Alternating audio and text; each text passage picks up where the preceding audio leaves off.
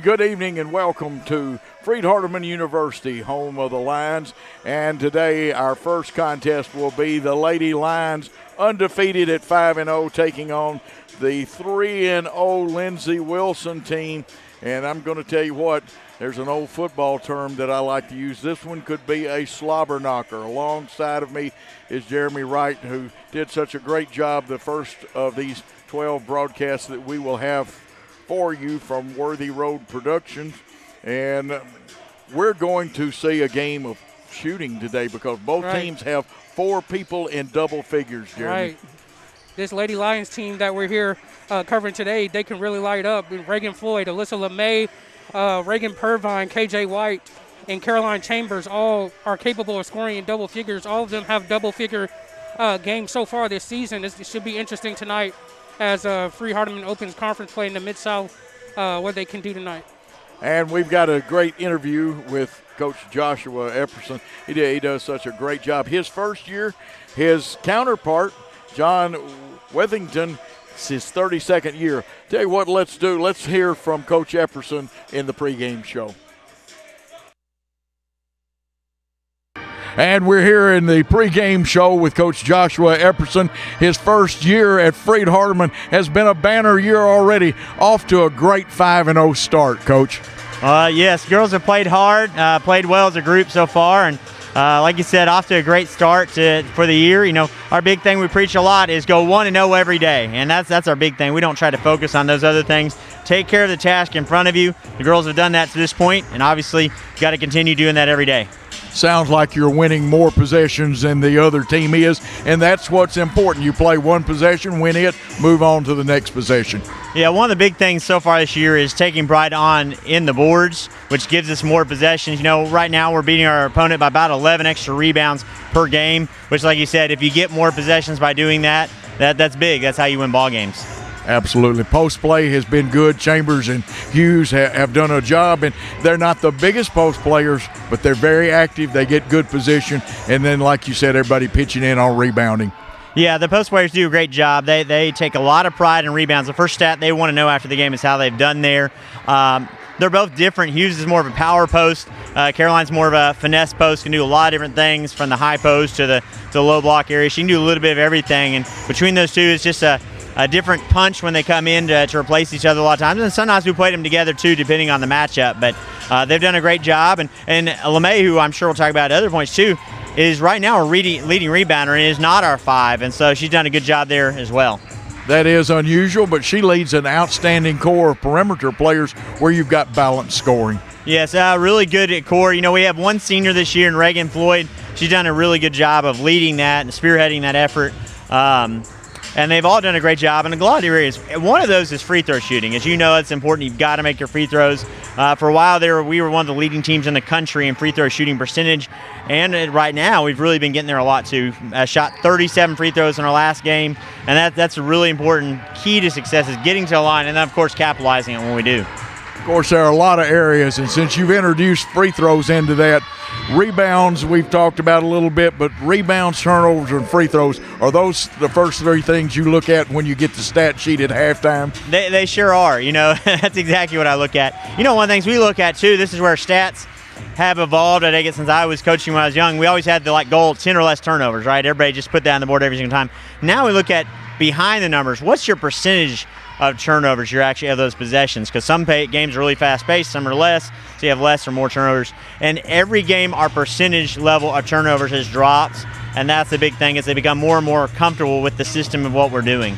You know, I think a lot of fans don't understand. If we're pushing it and we're making things happen, you're going to have more turnovers than the old days when we walked it down the floor all the time. That's exactly right. And the shot clock obviously plays a role in what happens in the game these days compared to maybe what happened 30 years ago or something like that. So, but these girls do a good job of executing in the half court. And the biggest thing that they've always taken pride in here with Ley Line basketball with Coach Neal and before was defense. And these girls really have found that same way as before, being a great defensive team. You know, Talladega came in 18th or 19th place team in the country, averaging close to 100 points a game, and held them to their season low in the 50s last game. And that's a big key for us is we know what our identity is at the end of the day. We are going to play good defense because offense is going to be hit or miss some days.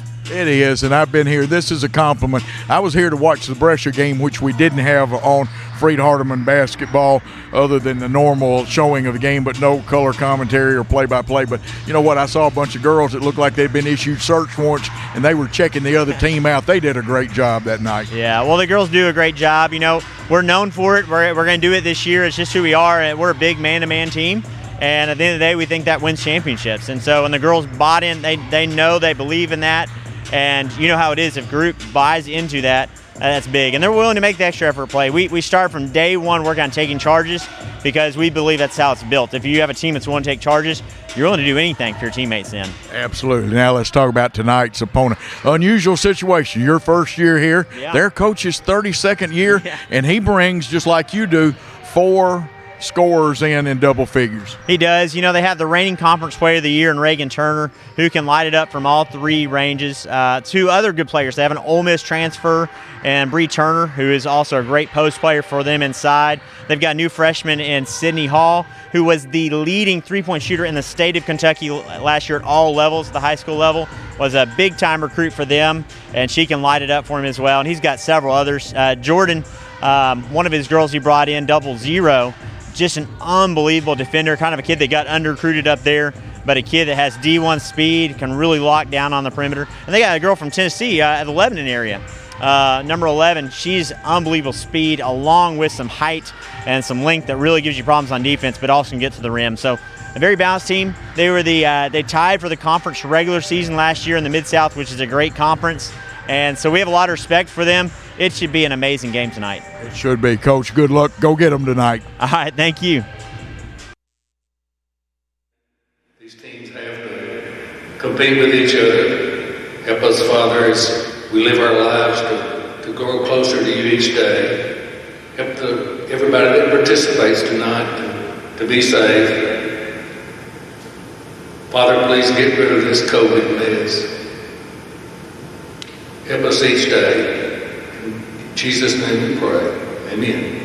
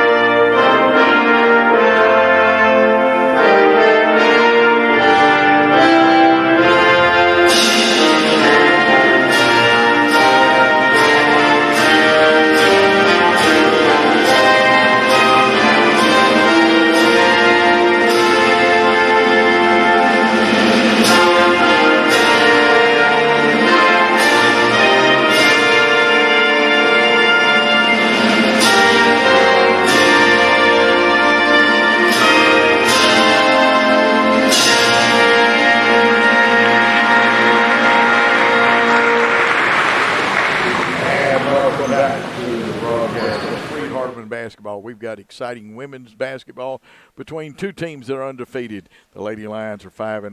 Lindsey Wilson 3-0. We're going to go to the floor for the announcement of the starting lineups. 5'10" senior from Glasgow, Kentucky, number 1, Bree Glover. At guard, a 5'6" freshman from Hazard, Kentucky, number 4, Sydney Hall.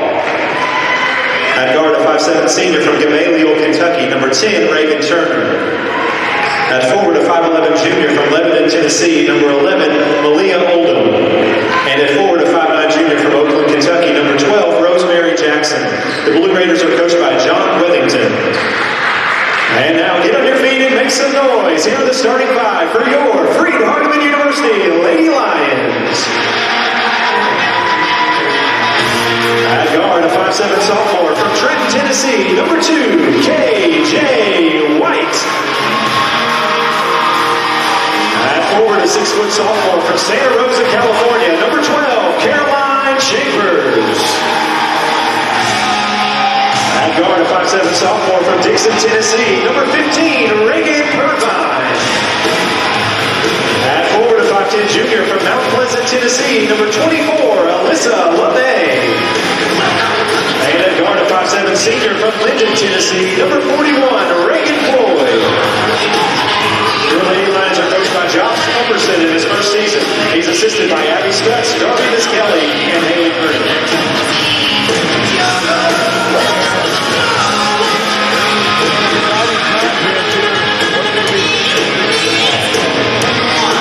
Tuesday against number 18 Talladega. The Lady Lions defense was spectacular, which helped them. I wouldn't call it an upset, but by the rankings, it's an upset by 42 points off of a very athletic team and a very good team.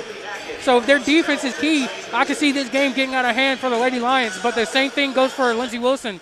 If the Lady Lions can't generate any offense and the Lindsey Wilson Blue Raiders win the defensive battle, then this game could get out of hand in favor of Lindsey Wilson as well. And it looks like we're going to run a defensive tip. Chambers will jump for Freed-Hardeman. And Oldham, and that's how you pronounce her name, is like Old and Ham. But the Lady Lions control it. Reagan Floyd's got crossover dribble into the lane, bounces back out, and takes a shot just off the front of the iron, and that one's knocked out of bounds. Should belong to Freed-Hardeman and does. What do you think about the first play? I thought that's a shot you got to broke her ankles. She then, broke her didn't ankle right off the first possession off the tip. Good looking shot, just couldn't get it to fall. And straight line out of bounds play into LeMay. LeMay looking for help, though. She's closely guarded. They don't want to give her an inch because she can drop the bomb on you at any time. She had 29 points on Tuesday. Absolutely. Good call on that. Here's LeMay, three up. It's just off the iron. Nice blockouts and rebounding it for them is Bree Glover. And that was a call. There was a whistle we didn't hear. Yeah. Blue Mountain. Lindsey Wilson stopped, and Freed-Hardeman was still guarding, but the refs blew a whistle. I didn't hear a whistle. That's one of those inadvertent whistles, I bet. You have those in football. Box formation, they'll pop out from the low block and run the UCLA guard through cut. They being Lindsey Wilson, they throw the lob, left short, and rebound is Chambers. Nice play, but they left it short, Jeremy. Beautiful play. They had everything they wanted, just couldn't convert. Now, this team averages 91. We average 80, and that's a big total. They average 91 a game. We can put some numbers up. Freed-Hardeman had 98 on Tuesday against our nationally ranked team. Nice drive by Reagan Floyd, but her bounce pass, we didn't anticipate each other. It's stolen for a turnover, and everybody hustling and talking. You got to pick up on defense. 3-point shot off the back of the iron. Rebound, Reagan Floyd, as she hustled back into it. Now, Chambers got down there quick, but we couldn't give her the pass because Glover got her fairly quick. Okay, LeMay wants to go, crosses over. A little Euro step, it's off the iron.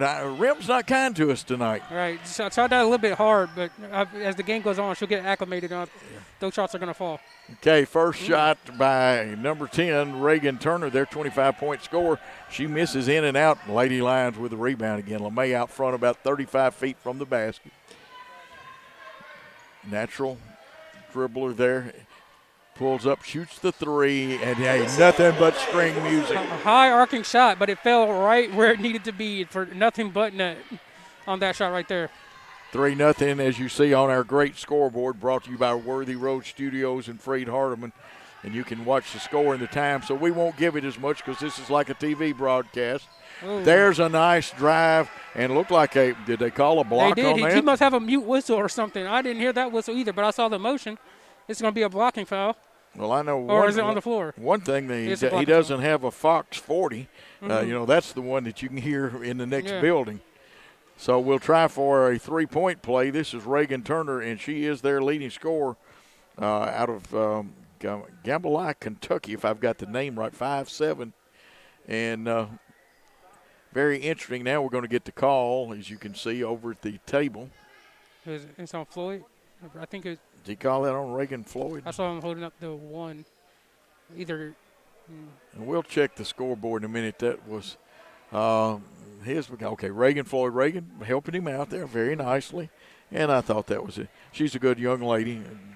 Very honest. This is try for an old-fashioned 3-point play.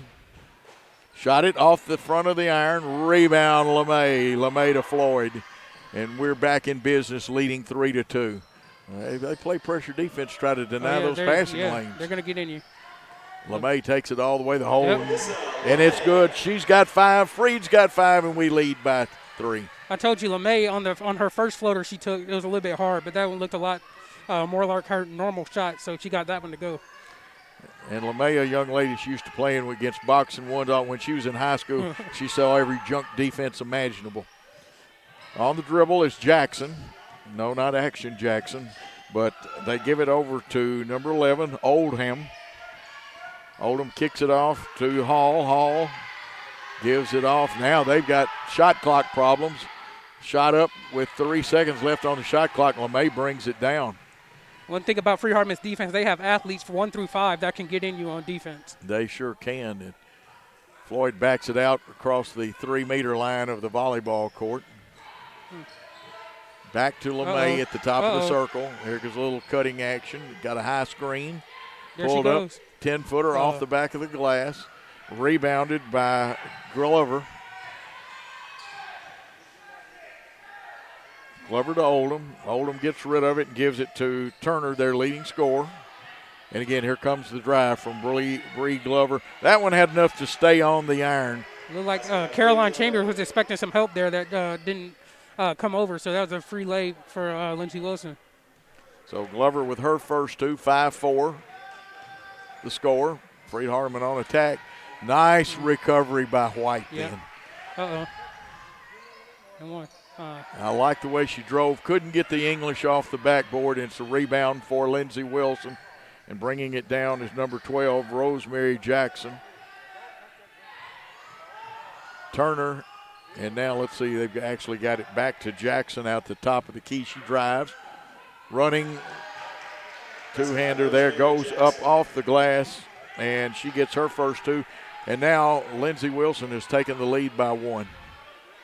Yeah, they're starting to get some offense going. I told you this is a defensive matchup, and Lindsey Wilson seems to have Freed-Hardeman out of sorts on offense. We may have missed an open cutter. White gets the ball knocked away. I see active hands, feet. We get it back. 3-pointer up off the iron. Rebound belongs to Glover of Lindsey Wilson.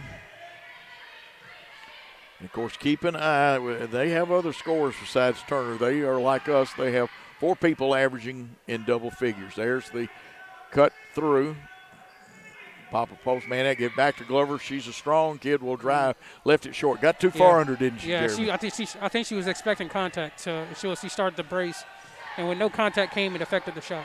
Sometimes when you're smart as a defender not to contact them, we screened down, but we missed. They let them slide through, get skinny, I guess you could say, and they slid through. A lot of pressure with 12 on the shot clock. Driving, LeMay pulls up. Should be a jump ball. Possession error is pointing to Lindsey Wilson. And now wholesale substitutions. Plus, they're going to take a timeout on the floor with 4:34 to go here in the first quarter of play. Let's take a timeout on the Freed-Hardeman Basketball Network.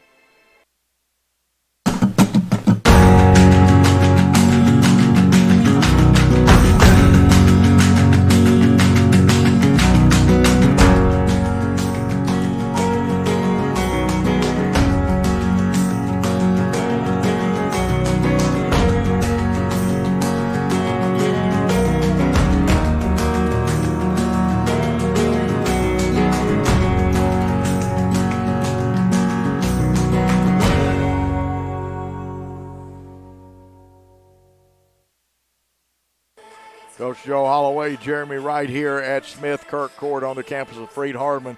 Right now we've got a white knuckler, 6'5", Lindsey Wilson leads with 4:34 in the first quarter. Jeremy, what has Freed-Hardeman got to do to get their offense going? It's been stymied the last couple of trips down. I think we're starting to take a lot of jumpers. Okay, just let the offense flow.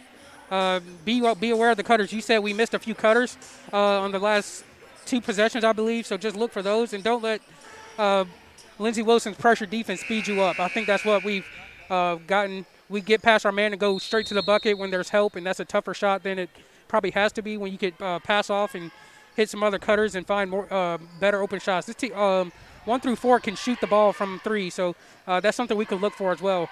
We're physical. They seem to be a hair more physical at this time.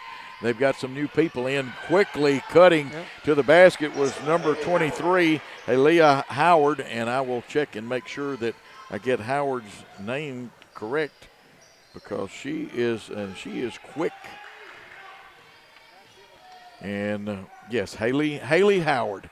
It's spelled a little different. Haley Howard scores at 8-5. Lindsey Wilson with the lead. Here's White, and I saw a little hand checking, but you get more of that than you do in high school. Chambers shot up off the front of the iron. Rebound, fought for. Freed has it, driving. Looks like Reagan Floyd, and she gives it off. KJ wants to shoot it. Throws it into the post. Turnaround jumper. Just off the iron, and they, with a nice block out, they got away with the skip step, but coming all the way down, kick out. We got good hands on it, and Reagan Floyd knocks it out of bounds. There she is. That's the she's very active with her hands and very energetic. She's the energy bunny of this team, so expect a lot of deflections and steals from her. And more substitutions as 24 Perry goes out of the game. And 00, the young lady I was not necessarily expecting to see in for him. On the wing with it again is Howard, who's very quick. That's Ison that just had it. Now spinning gives to Glover. Glover's spin move. We wanted the charge, but we're not going to get it, are we? Just a little bit too late right there by Kroon. Good job in anticipating the spin. She was there, but, not enough for the rest, I guess, to make that call. You got to get there really early to take those charges and set that body so that you can take them. They rebound with nobody on the line, and Glover is a very good free throw shooter, and she drops the first of two. See what she can do with her second one. 9-5 your score. Glover's second one, the left-hander shot is up and good. And it is a 10-5 lead at the 3:15 mark. Really need a basket this time down, don't we, Jeremy? Yes, it's definitely been in a little bit of a drought after we started pretty well to start the game.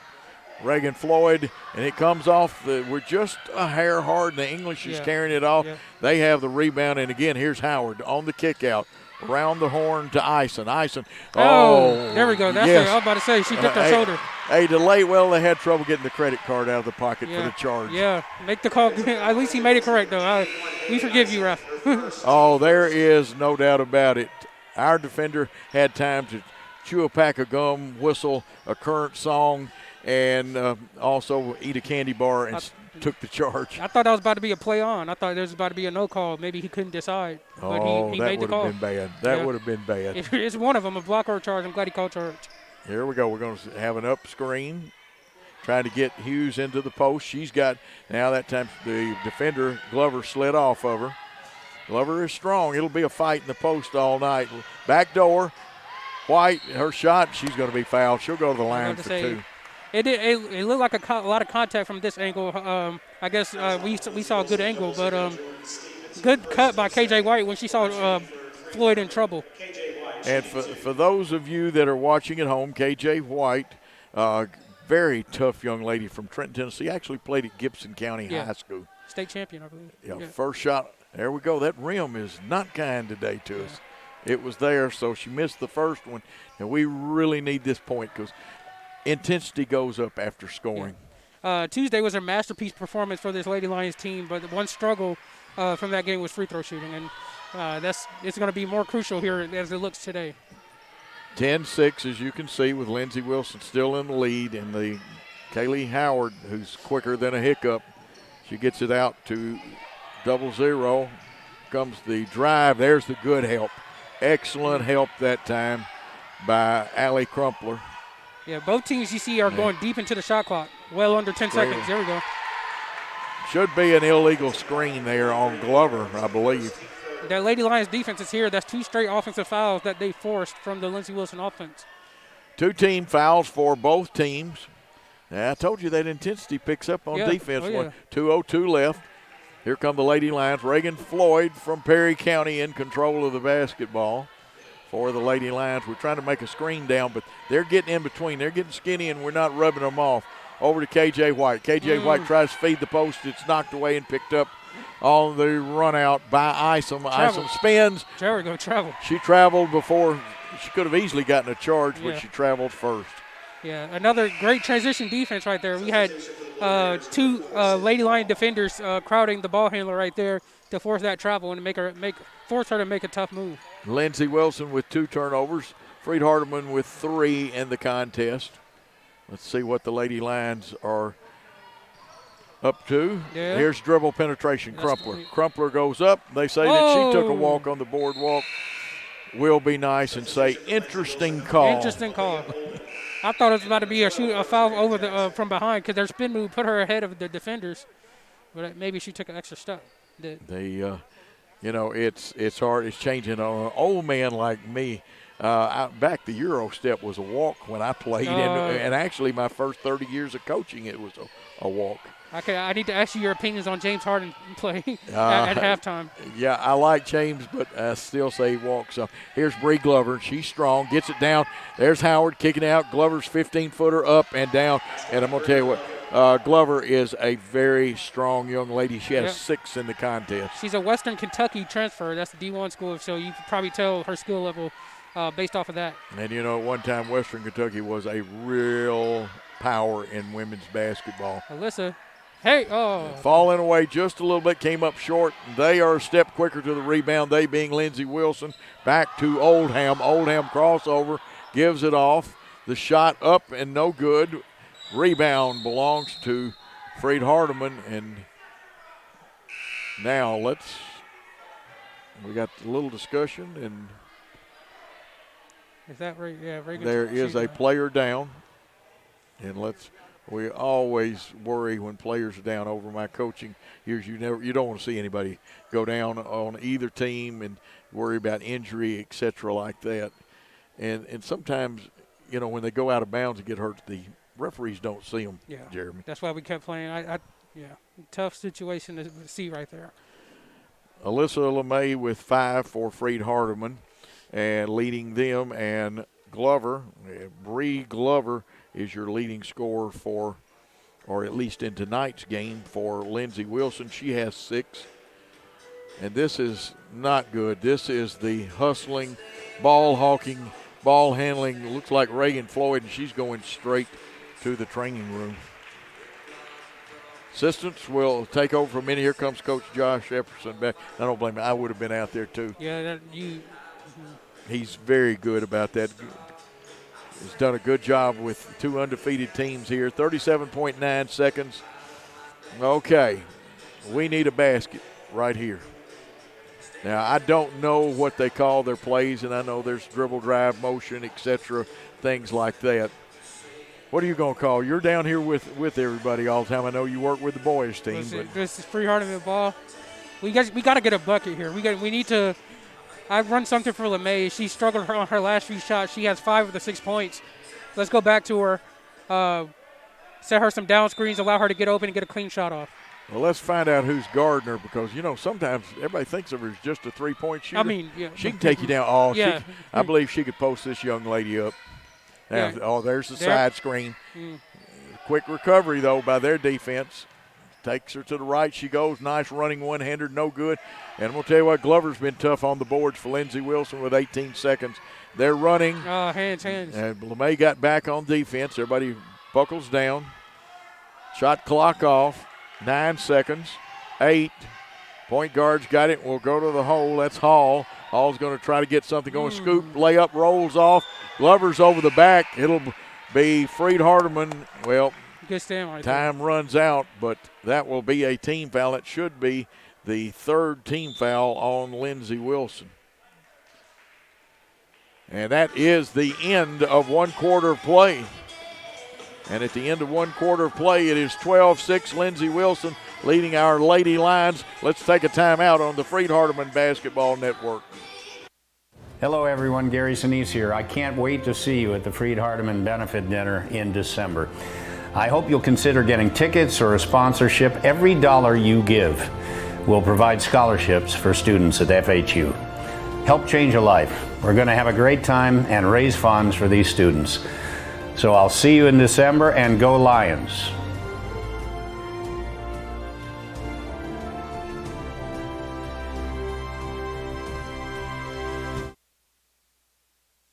Freed-Hardeman Lady Lion basketball from Smith Kirk Court inside the Brewers Sports Center on the beautiful campus of Freed-Hardeman. And, of course, don't forget Gary Sinise is coming. I know you're going to be there to hear Gary Sinise, and a lot of people remember him just for the movie Forrest Gump as Lieutenant Dan. This man is more than that, though, isn't he, Lieutenant Jeremy? Dan, yeah. That's definitely a big event every year, the benefit dinner here on the campus of Freed-Hardeman. A lot of money comes in for scholarships for students here. So definitely something that all the students are encouraged to participate in, because there's no telling the type of dividends that can pay off for helping our students be able to go to school here. Okay, let's see who comes out for the Lady Lions. LeMay is one of them. Here is the first quarter stats, and I'll let you sneak some first quarter stats in there. Tough offensive half, especially for the Lady Lions, shooting 16% from the field, 2 for 12. Both of those 2 field goals came from Alyssa LeMay early in the first. So let's see what we can do better here in the second as KJ White gets to the rim, can't finish. That's been the story of the game. Alyssa LeMay has her 3rd field goal of the game. She has, 7 of the 8 points for the Lady Lions.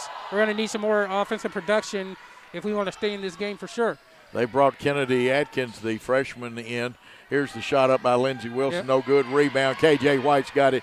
She's double teamed, gets it out of there to LeMay. 12-8 your score. Here's LeMay taking it in, kicking it out. 3 up, 3 down, off the iron. It's stolen away. Now that's just good play. That looks like Chambers, and it is. And that's her first points of the night. Yep, great awareness right there by Chambers. She saw the initial rebounder for Lindsey Wilson sleeping a little bit, looking for the outlet pass, and she just took it away like taking candy from a baby. That's right. We say thank you when we do that. Nice defense. We slid through the screens. The defense, Hall driving, Hall shot up. My. That's a bank shot, and I hope she called the bank in range for that one first, because it was not intended to be a bank. Not intended at all. That was that shot was way off, and she just found the right spot of the backboard. And that's one of those that you say thank you for. Horns formation, 2 high posts to work off of. Here goes KJ. Her pass, and then the shot. You see Crumpler missing and rebounding. That's Oldham. Oldham also a pretty tough player too, and they're a very physical team. Here's Howard, Haley Howard, kicking it outside the Hall. Her shot misses. Chambers had to yank it away. Somebody tried to snatch it from her, but she has it, gets it out to KJ White. KJ gets rid of it. LeMay may turn into a playmaker as much as a shooter today. Now Chambers had her pinned, but they had good pressure on us. Now there's a foul on that one. Should be on number 10 for them, Turner, their leading scorer. Fouls on Lindsey Wilson, number 10, Reagan Turner, her first, team first. And that is Reagan Turner, her first. Number 15, Reagan Irvine. And that. Lindsey Wilson, 0-0, Jordan Stevens, number 21, Haley Ison. Now, something can happen. We'll keep a check on our team fouls. Go back. It's first one of the quarter. Remember, in ladies basketball, women's basketball, you do your team fouls by quarter, not by the half in college. Kick out. Crumpler wanted it, goes inside. Chambers, nice spin move to the baseline. That's a tough shot. Left it a little short, but the hustling rebound was LeMay. She had it, gets it knocked away. They call jump ball. I call handcuffing on there. Maybe, and they get the jump ball. What's up with those whistles? I can't hear that one either. Maybe it's just me. Yeah, I'm going to. I think the gentlemen need to introduce themselves to a Fox 40 whistle. They're doing a good job. It's just the whistles are kind of low today. Yeah. Outside working on the perimeter. This is Turner. Gives it off to Hall for Lindsey Wilson. Down in the corner. Driving, getting the baseline. And again, a little bit of late call on Chambers. And going to the line here in the second quarter will be Jackson. Yeah, good defense by Caroline. She just let the defender slip under her. Maybe she threw a hesitation, but great recovery. Is just a little bit too much contact. Yeah, Rosemary Jackson, the shooter.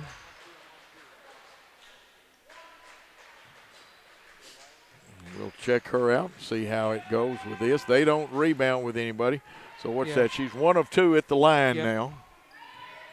This game is kind of like what I said during the pregame. It's going to be defense, and then offense is going to be a secondary factor. Whoever can score more points against the other team's good defense, which looks like what it's come down to.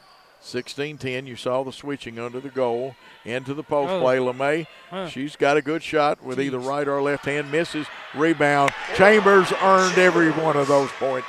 Way to fight down there, Kara. That's her 4th point of the night. 16-12. We're in the second quarter.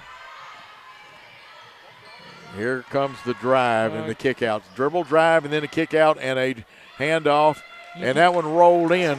Turner, they're getting kind rolls in our own gymnasium. Her 4th point for Lindsey Wilson. You give up that middle, a lot of things open up, and that's what happened there. And the Lady Lions were scrambling, and finally Lindsey Wilson got into the middle of the heart of the Lady Lions defense and was able to get a layup. Interesting play down there. The pass was there. A little impetus in helping KJ White move forward by the other team, but you don't always get it, and I see it a little different. There's the screen and roll. Good defense. We knock it away, even though it goes out of bounds. Good defense. We had 2 defenders there. Active hands right there. Lady Lions, that's something that Coach Epperson preaches in his defense. Active hands, get deflections that leads to steals, blocks, anything. Bree Glover back in for them, and they drive baseline. We give up that baseline, and they get the hook layup. And it looks like Turner's got more moves than a hula girl. And Lindsey Wilson's just invading that paint and scoring. That's because in the first quarter they were 0 for 1. I need to update the stat sheet, but they haven't taken any threes in the second, or they haven't made any. How about that? In the second, all their points have come right at the basket. That should be 2, and that is Chambers. Now she's warming up. She's got 6 on the night. Yep. All this quarter, she's making her presence known down there. She's claiming her space down in the paint. 2 high posts with 2 on the box, and they pop out almost to steal. KJ White those hustling. Active hands. She will flat get after you. She plays cornbread and onion breath defense, which is the way coaches want it played. And if you don't understand that term, that means you're close enough to get the ball and guard the person. Because cornbread and onions both leave you with a little breath. Had somebody send me a text that, Coach, explain some of your idioms, as they call it. There's a switch on the screen. Again, I mentioned back under the 10 seconds on the shot clock. 3 air ball, and there the reverse layup. And that one is one that we will regret letting get go. Ison gets her first 2 of the night for Lindsey Wilson. As the clock expired, that's a tough one to give up. That is tough to give up. 8-point lead. There's the pass to LeMay in the post. She wants to wheel and deal. She does deal just off the iron, and now we've got a foul. Looks like it's going to be on Freed-Hardeman. They're sending the whole team when she gets the ball. She was triple teamed right there. Just a rough night. It was a good shot. She never got it to go. It's just that touch is a little bit rough right now. But, yeah. And with the score, Lindsey Wilson 22, Freed-Hardeman 14. We're in the second period of play. Let's take a timeout on the Freed-Hardeman Basketball Network.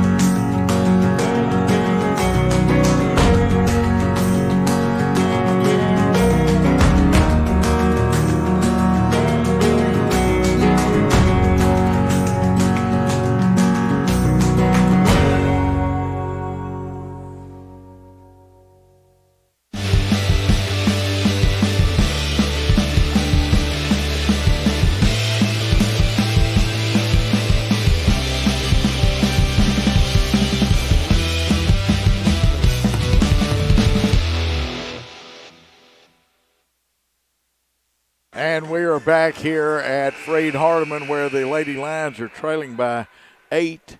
We've had 6 turnovers to Lindsey Wilson's 3. And rebounds, we have 14 to their 10, but unfortunately they have got them.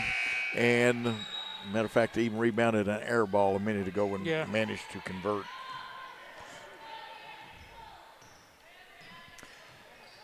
This looks like Howard with the basketball. She gives it over to Stevens, back around the horn, and they get it back to Howard. This is Haley Howard to Turner.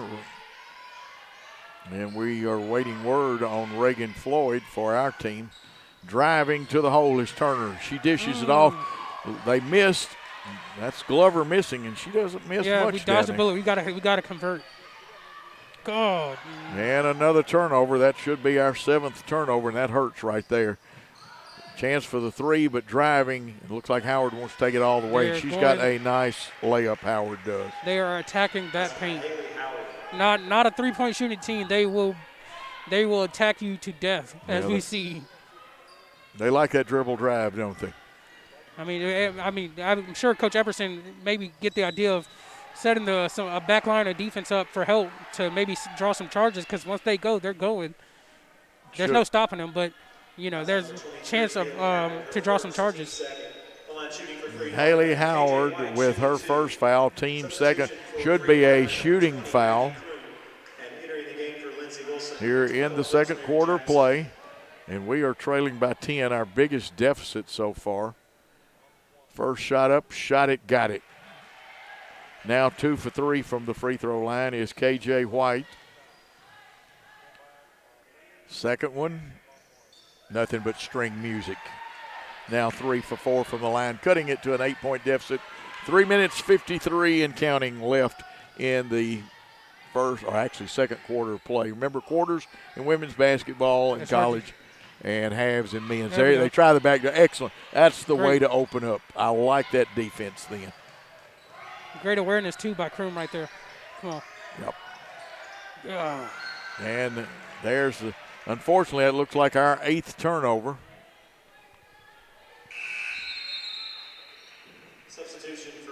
And a substitution for Lindsey Wilson. This is Sydney Hall coming back in, and she averages 14 a game.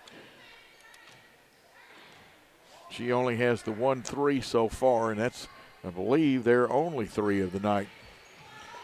See a screen down, and they'll get Stevens out front with the ball. Left-handed dribble, takes it to the hole. Hard off the glass, tipped, rebound is picked up, and that looks like Kroom for us. It is Maggie Kroom.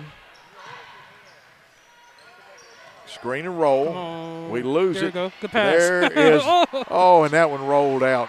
Somebody put a lid on that rim. Has to be. KJ looking to wheel and deal, but she doesn't. Purvine in there. Inside, and that one, that's huge. And that's a big bucket. We needed that. Coach Worthington calling for 3 seconds. He has a strong fight. It was it was a long time right there in the paint, but the bucket goes to the Lions. Down to 6. Did we buy a little real estate then in the lane? I think we bought a little bit of real estate. There's some good defense forcing a bad pass, and it'll belong to the Lady Lions of Freed-Hardeman.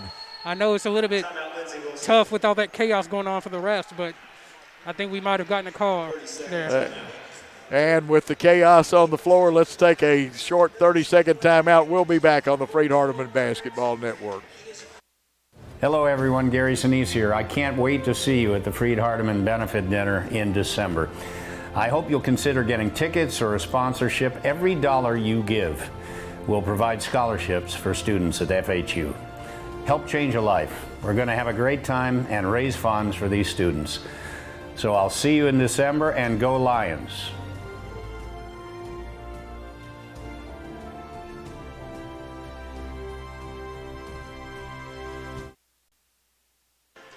Coach Joe Holloway, Jeremy Wright here at Smith Kirk Court on the beautiful campus of Freed-Hardeman, where our Lady Lions trail by 6 in a hard-fought ball game.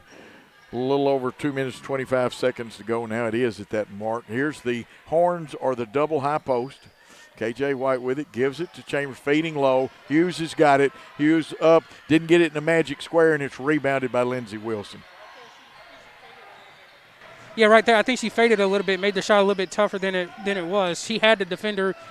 She had the space to slide under and get that angle she wanted at the basket. Hall, the three-point shooter, has it, but she wants to drive. As Jeremy pointed out to you, they love driving to that hole. Down screen, popping Stevens out, it looks like. Yes, it was. Look at that Hall space. again. Very patient offense. This one off the front of the iron, and I see why they drive so much now. Look at that space between defenders when Lindsey Wilson has it. You can almost run pack line defense and just let them just have whatever on the perimeter. But when they start attacking, that's when the defense collapses on the driver. They try the screen and roll out to Chambers. She's going to take it all the way to the hole. Nice drive again, just a hair hard, and picked up by Lindsey Wilson. Those runners, they always turn the corner and their defender, but the layup is always rushed. That's just slow down a little bit, just laid up off the glass, and we have another 10 points. Staggered screens for Stevens as she drives. She'll want to give it off to Yep. Hall. This one will go into backcourt. And it's a turnover for the Lindsey Wilson team. I've got that as their 6th turnover. I may be off 1 turnover. And right now, we are only shooting, Jeremy, this will get you 26.92. That's not a very good percentage. 7 for 26 from the field, while Lindsey Wilson's hitting at 43% right now. That's still an increase from the first quarter, but that just shows you how this game is going offensively for the Lady Lions. Not getting our shots to fall, but keep shooting the ball. That's all I could say. Chambers, 15-footer from the free throw line. It just doesn't want to stay down. Hustling over there, looks like Kroom. She's going to force the jump ball, and it should belong to us. You know, I know we've alternated, but it seems like they got every one. Right, of them they have because they got the first jump ball in the first quarter, and then the possession arrow gave it to the Lady Lions to start the second quarter, and then there was another one that gave it back to Lindsey Wilson, and now this one to Freed-Hardeman. And now tough getting it in. Good defense by Lindsey Wilson. Purvine. Now, whoa, we're stopping the clock. Yeah, clock issue.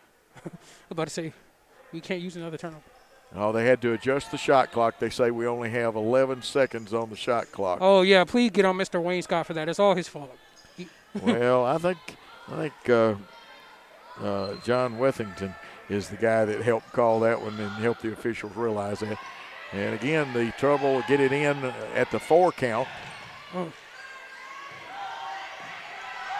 Kroom with it on the wing. Let's see if we can feed Purvine. Wanted to go. I thought I saw a 4. Oh, good bailout. That's a bailout. In the old NBA days, they would have called for that. Now, that's a bailout. this is college basketball, and I also do high school games. If you body somebody out like that, it's a foul. Doesn't matter what league you're in. Coach Worthington's having a fit, rightfully so again. Well, but they got handsy. They did push Purvine out of bounds. When you use your body like that, you've got to be square. Now, what you want to do if you're teaching is you plant that foot on that baseline, beat her to the baseline. Now, we're going to run the line, and they've gotten in between and broke one of our players where it's going to be a little harder to get it to her. Now, we're going to sub, and let's see if they adjust. LeMay's going to be at the back of it, and let's see. Now we're going to set an outside screen towards their bench for LeMay. She'll go back across. Faked them off, but we had to go elsewhere with it. Reagan Purvine with the basketball. Here's the cutter, and a little low hit in the ankles. Now they've got a lead pass out, and I'm going to tell you what. I don't know. Oldham, she got the points, but my goodness. That was, yeah. Everything stays on the rim for them right now. Yeah. I guess we say shooter's touch. Here's the drive by White. May have got away with the clear out. Left it a little short. Rebound fought for. Who's got it? Ball. And time has run out at the end of one half of play. Lindsey Wilson, 26. Freed-Hardeman, 18. And we will be back after this timeout.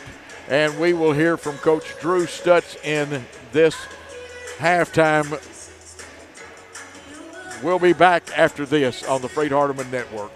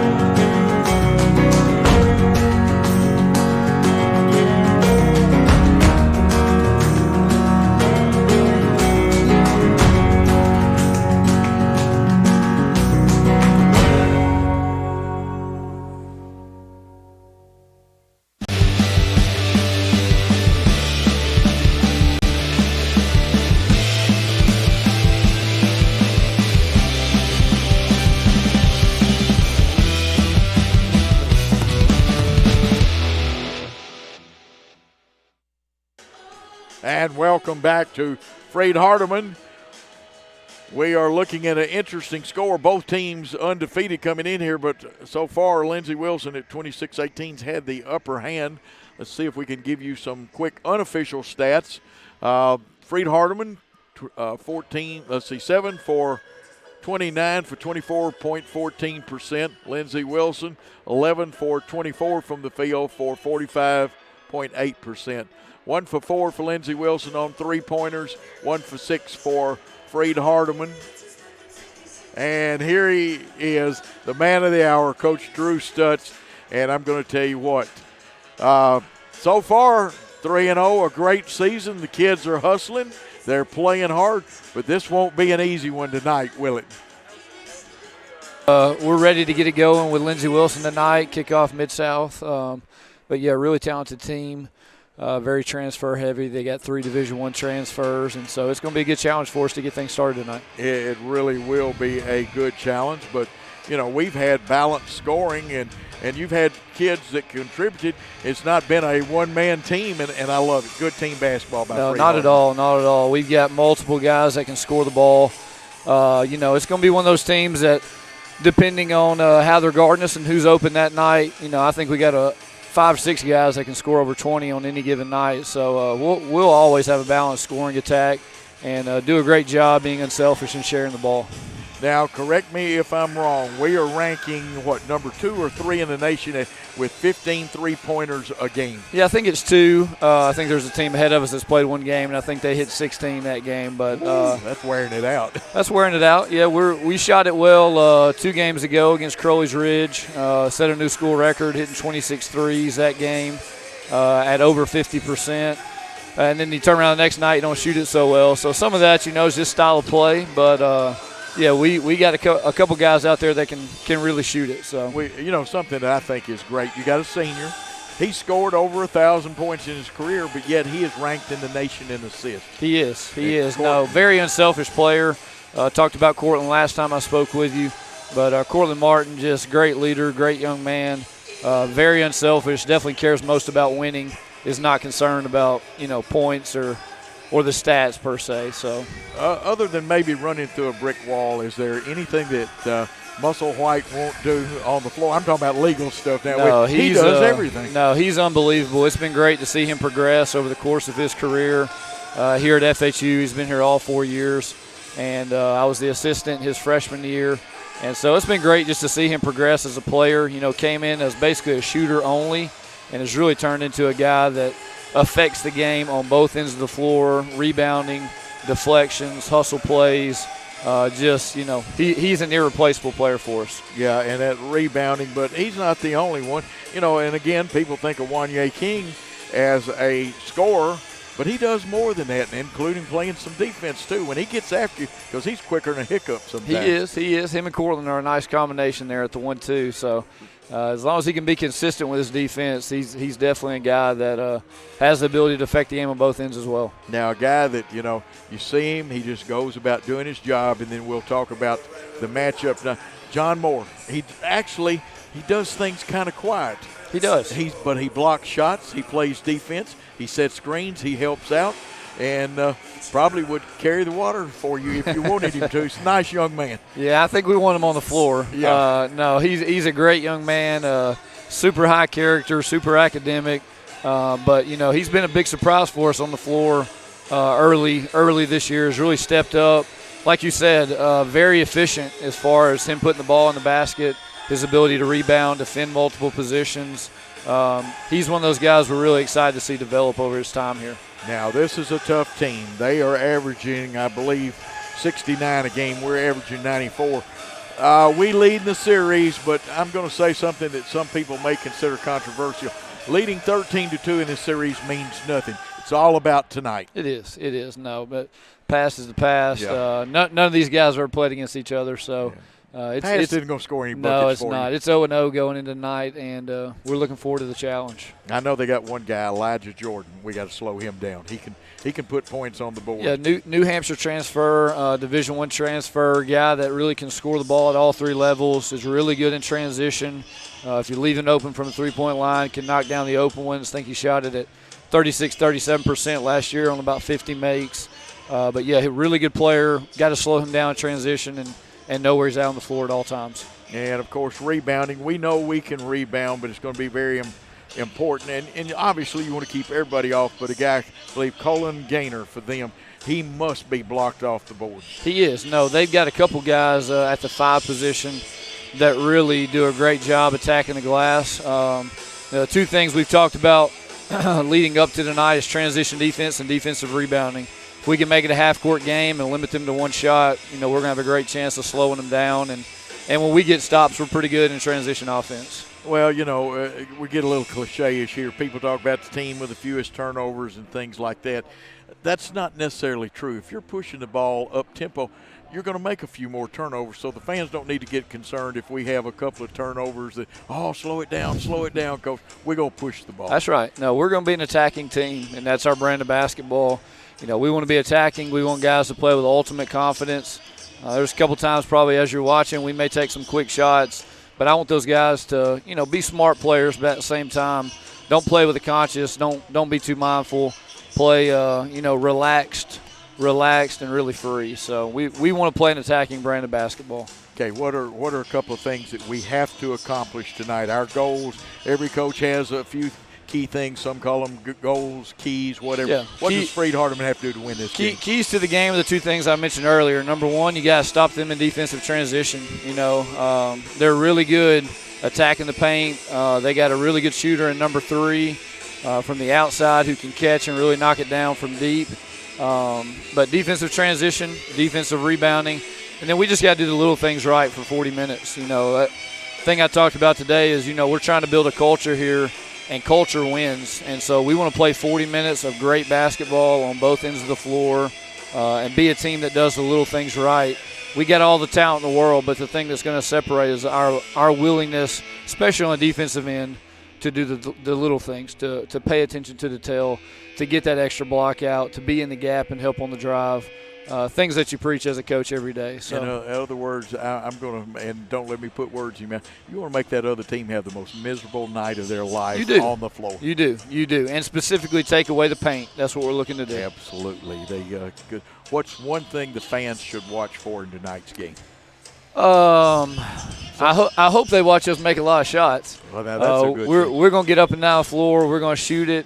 But, we want to clearly be the team that plays harder. We want to be the team that plays harder, and that's something we preach all the time. And we hope night in, night out that we do that we play harder, and it's easy for fans to see that. Coach, and this is Coach Drew Stutz, and he has done a great job here at Freedy's 3-0. We talk about playing hard and doing all those things and building culture. Culture starts at practice. How was practice this week? It does. It's been good. We traveled to Montgomery late last week, played a Thursday, Saturday game, and took Sunday off, and then Monday got back in the weight room, started watching film, and preparation over the last few days has been good. Had a good run through this morning as well. Coach Jake Mitchell, my assistant, always does a phenomenal job in preparing clips and scouting report, and he's my best friend, also my assistant coach, and so I'm really thankful to have him. He does a tremendous job, as well as our student assistant, Grant Burns, who's got a bright future in this business. So really excited. It's been a good week of preparation. And we're trying at these, and we will do the coaches interview with the doubleheaders here at halftime of the girls' game. I'm going to ask one more thing that I was really saving for another week. You just mentioned your assistant coach, and we'll talk about them some more. Sure. People don't realize, they think that you just get out and you run lane slides and you run sprints and you scrimmage and you have posts on one end and perimeters on the other. Right. Assistant coaches do a lot of behind-the-scene breakdown work, and you will wear glasses one day because, folks, you don't know how much film these guys watch. Oh, that's right. No, it takes a lot of time to prepare all those things. We know tendencies. We know what each one of these players do well, and we try to do a really good job of communicating that to our team. So, no, Coach Mitchell, Coach Burns, both do a tremendous job. Jeremy Wright, who will help call the game later today, also travels with us and does a lot of the behind the scenes work. So a lot of things go into creating the right culture and the right program. Feel like we got the right pieces, and are headed in the right direction. I got to brag on Jeremy. You can tell he knows a lot of basketball. He does. He's very invested and has a lot of energy, and he's been great to have around. He is. Hopefully, the young man, I don't know what his future goals are, but I believe he could be a coach. He could. He could. Of course, Coach, my tradition, and for you got a little more time than we have with Coach Epperson today. I went overtime with him. Anything you want to say to the Freed-Hardeman fans? It's your turn right now. No, just, thankful to have another opportunity to play tonight. There's a lot of teams out there right now that aren't playing due to COVID. So I think I've been preaching to our team, and I would say the fans would just be thankful to be here. Freed-Hardeman has done a great job creating a safe environment. Eric Ward and the Mid-South have done a great job as well, putting the right protocols in place to be sure we've got the opportunity to play tonight. So we're just thankful for the opportunity and hope that our guys compete hard and have fun tonight. Absolutely, Coach. Go get them tonight. I'm ready. Appreciate it. Hey, I can break down and play a little defense. I'd be fine. I may motion you to come down tonight if I need some help. That's all I can do is play defense anymore. Sure. But Coach Drew Stutson, we'll have him every halftime of the girls' game. And if you've got questions, you can email them to me or text them to me, and we'll ask him. Coach, again, thank you, and we're going to take a timeout. When we come back, more Lady Lion basketball, but don't leave us because we got exciting men's basketball coming after this. You're listening to the Freed-Hardeman Basketball Network. Thank you. Hello, everyone. Gary Sinise here. I can't wait to see you at the Freed-Hardeman Benefit Dinner in December. I hope you'll consider getting tickets or a sponsorship. Every dollar you give will provide scholarships for students at FHU. Help change a life. We're going to have a great time and raise funds for these students. So I'll see you in December, and go Lions.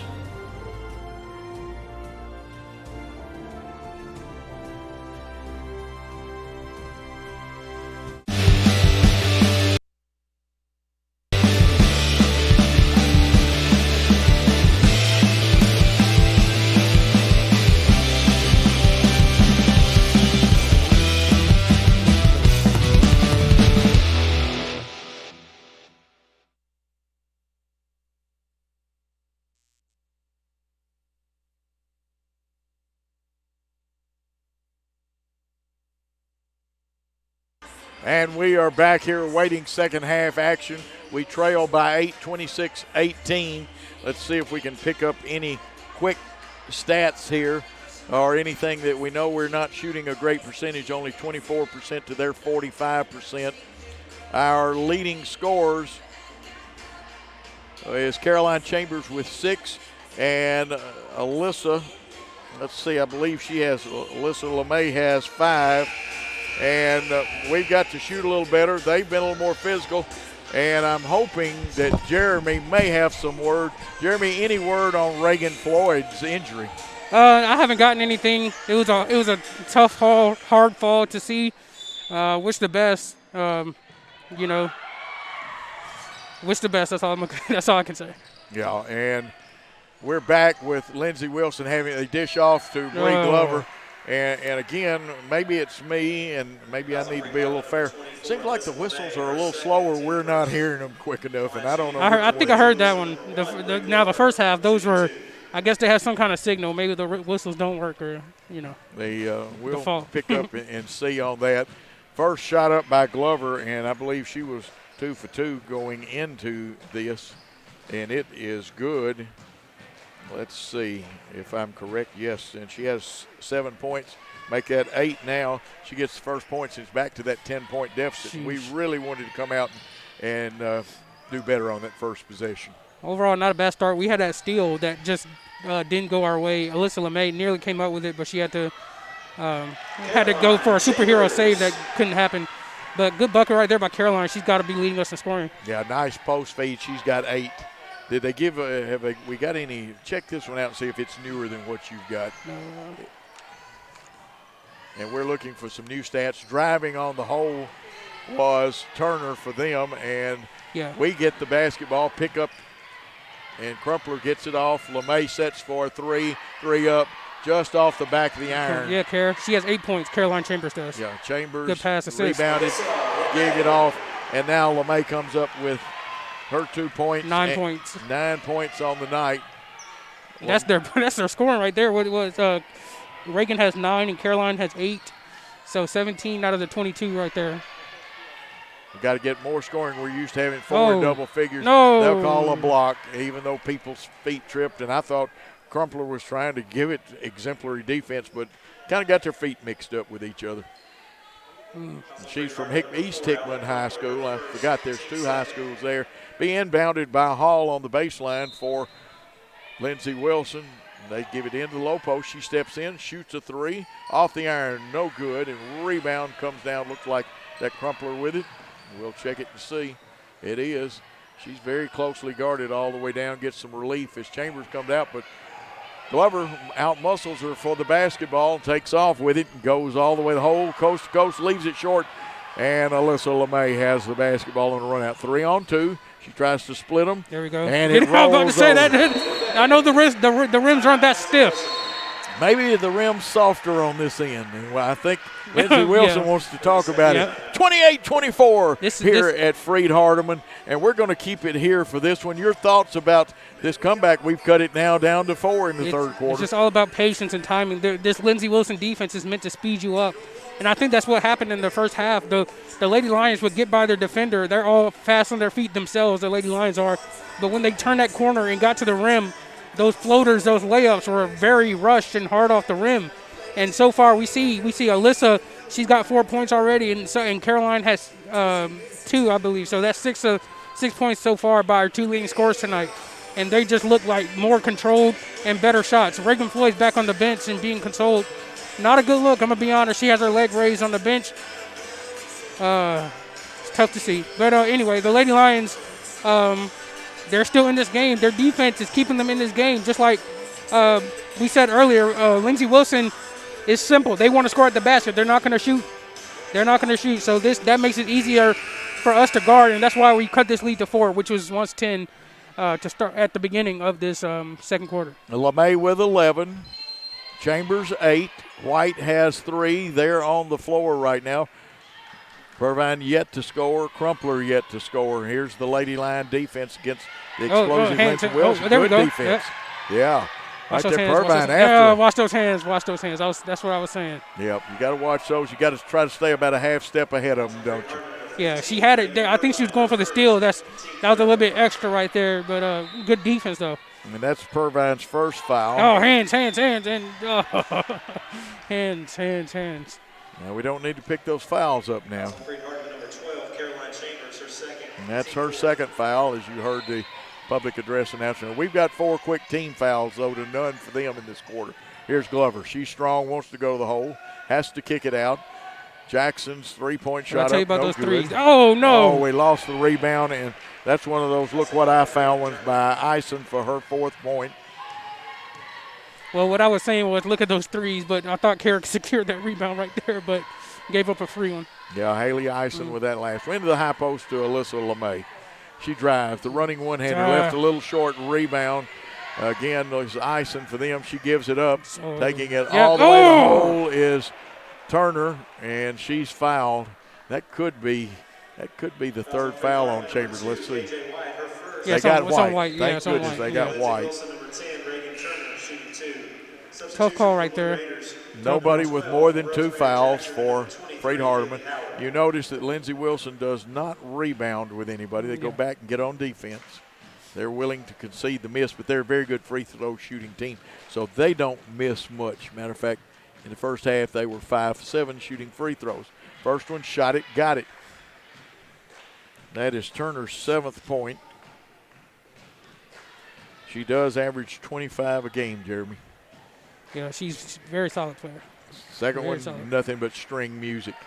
And it's back to an 8-point lead at the 7:30 mark in the third quarter play. We'll go horns or with 2 high posts if you prefer. KJ White working the point with Reagan Floyd out. Let's see what kind of foul we got. Hands on Lindsey Wilson. Those active hands can sometimes be a negative. You know, you get too handsy, the refs are going to pick up, especially in a game like this. Now that's the 3rd foul on Haley Howard, and she is quicker than a hiccup for Lindsey Wilson. It's not like me. You time me with a calendar. Three-pointer up by LeMay, just off the front of the iron. Looked like the defender got a piece of that, honestly. Could have, coming all the way down. And nice right-handed twisting layup by Jackson, Rosemary Jackson. And she gets 2. It makes it a 10-point lead. We can't find anything right here. Come on. Yeah, we were looking post. Now Crumpler's 3 up, 3 down from downtown Henderson.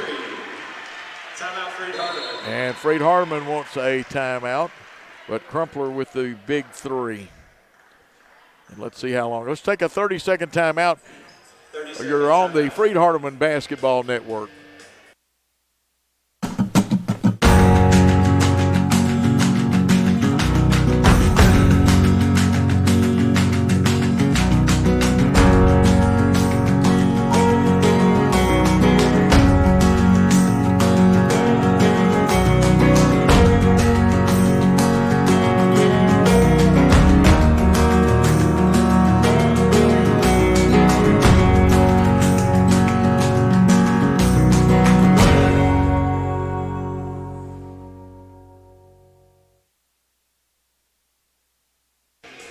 And back at Smith Kirk Court in the Brewer Sports Center.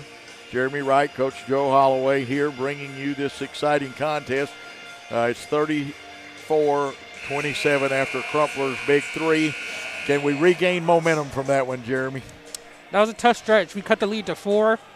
Gave up an already secure rebound for an easy bucket, got some fouls, and then a bad transition sequence by the Lady Lions, gave up another fast break bucket. That's how the lead stretched to 10 into that last three-pointer by Allie Crumpler. But it's just the defense again. We got to secure all the rebounds. They've done a superb job over that overall, but the offense, we got to get something going on offense. Maybe that last 3 from Crumpler is a sign of things to come. Maybe the Lady Lions could get hot. Okay, with the ball was Turner. Their lead. Jackson had it, given off, and now here comes Howard, Haley Howard, and she is quick. And the young lady reverses field, and she has a nice soft touch. It causes the ball to stay up there. She's got 6, but her penetration has broken our defense down several times. Yeah, she's quick in that first step to get past her defender, and then a nice hesitation or fake to get past the help gave her that open lane. Miss 3, rebound up. KJ White, she's fouled.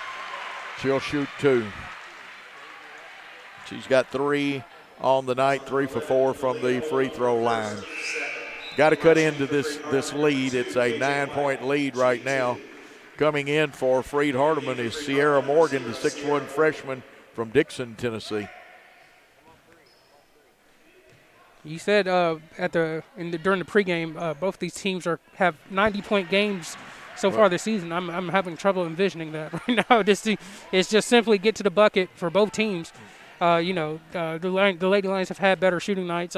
Maybe that's the same for Lindsey Wilson, but this right here is a slugfest, and it's going to see who can come down to the most, who can get past the other's defense the most, as they're both playing really good defense right now. Here comes the high screen for Howard, and she wants to drive, and she's headed to the hole again, and again, good touch off the glass. She's got 8.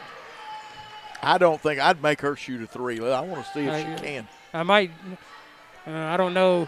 Zone is touchy, very touchy-feely for some people, but I consider they're going all to the paint, just like Alyssa LeMay did right there. That's right, and she now has 13 points on the night and brings us back to within 7.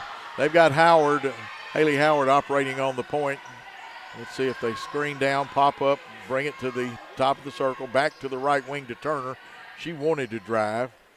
That looked like Stevenson back in there for them, or Stevens actually. Kick to the baseline. We gave up the baseline, and that's nice. That's the way you do it. You step back in, and that is Jackson again with her 7th point of the night, and it's a 9-point lead again. Yeah, that's just a breakdown right there. Uncharacteristic breakdown as well.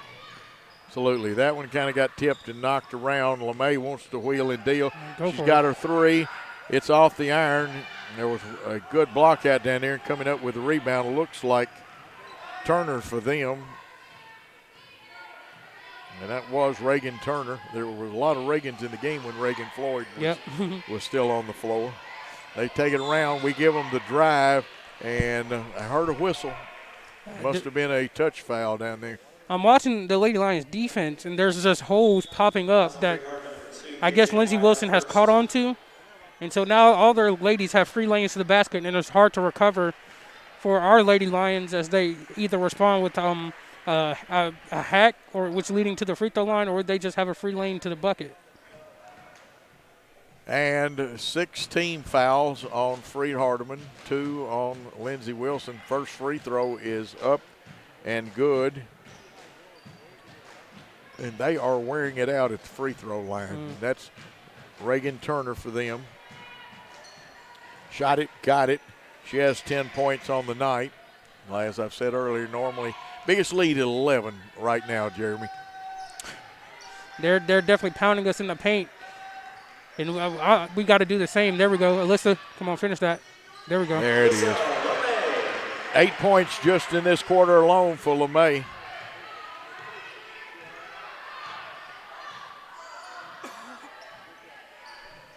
Here comes Lindsey Wilson. See the ball on the wing. They pop up to the top of the circle, try to play high-low.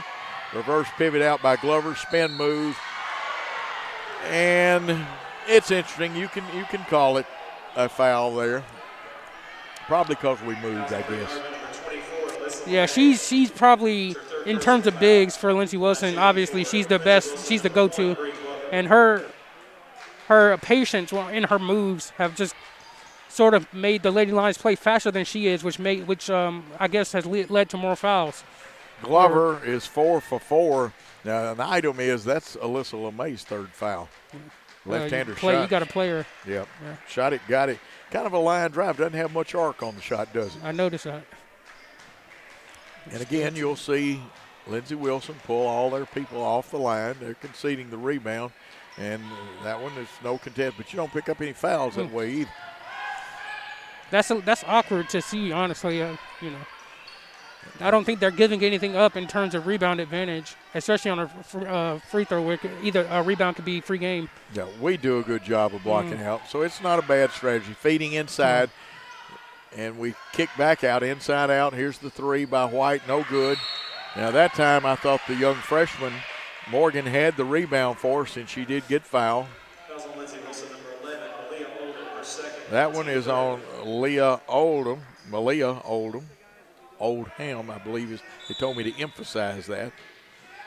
It's like two separate words. Here's the steal, though. That one kind of hung up in the air, and Oldham got that one. Run out, Turner misses. We got the rebound. Great effort by let's Sierra. make something happen. Get the ball. Knocked away, picked up by LeMay, and she's going to get trapped. And she's got a timeout to use. Threw it away on the spin, trying to spin out of it. I think Coach Everson wanted a timeout there. He just didn't get it. Couldn't get the timeout quick enough. They throw it away. Things got a little hectic there. Yeah. And remember, cool heads win hot ball games, and you got to stay under control sometimes.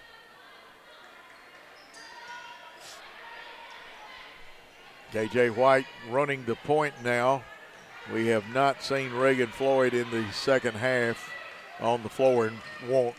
She got a hard injury. We'll try to check on that and give you word during the men's game. Here's the high screen. Nice. White goes to the hole, lays it up. Nice hesitation. Nice. She stuttered for a minute and then zoomed out. That's what you got. That's way to catch the defense off guard right there. 7 points for KJ White. Now their three-point shooter Hall has it playing point. She goes through. They step out of post, and there's some action. Looks like in the lane. So some tic-tac fouls, huh?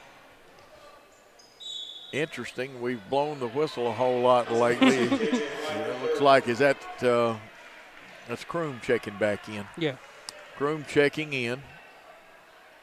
And that is the third foul on KJ White. And that's also an item, but like you said, we may not have many choices on this. Now, this is a young lady you do not want to send to the line. This is Reagan Turner, their leading scorer. She has not missed at the free throw line tonight. And she has 12 points, which is below her scoring average. But I think everybody below their average tonight. Yeah, I don't think either team's going to make 90 or 80. Yeah. I think we average 81, they average 90 a game. And that's actually a compliment to both teams. Yep. Defense. Oh, my, okay. Let's see what happened. Is it going to be on the floor? Number 4, Sydney Hall. Sydney. Her first, team fourth. Sydney Hall, just her first, team fourth. Substitution from Lindsey Wilson, number 23, Haley Howard. Haley Howard, the quick one, back in. Let's make her shoot a three. Let's cut all her drives off. No. And we're having, again, a little trouble inbounding. LeMay gets it, handoff. Turn the corner. KJ White, spin move, crossover. Hakeem. I call that the Kevin McHale move. Hakeem the Dream footwork right there. Yeah. And she's got now 6 in the quarter, 9 on the night. Come on. Now we need the defense. 45-37, 8-point lead. They overload and form a triangle on this left side over to the high post. That's way to guard that drive. Outside, off, 3-point shot missed, but we gave up the rebound. We played good defense and then gave up the rebound. That's big. The last 2 times we forced them to shoot from beyond the arc. We get enough offensive rebounds. We got to have those. Reagan Turner got that one. Here's the high screen. She switched. Yeah, she brought it right back to the defender. Yeah, and you can't do that. Howard is quick. Nice cutoff by Morgan to keep her from going the hole. Kick out. Yes. I'd love to see a replay. Thought she had her hand on top of it. I'm looking for the foul. Yeah. I mean, there was some contact. It could have gone either way. The refs are on their whistles tonight. Yeah. And you have to adjust as a player to how the officials are calling the game. And that one is on Hannah Hughes. That's her first.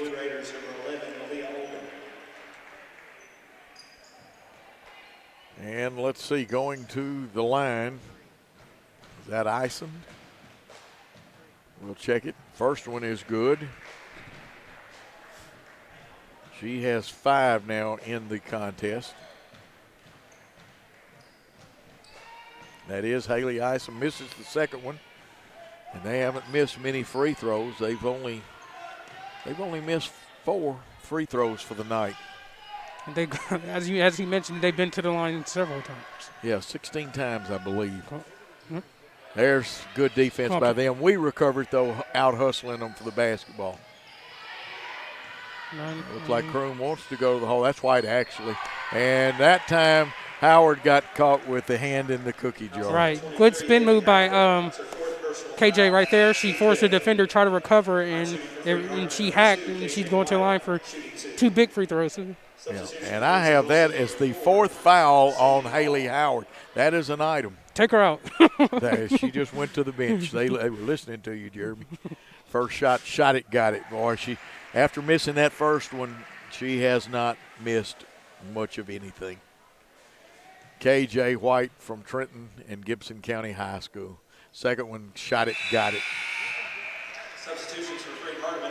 Freed-Hardeman subbing in. It looks like Kennedy Atkins coming in. She played for Sean Stevenson up at Gleason High School, and I believe that is Reagan Purvine, isn't it, coming in? Yes. Still in that man. Yeah. Here we go. Jump to the ball, ladies. There's a cutter. We played that well. Down to Ison. Haley Ison drives. Oh, we got to remember we're not shot blockers. That'll be a foul on Kroom. Impressive jump, though. Not going to lie. Now, the last time. That baseline. Yep. Ison was 1 for 2 and has 5 points. 48-39, 37.7 seconds left. First one, nothing but string music. So welcome to the MSC to our Lady Lions fans. Expect this every night. Yep. Every night. The bottom of the conference is is going to be just as good a game as if we're playing the number 1 team in the conference. Rosemary Jackson back in. Second free throw up and good for 5 points for Haley Ison. Both of these teams here are perennial national tournament teams. They met in the most recent national tournament that was played, of course, in 2019. In the 1 versus 5 matchup, the Lady Lions won that on their way to the Final Four that year. Absolutely, you were correct about that. They've been a little more aggressive on defense. They got the hand on it. We could retain the basketball. Oh, that's a foul. But yeah. now I'm going to reserve my opinions on a couple of things. The call was the proper call. Yeah. Now, I'm going to be honest with you. In high school, there would have been a technical administered then. This is not high school basketball. Yeah, I think the conversation was between Oldham and her coach, not necessarily the ref. I think the coach Worthington was upset because it was an unnecessary foul near half court. It was unnecessary, but he still can't come out on the court like that. Oh, okay. Oh, I didn't see that part. I thought you meant her. He's out on the court. Okay. Again, in college, they don't pay attention to the box like they do in high school. 50-40 our score. 16 seconds. Ball on the right wing, back to the top of the circle. Hall wants to go, crosses over, will make the spin move and tries the McHale move, passed it off. Shot missed, rebound though. We let them sneak in, get it. Hall's going to get the last shot of the quarter, and she makes it for her 5th point and a 12-point lead. We're going to take a timeout, come back for the 4th quarter of exciting Lady Lion basketball on the Freed-Hardeman Network. Hello everyone, Gary Sinise here. I can't wait to see you at the Freed-Hardeman Benefit Dinner in December. I hope you'll consider getting tickets or a sponsorship. Every dollar you give will provide scholarships for students at FHU. Help change a life. We're going to have a great time and raise funds for these students. So I'll see you in December, and go Lions.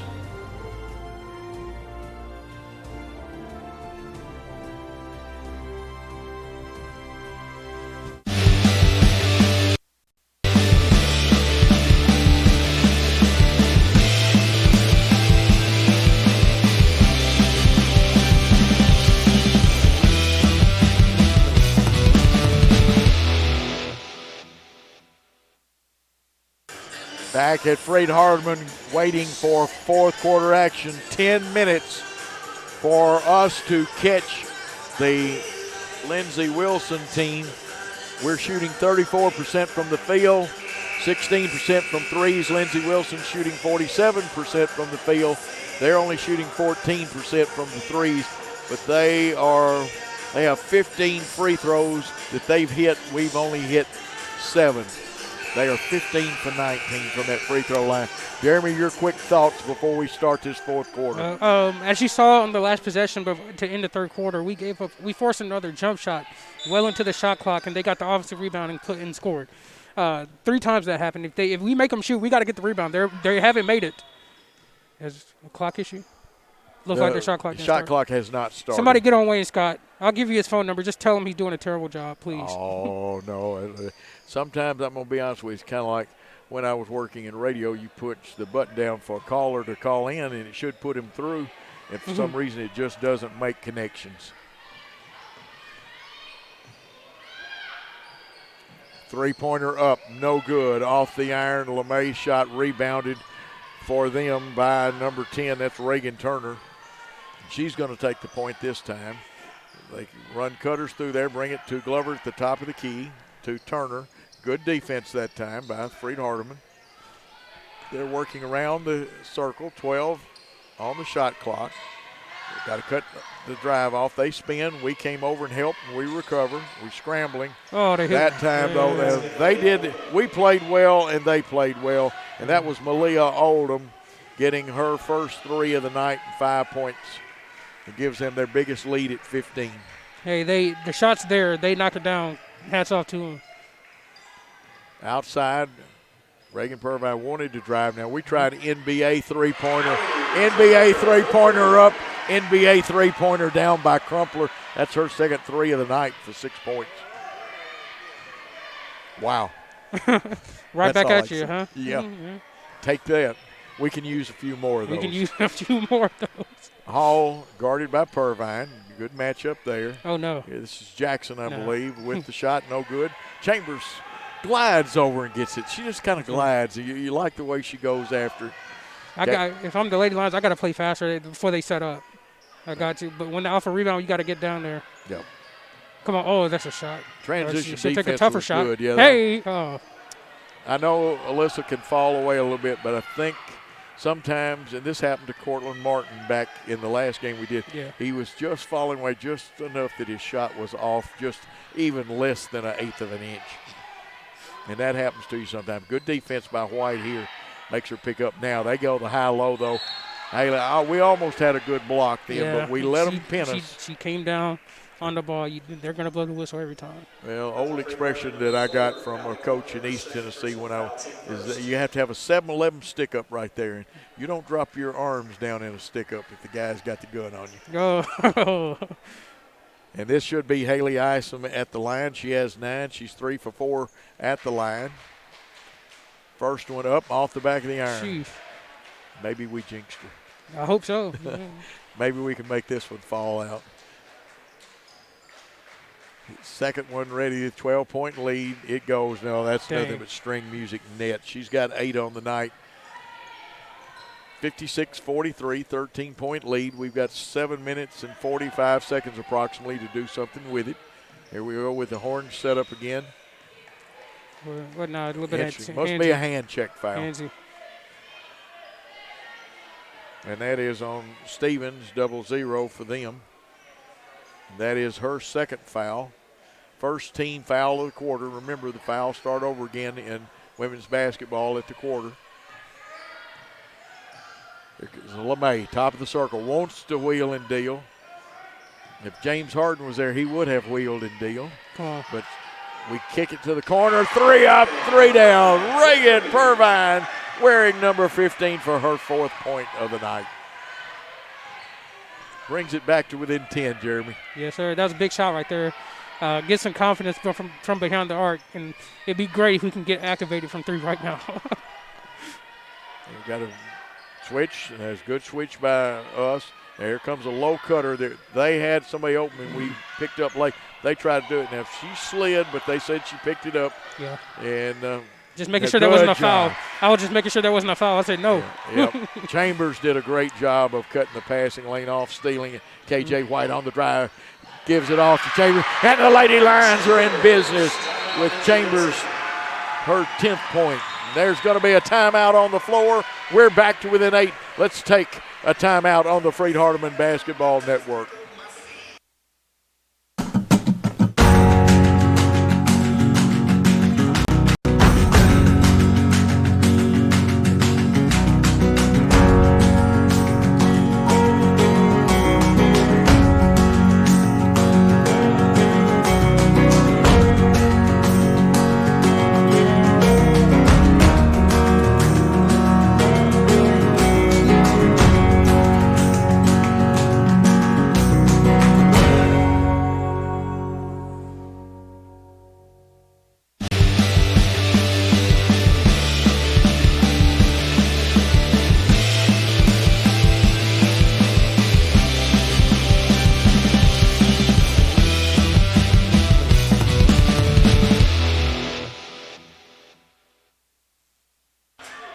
Back at Smith Kirk Court on the home of Freed-Hardeman. We've cut into this lead, Jeremy. Exciting play. That defense turning into offense. Some great defensive plays. Forced Lindsey Wilson off balance, literally. Had a player fall down and broken play, and we turned it into buckets on offense. Let's see, with the basketball was Jackson inside low and Glover. That was a nice play, and we really defended it fairly well. That's a off-balance play. That's what I give her saying something. Off-balance play in their favor this time. We had a player, it looked like their feet got tangled up. No foul play on either side, but you just got to play on from that one. Here's LeMay with the basketball, going a little one-on-one, kicks it over to Purvine. Has an angle. She kicks it out for the 3. Driving, it looks like Crumpler. Nice. And it is. I'll tell you what, Allie Crumpler has come to play in this 4th quarter. I'll tell you, you make one jump shot, you make one 3, the defense is going to react harder. She got the defender completely off her feet with that ball fake and stepped in for the nice mid-range jumper. Crumpler with 8 on the night so far, and they've all come in the second half. Here's a good job on this. Will we get the basketball? Yeah, good hands. Proper call by the official. And Howard knew better than to reach for it. She's got 4 fouls. Do we go right at her right now and try to get her out of the ball game? Which one's Howard? Howard is 23, the one that has dribble penetrated on us. And she's guarding Crumpler, so I say Crumpler, use a ball fake, get by her, stop on a dime, get her in the air, just draw the foul. KJ White shot on, grab off. it. She has it. She got her own took it rebound. back, got her own Big rebound. dog. Puts it off the glass and in. Big KJ dog. White with 11, and the Lady Lions have something cooking. What's up here? What's up? I saw her walking through. I was about to travel. No. No. Okay. Official It's timeout official on that timeout. one. And we're going to have a substitution. KJ White. Jackson coming out and Haley Isom back in for them. Let's see who we've got on for. See Purvine, I see Crumpler, see Chambers, LeMay, and KJ White. Here we go. Breakdown, ladies, and play some defense. 58-52. Let her shoot outside. Don't let her do She turns that. that corner so well. You can't let her turn that corner. She really does. That's Haley Howard with her 10th point, but her penetration has made a difference. Purvine, 3 up, just off the iron. Rebound. Here comes Haley Howard. Force her to shoot that 3. 60-52. 4 minutes and 45 seconds approximately left. Ball on the right wing. No screen and roll here. They'll feed. They want to go high-low. Somebody will cut. There's the cutter. We've defended it well. They'll empty out. They're going 5 out, nobody under right now. Here comes Bree Glover. She loses it, dives on it, kicks it out. Pick it up. Somebody picks it up. Chambers did. Looked like a karate chop to her hand, knocked it loose. We've got the basketball, and that's all that's important right now. KJ White going left. Left-handed scoop layup up. She's fouled. She'll go to the line for 2. Well, great patience by KJ. Great patience. She wasn't going too fast. She controlled the basketball, made her move, got to the rim, and drew the foul. Let's make these 2 free throws. And she's had a pretty good night. She's got 11 points. She missed her first free throw, has not missed a free throw since then. Huh? Very important important. points with this 8-point lead. Let's get it down to 6. Good shot of KJ. Rolls around a United States steal shot, falls in. Get in there. Oh, we'll take them, though. When they fall in, we don't care. That's shooter's touch. Shooter's touch. Happens. Second one, shot it, got it. No problem with that one. We are within 6. 4 minutes, 17 seconds. Here comes Lindsey Wilson. Dig in, Lady Lions. They'll screen down, pop a man up to the high post there. Let's see. Was there an illegal screen? No. It's just, you can't call that. It's just it's just basketball right there. It's just they're setting screens. The defenders are trying to get through. This is not good. LeMay's 4th foul. But, hey, 4 minutes ago, we got to play the young lady. Here we go. Play ball, man. Coach has faith. Nope. No, I thought. I don't know about that. Yeah. That one's more of a foul than the first one, but, she probably stepped on Purvine's foot. Purvine was completely out the play. She missed the layup on her own. No contact on the shot. And then she stumbled by falling over the Purvine who's on the floor. Okay, that is Haley Isom's 9th point there. She was 1 for 2 her last time at the free throw line. You also got to start thinking about who you're fouling now. And this is a very good free throw shooting team. Lead back to 8. 4 minutes approaching. White gives it off to LeMay, who's playing now with 4 fouls, just like Howard is for Lindsey Wilson. LeMay, she's gone to the hole. Little short again. That's a tough angle she took right there. Got to get up on that glass in the magic square for that one to go in. On the upper part of it. Now Howard, don't go out and guard her out there. Let her shoot a 3. She's not going to shoot from there anyway. Now the problem is the number of possessions left even with the 30-second clock. That's what I'm saying, yeah. They're going to try to use all of it. They're going to send a low post. They're going to try to post Glover up. 4 seconds on the shot clock. Turner up. Turner drilled it. Now you know why. She averages 25 a game but only has 16 tonight. 10-point lead again. Now we have to score in a hurry, Jeremy. We gotta run some plays for 3. That's all we have. This is not as many possessions left in a normal game. You see what Mr. Joe just said. They're going to run down the clock. Lindsey Wilson is. To well under 10 seconds, so it's less possessions as KJ White is going to go back to the free throw line. We've got to find a way to get back into this game. That's Malia Oldham's 4th foul, and Jackson will come back in for her. And again, KJ White has not missed. She missed her first free throw and has been solid since then.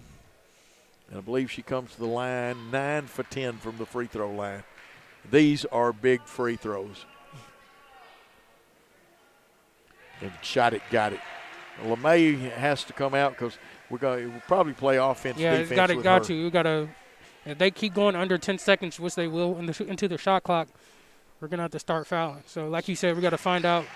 There's a lot of fresh bodies on the bench that can come play some defense and hopefully, do their job and foul, and so we can get the ball back. Second one good. Now we got to play defense, and we really don't want to chase this young lady, but we also got to put pressure and make them cough that basketball up. That one they call a good block, but it'll be off of us.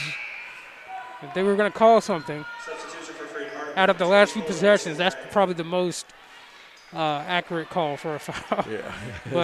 but maybe if a few calls go for us for once.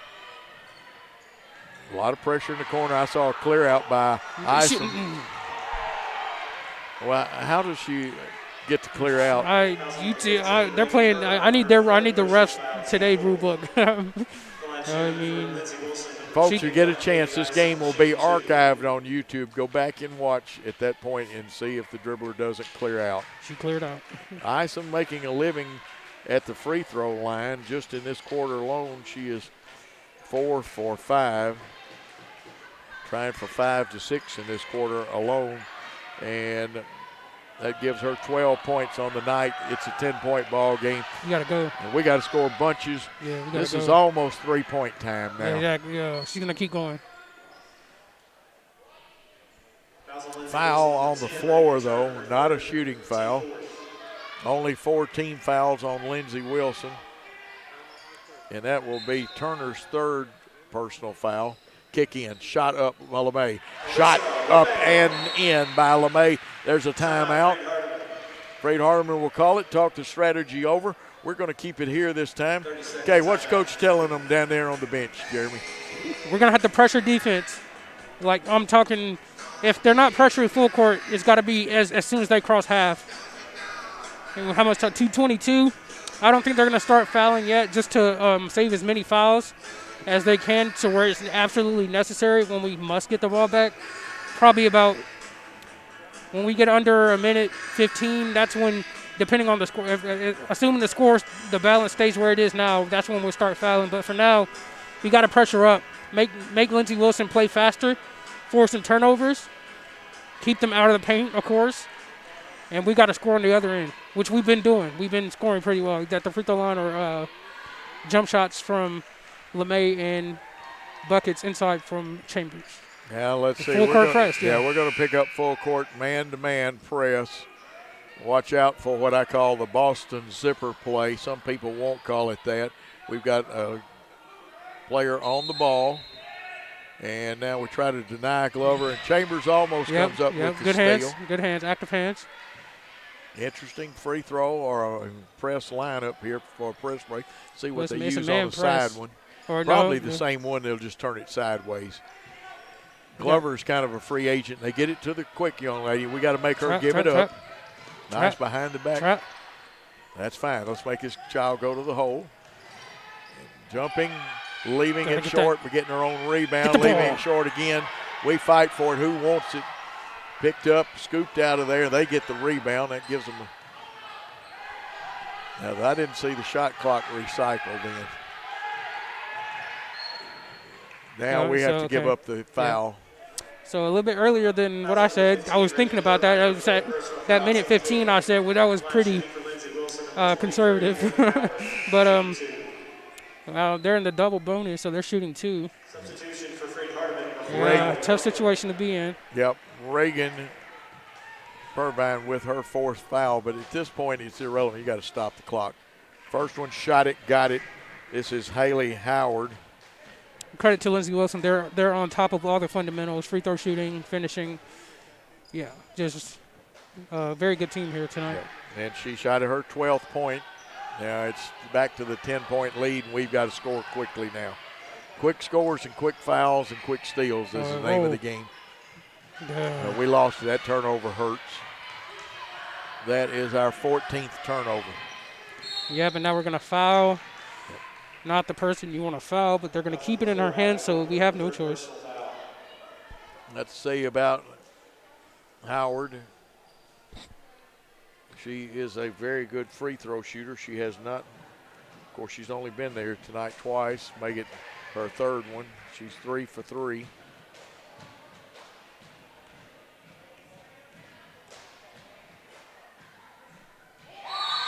What? I don't. Confusing. Turn of events right there. Okay. That's a violation. Yeah. Up 11. I think Up 11. We need a 3 now. Or either you got to go straight to the hole. She's going to the rim. Okay, good kick out. Hey, Purvine. Purvine's 3 off the iron, bounced right off the iron to them, and we're just reaching and trying to foul. That'll be Crumpler.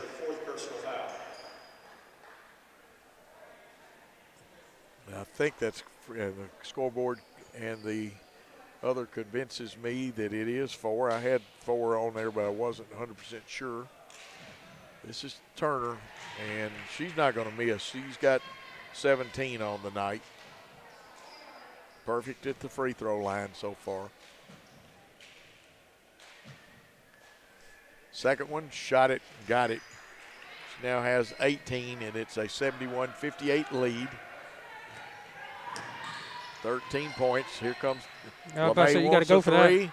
She hesitated. You got to go for that. That is off. Rebound Chambers. Her shot good. That rebound has some springs in it. That ball leaped almost to the ceiling. Yes. Oh, they got a free man. Got it. Hustling back. They're going to get the layup out of the deal. They had a 2-on-1, and Ison converts. That's Haley Ison with the basket. 73-60, 13-point lead. LeMay looks, spins. Oh, no. Goes up off the front of the iron a little bit. Now we got another White player still hasn't down. gotten no. Is it an ankle or a knee? It's her calf. I hope it's. Oh, it's her calf. I hope it's just a cramp or something. That would be it's the her calf. best. You know, she's hustled, so it could easily be. It could easily be. Looks like Kennedy Atkins is going to come in when we do play. 13-point lead with 44 seconds. I won't say it's impossible because it's not. Now, I saw North Carolina score 7 points in 11 seconds one day. Yes, sir. North Carolina, that's my team. I like that statistic. And I've also seen a few teams. I had a team called the Smurfs at Northside that we scored 13 with 50 seconds to go in a game and came back and won. It wasn't because of the coach, though. It was because of some outstanding players that never gave up.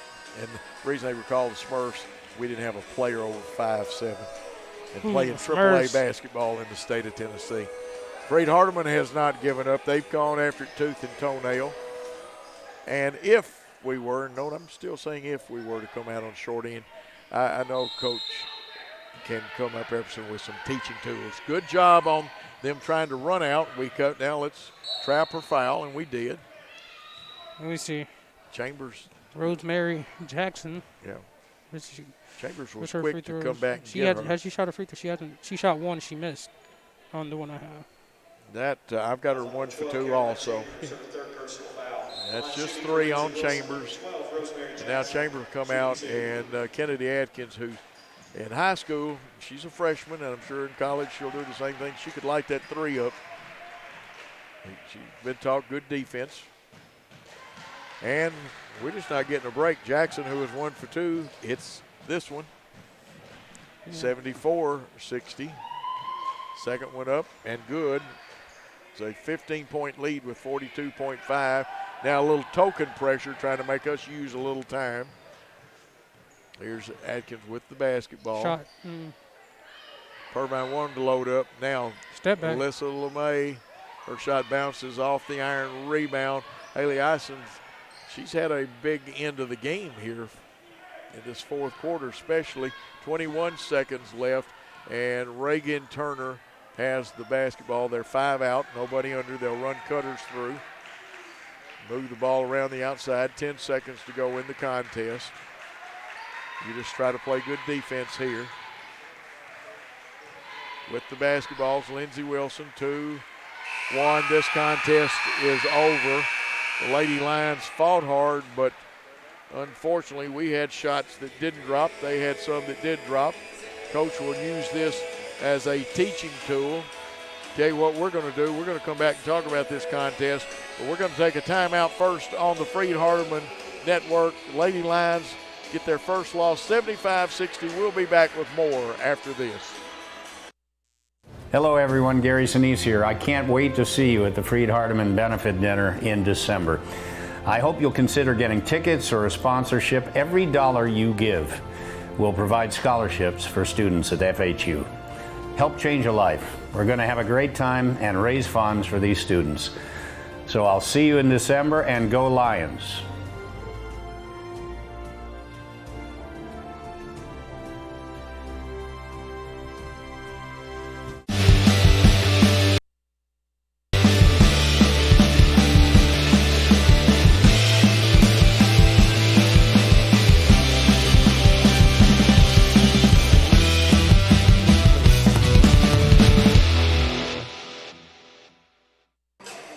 And we're back at Smith Kirk Court, Brewer Sports Center on the beautiful campus of Freed-Hardeman University. Coach Joe Holloway, Jeremy Wright here, and we hate to report the unhappy final of 75-60. 15 was the biggest lead that Lindsey Wilson had. They had it several times. We started out well, and then we got cold. Even when our defense was good, we couldn't get a bucket to roll in, fall in. And the rims were unkind to us. Yeah, that's to say the least. Honestly, the game started out, it was just strictly a slugfest. You know, it was 8-6 midway through the first quarter. Before it was 12-6 to end the first quarter in favor of Lindsey Wilson.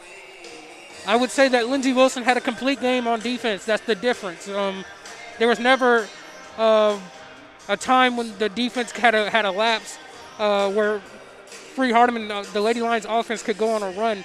I think the biggest run that the Lady Lions could go on was about 6-0 run when the lead was 10 and we cut it to 4. Meanwhile, Lindsey Wilson, on the other hand, they figured out the Lady Lions defense, I think, to start the third quarter and the end of the second quarter, the beginning of the third quarter, and the Lady Lions had to readjust after the Lady Blue Raiders were just forcing their way to the bucket and getting to the basket. Their guards extremely quick. They turned that corner like as close to as a professional as I can think of for a college game. They turned that corner and they were great at finishing at the rim. While we struggled, our guards could get to the basket, but early in the game especially, we struggled in finishing, which led to a lot of empty possessions. Absolutely. Couple of stats. Let's take a look at some team stats first. We did out-rebound them. The trouble is they had 21 defensive rebounds, and we got a lot of offensive rebounds, but this goes along. We only shot for the game 37.3% from the field. From beyond the arc, we were anticipating a little outburst from the Lady Lions, especially after Tuesday's game. Tuesday's game, very fast-paced. The Talladega with pressure, and the Lady Lions had several shots after they beat the press in the half-court defense. A little bit of today, Lindsey Wilson pressured up. The Lady Lions could get by, but they just didn't hit the shots today. And I think that's a big part of the game. You gotta make shots from the outside. A defense like Lindsey Wilson, you have limited opportunities to score at the basket, and that's what we saw. Absolutely. And here's something I know you'll want to expound on, and it hurt us. 3 for 14 from the three-point line for 20%. Yeah. Can't do that. You have one of those days. This Lady Lions team, they on the offense, they hang their hats on being able to score from mid-range. We saw that a lot today. That's where Alyssa LeMay got most of her inventory from in the scoring chart. And then just from three, it just wasn't there today. It's not our night. 3 for 14, you said. Yeah, for 20%. And we hit more threes than that. And we have to hit more threes than that because that's part of our game. That's who we are. All right. And I think we missed Reagan Floyd, too. Obviously, she went out early. She only got to play 9 minutes today, and we'll try to check on her injury now. In NAIA play, I believe there's 30 minutes now, has to be between games. Yeah, you see Coach Humphrey over there. He's cleaning off the chairs just to, lower the chance of the spread of COVID. We're doing anything we can at this point to continue on with our season. And, we're expressing the importance of safety to our players and keeping their bubble small so we can continue to play. We got a lot of games coming up here in the next few weeks.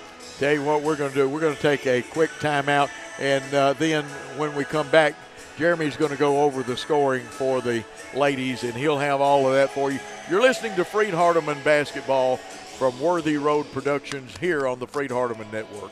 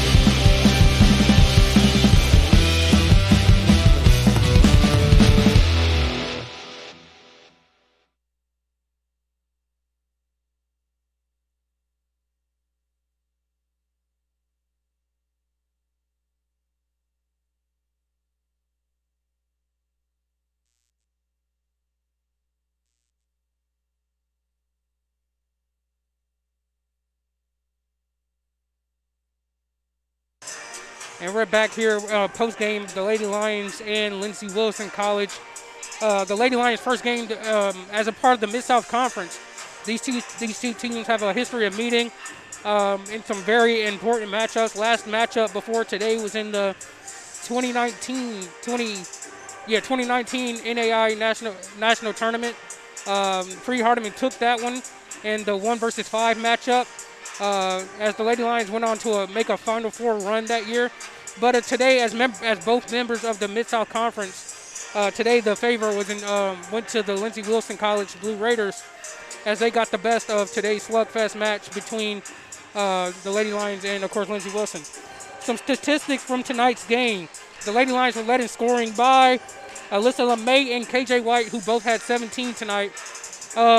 Big performances from them.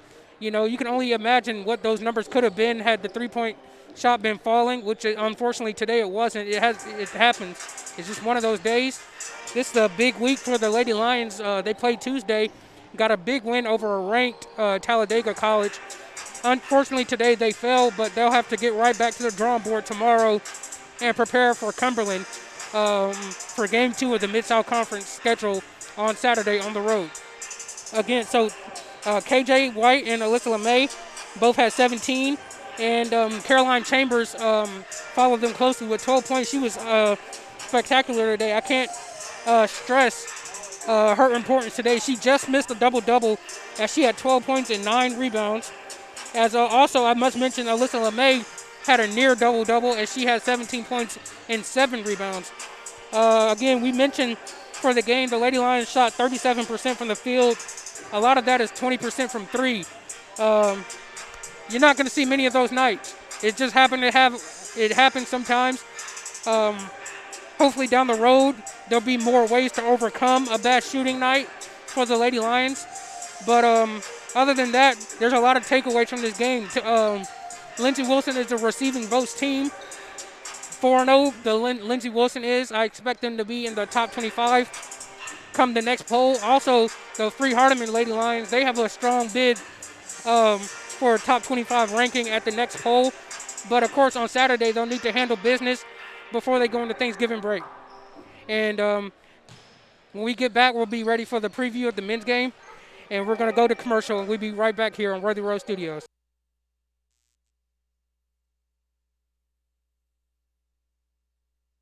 Hello everyone, Gary Sinise here. I can't wait to see you at the Freed-Hardeman Benefit Dinner in December. I hope you'll consider getting tickets or a sponsorship. Every dollar you give will provide scholarships for students at FHU. Help change a life. We're going to have a great time and raise funds for these students. So I'll see you in December, and go Lions.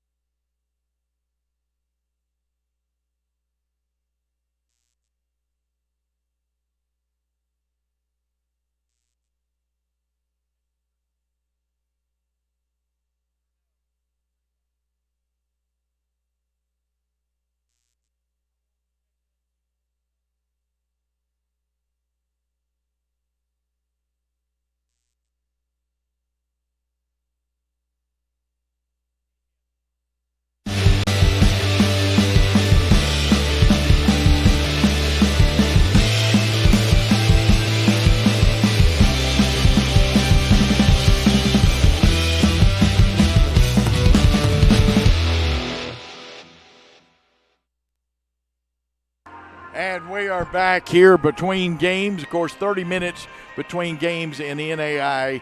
And we are here, and I'm kind of sad because I have this habit of saying the unhappy ending or score. A fine girls team. We now have one loss. Lost a tough one to a very good team. I mean, both teams played hard. Coach, and this is Coach Epperson, for those who don't know, in his first year here, we just couldn't get the rim was not kind, especially in the first half down here. They're hard rims tonight. That's right. Yeah, that's true. Well, first of all, props to Lindsey Wilson. A good ball club, very well coached, and they did a good job on both ends of the floor tonight. And they made it look tough for us, And you were right. The first half there were some shots that probably could have fallen, but as we always talk about, you also got to make sure you make some chances where you can get some fouls. One of the things they did a good job of tonight is they shot 33 free throws, made 27 of them, which is a big difference in the whole game. And so, as well as I do, you have to have an inside presence of some sort where you're getting fouled so you can get to the line and get those easy baskets.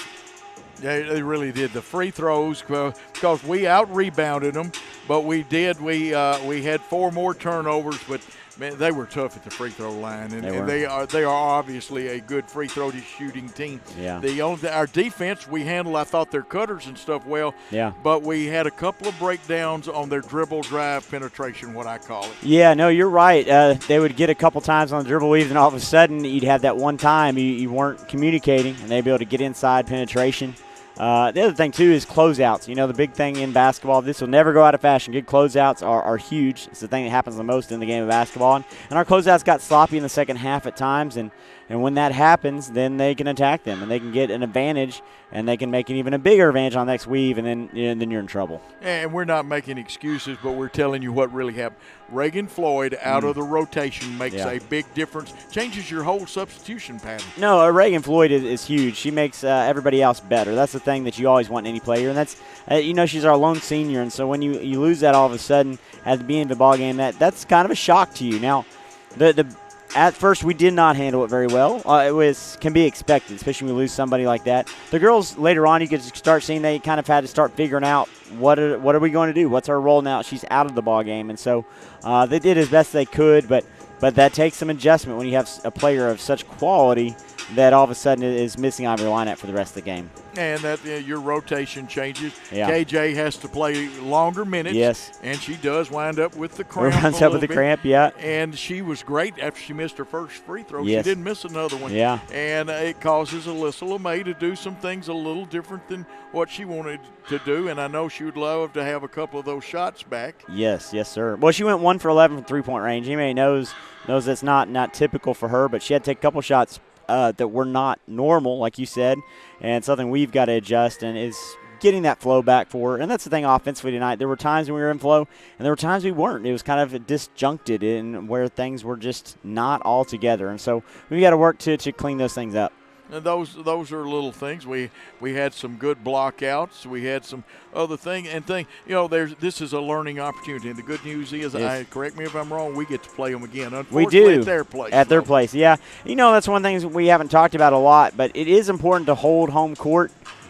This has been such a great place for us over the years. We do such a good job at home. You've got to protect home because it is tough going on the road, but you do get to play them again. So that's the thing. We can go be the spoiler at their place. But the big focus now is we play on Saturday against Cumberland, a team that's, going to be really good. They have a D1 transfer that came in and a lot of other good players. So it's one of those things you have to have a short memory and get yourself ready, refocused, and ready to go because next conference game is just as important as the one you just played. You're absolutely right. A lot of people don't think about the next game theory, but once this game's over, hey, we'll correct what mistakes we got, but we can't dwell on it. We got to move on to that and got to go back to playing good defense. I just don't think we'll shoot threes like we did today. I believe it was 20%. Yeah, I hope not. The big thing is they keep creating good shot opportunities. Big thing is we always preach is inside-out shooting. You got to make sure that increases your potential of making that shot. So we got to keep searching for those and searching for the best shot in each possession and make it happen. You had some nice post feeds to Chambers, and when she got it down low, she made hay while the sun shined. She did, and she did a good job. Shot about 50%, I think, inside tonight, and that's something that we'll have to continue for us is her post play and Hughes as well, and just doing a good job there. Well, Coach, this is one of those cliche things, but you explain this to people. Yes, we lost, but there are opportunities that we can turn this into a learning experience and actually have some positives out of a loss. The only thing I don't know we can turn positive is how bad the injury to Reagan is. Yeah, that's not good anytime you have a senior leader that is injured, plus an injury of any sort. Reagan is tough. That's one thing, no matter what happens here with this, is that you know that there's not a tougher kid out there and not a better kid. She's great. We'll be praying for her. That's something that we is very important to our team, that we make sure that we look after her in the ways that we can. And so, but we have to recover in other ways, but we'll be also thinking and trying to do whatever we can for her as well. Yeah, absolutely. I had a friend of mine that was listening to the broadcast, and he said, man, they look so good. Shots rimmed up. You had some great drives and got the penetration, and they wouldn't stay up on the rim and stuff. And he was just down. Yeah. I mean, he was really down. But this is one game in a long – this is a marathon. It's not a sprint. No, and it's – the thing about our conference, and we'll preach a lot this year, is there are 7 teams most likely that can make the national tournament. 7. There's no conference even close to that. Most of them take 1 or 2. But in the girls' side, it is very tough, and every one of those games is going to be good. And so with that being the case, that means it can be a rough night. If some of those rimming out in and out, it can be a little rougher night for you. But the thing was that we did preach at halftime. We're like, listen, you're down 8 points, and you haven't shot the ball well at all.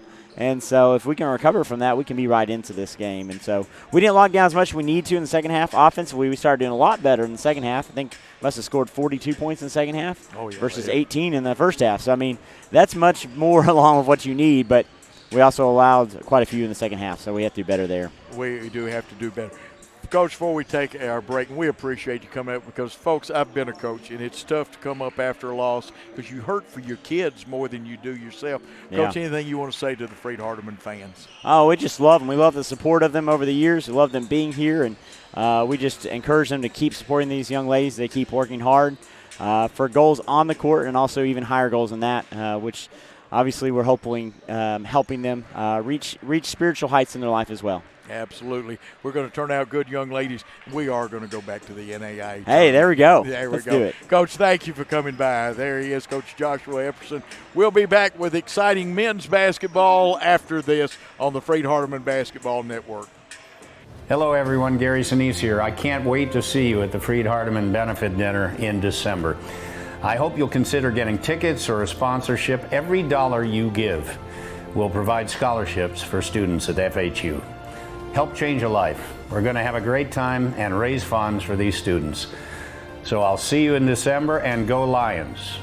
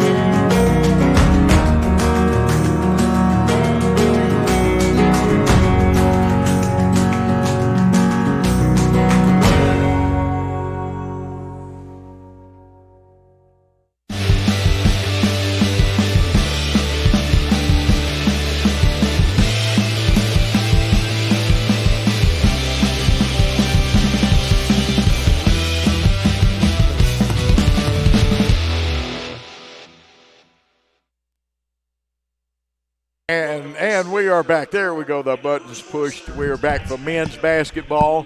You are at Smith Kirk Court.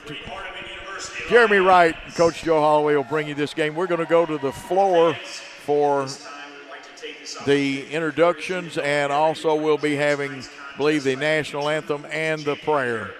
So we'll go back to the floor.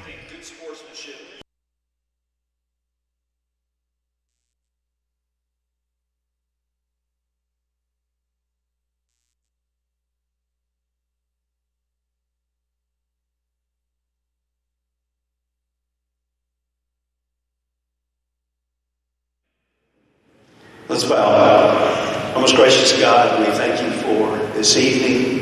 We're thankful for the health that we have to be here and the athletes to play, and we ask your protection upon them, and we pray that it be a game of good sportsmanship and of great competition. God, we're mindful that you have brought us to this point even in this semester, and we thank you. We're mindful of the fact that we have several students traveling back home at the end of this semester, even tonight, tomorrow, Saturday. We ask your blessings upon them. God, you bless us richly. It's through your Son's name we pray. Amen.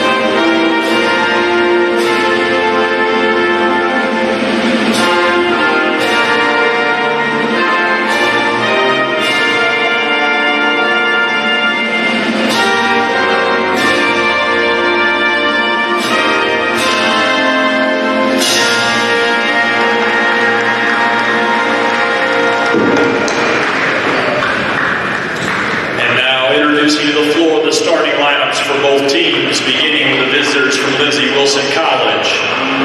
At guard, a 6'5" senior from Berlin, Maryland. Number 2, Colin Gaynor. At guard, a 6'2" junior from Orlando, Florida. Number 4, Elijah Jordan. At guard, a 6'2" junior from Cornelius, North Carolina. Number 5, Ryan Friday. Guard, a 6'3" junior from Detroit, Michigan, number 11, Travis Nix. And at forward, a 6'8" junior from Sydney, Australia, number 25, Gare Green. The Blue Raiders are coached by Chris Starks in his first season and enter today's contest with a record of 1 win and 1 loss. And now, get on your feet and make some noise. Here are the starting 5 for your Freed-Hardeman.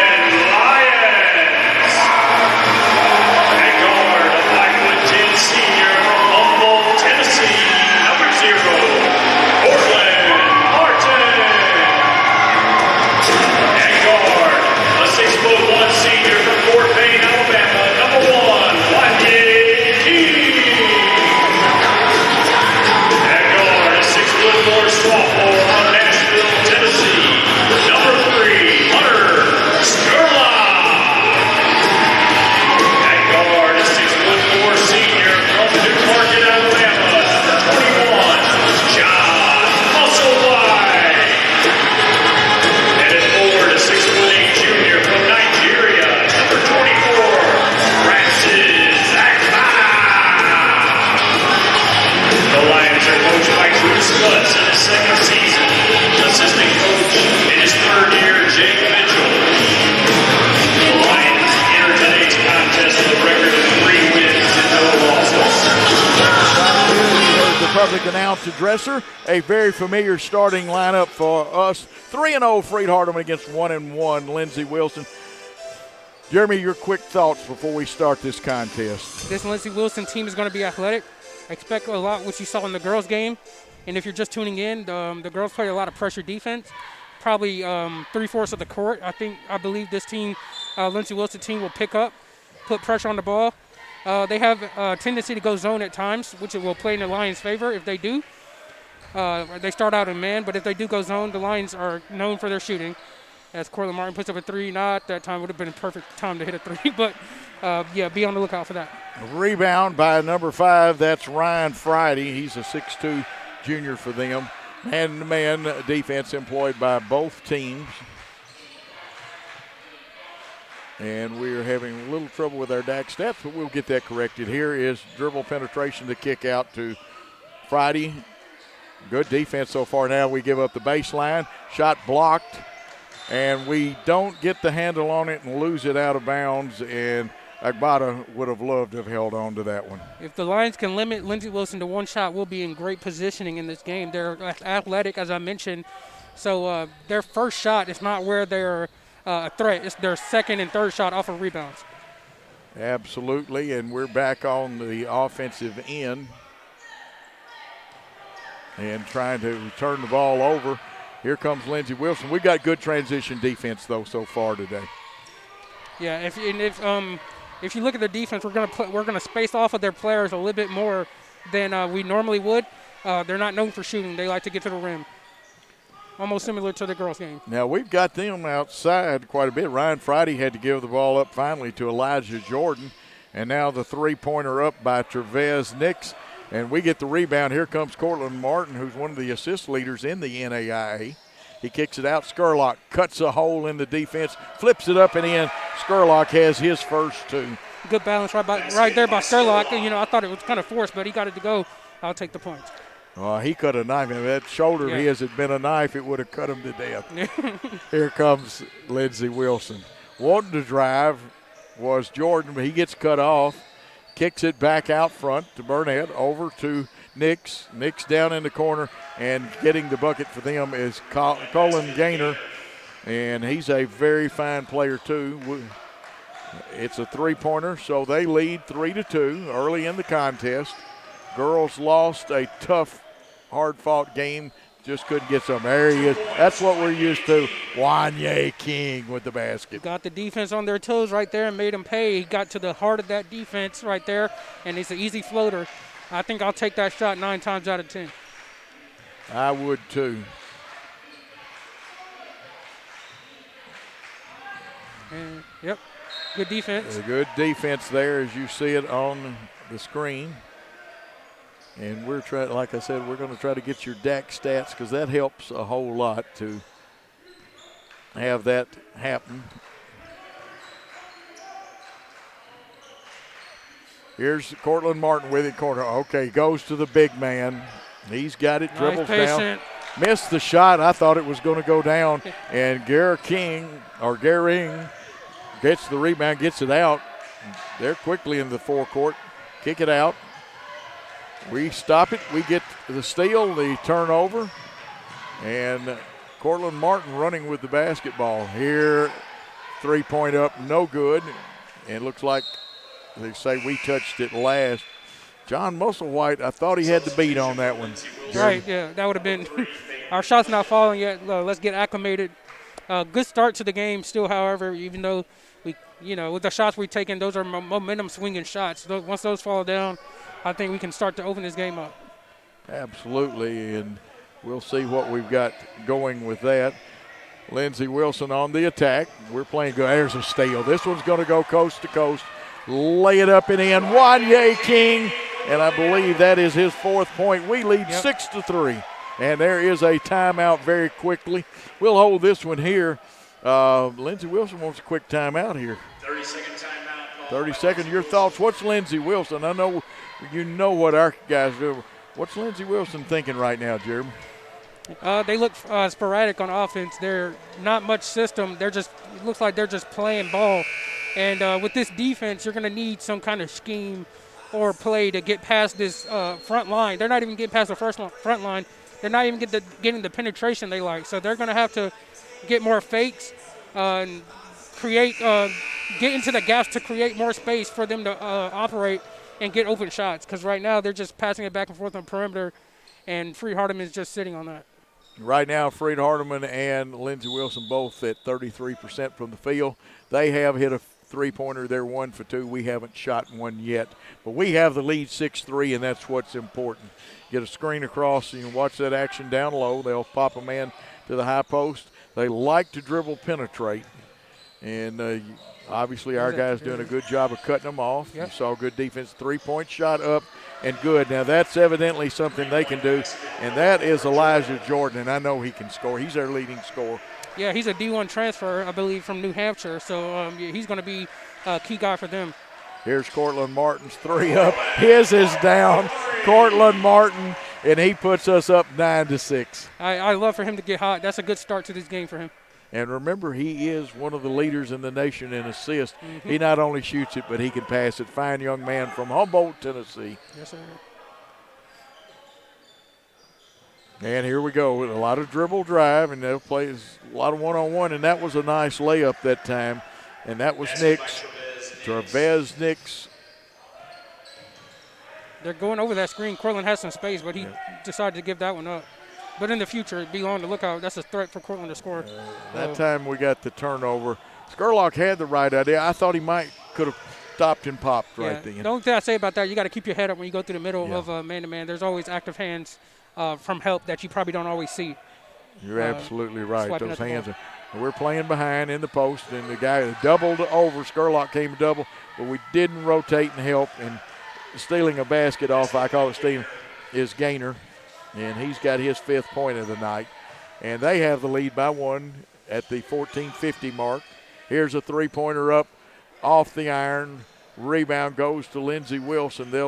Thought they were going to run it first, but they take their time. We had the numbers back, though. Yeah, we got to get back in transition. That's a thing Coach Dutch preached in film in practice. That's good defense by the big man, Agbada, because he got the guy messed up, and the guy had it and just lost it out of bounds. I'm mad at assistant coach Grant Burns. That was a catch and shoot for him on the bench. Now we've got new people coming in. Let's see. Looks like John Moore is in. And, nice play. What? Oh, my. What happened? Must have been an illegal screen, or block. Foul number 0, Cortland Martin. Off the ball, Cortland said a illegal screen. That was a great play, though. That's Cortland's first foul, first team foul. Here's a little bit of a weave. It wasn't a big one. They run a cutter off of 2 screens on the baseline.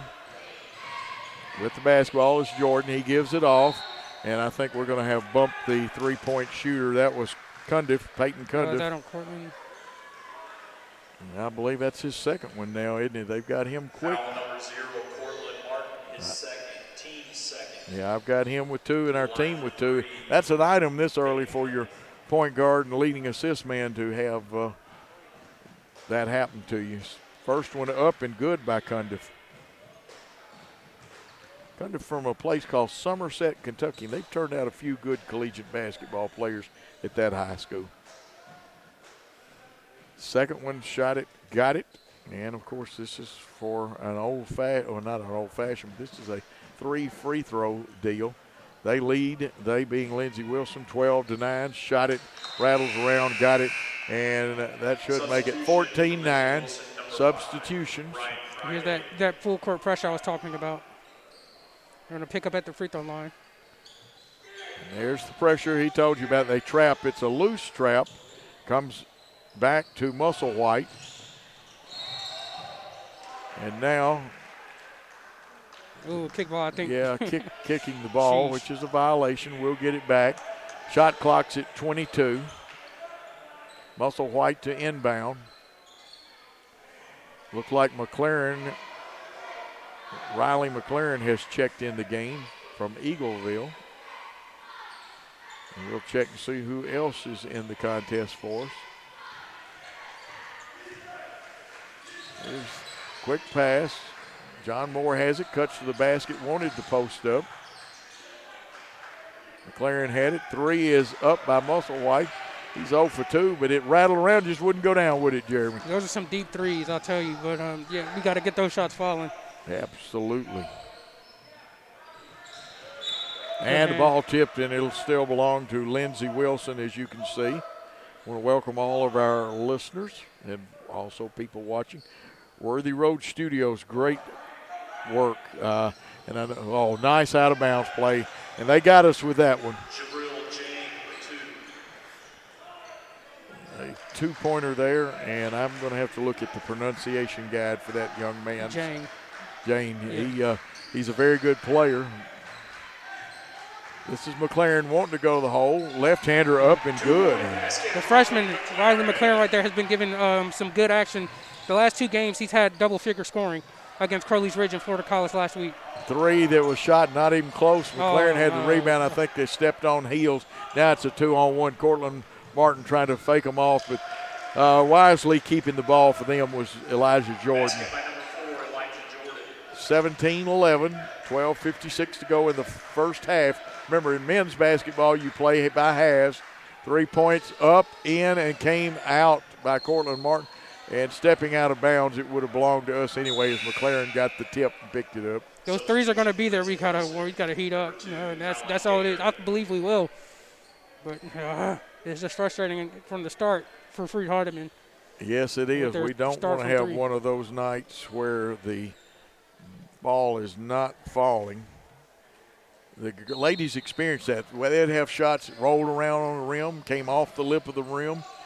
Inbounds play to McLaren. Musselwhite missed. John Moore fighting for the rebound, trying to knock it in, but they say that he had put his foot over the line before he jumped to tip it. So it belongs to the Lindsey Wilson. And I believe they are the Blue Raiders. Is that correct, Jeremy? Right. Blue Raiders, kind of like MTSU's Blue Raiders. You don't hear that name a whole lot. Right. That's why I thought about it at first, just to make sure that's the right name. Yeah. I hear the whistle. There was going to be a 3. And let's see what the call is. The foul is that on number 4, illegal block or screen. And that's Jordan with the foul. That should be his first, team first. We've seen a call like that on both sides. So. Yeah, it's consistent. Kick ball. Yep, but they're going to give it. Now it's loose, diving in there, picking up. Jump ball. Possession arrow says, though, it'll go to Lindsey Wilson. And that's okay. We're going to play good defense. We've got some substitutions. See, Musselwhite looks like he's headed to the locker room. Let's see if he comes back. With Skurlock's out there. Cortland Martin. Agbada is out there. And looks like Dawson Bailey out there. Let's see, we got one more to get into the ball game. And that's Silas Clark. So that's your complement of Freed players. Yeah, he'll go 9 deep, coached us well. Yep. A very talented group. There's the dribble drive penetration. No. 5 going to the hole, and they're going to call that just good foot contact where you step on somebody else's feet. We've got the ball. Skurlock goes to the hole. It's got to be a block. If the guy had held his position, he would have got a charge. Good recognition right there by Skurlock. There was a 5-on-3 for Freed-Hardeman. And he gave it away to Clark, got it right back, and he was at the basket, and he's going to the line for 2 when we come back. Okay, we're going to have a timeout with Lindsey Wilson leading Freed-Hardeman, 17-11. Let's take that timeout on the Freed-Hardeman Basketball Network. Hello everyone, Gary Sinise here. I can't wait to see you at the Freed-Hardeman Benefit Dinner in December. I hope you'll consider getting tickets or a sponsorship. Every dollar you give will provide scholarships for students at FHU. Help change a life. We're going to have a great time and raise funds for these students. So I'll see you in December, and go Lions.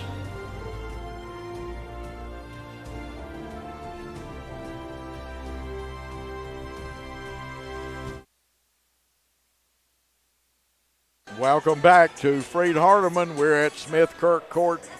Jeremy Wright along with Coach Joe Holloway bringing you exciting action right now. Our Lions trail by 6. Lady Lions had a tough defeat. It was actually closer than that 15-point margin in that girls' game.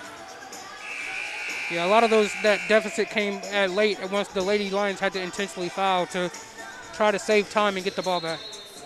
Interesting that they go all the way to the corner down there. I know teams do. They have the chairs. They do this. They do that. But I've not seen one go in a long time to the corner like that down there. Okay, at the line will be Skurlock, and of course, Hunter, a 6'4" wingman. He's from Good Pasture High School. He'll try his first one. Shot it, and it rolls off the rim. I'm all for replacing that rim after this game. Those are supposed to be better for. Second one is shot it, and he got it. 1 for 2 from the line, 3 points on the night. And I'm just joking about that. Sometimes it could be something just like ball placement comes off the wrong fingers or just a little flexion in your hand. Spinning is, and now the handoff, and it's up, it's good, and a 3-point basket for Peyton Cundiff, the 6'2" junior. Cundiff's got 6 already on the night. It's 20-12. Here's the three-pointer downtown. Wanye King. That one may have come from the Bells Inn right here in Henderson. Right. That's just good to see. That's our second three go down. We've put up a lot of those. Now it's back to the defense side of the ball, see if we can get some stops. Yeah, we're just 5 down. Riley or Burdette drives, and its block goes out of bounds. Unfortunately, Bailey was standing out of bounds, and it hit him. But good defense then to keep Ryan Friday, I should have said, from getting to the hole. Way to slide over by Francis Ibarra for the help, because I think Dawson, he turned the corner on Bailey right there at the basket. Okay, out-of-bounds play coming up with a screen, and they get it to Cundiff. He's played long minutes into the low post to Gary Ring, and they're going to say we bumped him from behind. Ticky-tack fouls, they're calling him. Play ball. Let him play ball. Yeah, you got to watch those things. They got Bailey, third team foul. Again, good. Other time, good defense. Taking that shot, and it barely got the iron. We've rebounded it, and running with it is Silas Clark. Now outside to Skurlock, and like I said, Skurlock he's like a Swiss Army knife. He can cut right through you. And when he drives, here's Wanye King, high off the glass, arcing, missed, run down by Cullen Gaynor. To quickly down, 3-point shot up. Nice acting job by Peyton Cundiff. Oh my! I'm glad it didn't work for him. Is that an Academy Award? Maybe not. When you're going through the lane. Here's the steal. We got strip Ryan Friday trying to take it coast to coast. A little dipsy-do on it, and he got fouled, and he'll get 2 shots. Ryan Friday, a 6'2" junior from Charlotte, North Carolina. Foul number 1, Wanye King, his first, team's fourth. Wanye King with his first, team fourth. Now we are starting to mount up some team fouls. That's going to happen. They attack the rim, and we got to be in place, so we're going to start using our hands. That's just first shot up and in. New men coming in. Substituting in for Lindsey Wilson, number 4, Elijah Jordan, number 30, Jabril Jane. Jane in, and Elijah Jordan. Friday with his second free throw attempt, and it's good. So a 7-point lead, full court pressure, 1-2-1-1 pressure.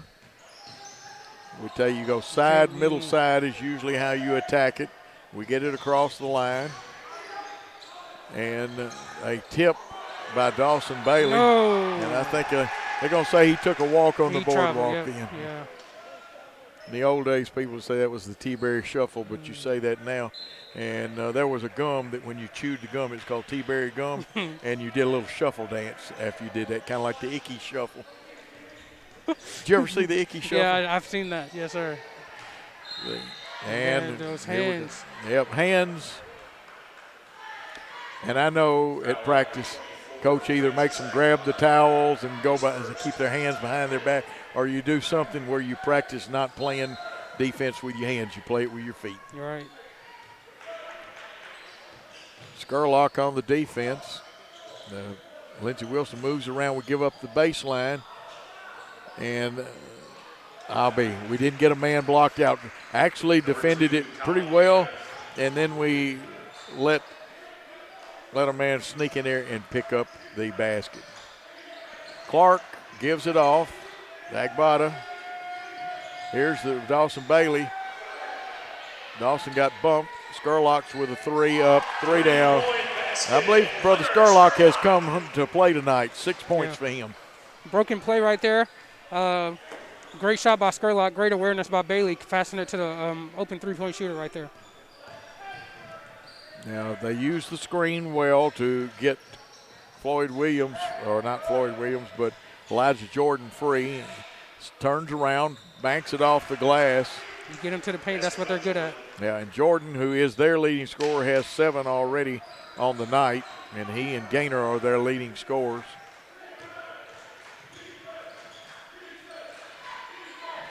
Fed down low to Skurlock. He spins. Interesting. They say he just lost it. And coming into the front court is Ryan Friday. That one's blocked, picked up.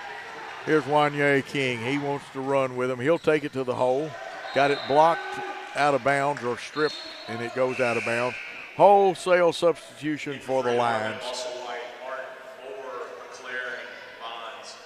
Moore coming in. Let's see who all is coming in. Looks like the platoon systems. What is John Calipari ran that in 2015? Yep. You can do that 1-4 type setup with a little crossing action. Oh my goodness, you gotta take that. Thought Musselwhite might take that one. His pass over and in and out. Logan Bonds with the shot, but rebound belongs to the team from Lindsey Wilson. They dribble left. Wanted to post up Gaynor, but now he's going to wheel and deal, shake and bake, kicks it over, wanting the three. They feed down the low post, and we fake the double down. Post player falling away, but you got to give the young man credit. Gary Ring falling away, hit that one. Tough shot. That's something we'll have to live with. It's just a lot of those going down right now for them. We'll see. We'll have to respond on the offensive end. 10-point lead. Cortland Martin got mugged on the way. If they'd given him a saddle, they could have ridden him there. Way to be aggressive right there. We got to get some action going in the paint. The three-point shot is not falling for us right now. Still got to find a way to put some points on the board because right now they have things going on offense. We need to stay in this game. That's first foul on Gary Ring, third team foul. And no, I'm not saying Gehring like the young lady used to play at Ole Miss and at Northside. And first one by Cortland Martin up and good, his 4th point. And we've got substitutions coming in. 55 is Josh Smith. I think I got some bad information from somebody from Lindsey Wilson. They said Smith might play limited action, and he's actually played a lot. Cortland Martin with 2 good free throws in his 5th point and pulls us back to within 8. Okay, need a good defensive stand right here. Gotta figure this out on defense. They're getting into the paint or close to the basket for short jumpers. That's their strength. We trail over screen, but no damage. We cut the man off. Nix had it. Now he's giving it off to Jordan. Jordan can shake and bake and score. And he tries to wheel, almost lost it. May have got it back. His shot a little hard. It's tipped up. Rebound, fought for. And one of the smaller men, and that's Jordan, came up with it. Now they'll reset it out front with Cundiff. He'll give it off, and it all goes back to Elijah Jordan, the 6'2 guard from Orlando, Florida. There are a few boxes to check. You got to play good defensive stance like they did. You got to rebound like they got it that time. Yeah, we did a better job rebounding then. That was Riley McLaren. Musselwhite, now he's found the range now. Shoot the ball. Keep shooting the ball. John Musselwhite, and once he hits one, he'll be good for another one. Here we go. 28-23, 6 minutes to go in the half. Now we pick up the defensive intensity and we'll be in business. They being Lindsey Wilson, moving around the horn. They post up Smith. Smith's shot dances. And I'm going to tell you what, I'd like to know what soft touch drill they use. Men and women from Lindsey Wilson have a soft touch on that rim. 7-point difference. We run a little weave type action. John Moore give and go. Popping out is Riley McLaren. He wants to go to the hole. He does. He's fouled. You better check and see if he's got all his fingers after that foul. He got his defender off his feet a little bit with that hesitation and then drew the foul at the basket. And they call the timeout. This may be And it's a little early for a media timeout. Right. But they have not taken one off the scoreboard. They're going to take a short timeout. We're going to take a short timeout with Lindsey Wilson leading Freed-Hardeman 30-23.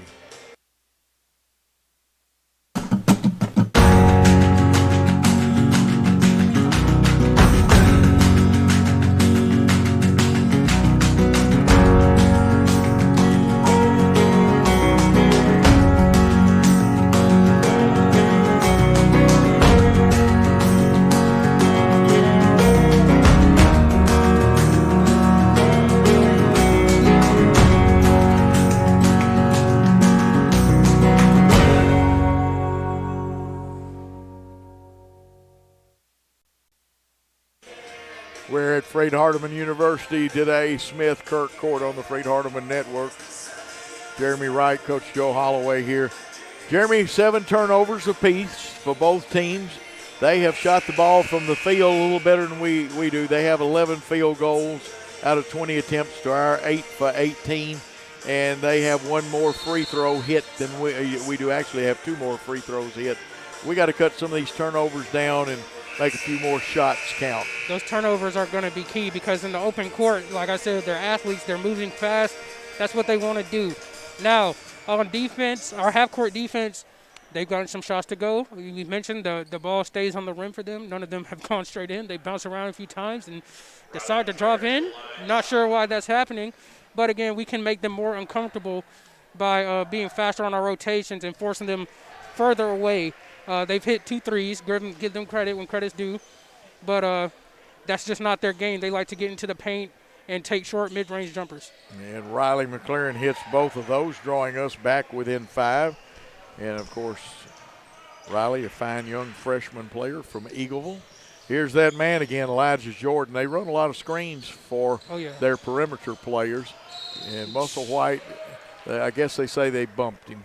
I mean, he's sliding. I really don't see where that call came from. He's just moving as the offensive ball handler moves, and didn't knock him off his line or anything. It's just contact. Contact is going to happen. You know, we're playing college basketball man-to-man. Yep, you know? Team 6 foul. And next one will be the bonus, or one and if you hit it, the bonus. A lot of movement. Down on the baseline, driving was Jawan Burnett. He misses. We got the rebound. Here's a chance to really cut in that lead. Riley McLaren's 3 a little off, but hustling over there. I thought we were going to get it, but they come up with it. Now they got Jordan going to the hole. Cortland either had the best sleight of hand in knocking that ball away, or he got away with a foul. Yeah, one or the other. I mean, the way they play, that's a good no call, but I'll take the ball possession. Oh, I will too, anytime. With the basketball for us was Logan Bonds. He gives it off. Cortland wanted to penetrate. NBA 3, Muscle. There we go. Told you if he hit one, he had hit another one. Here we go. 28 for Freed-Hardeman. Unfortunately, they still have the lead, they being Lindsey Wilson by 2. You got to take all the space away from Cundiff. Yeah. That's the shooter. Got to have some help. There we go. And then we cut it off. This is one of those old stay between your man and the goal and give a lot of help and recover. I thought he might have dragged his pivot on that. Oh, my gosh, nice. You got to keep him out the playground shot, but it's still good. And, you got to give Burnett credit. That's good, too, for him. That same body contact was there off of the Cortland Martin screen. No call. Muscle White looks. Finds Logan Bonds.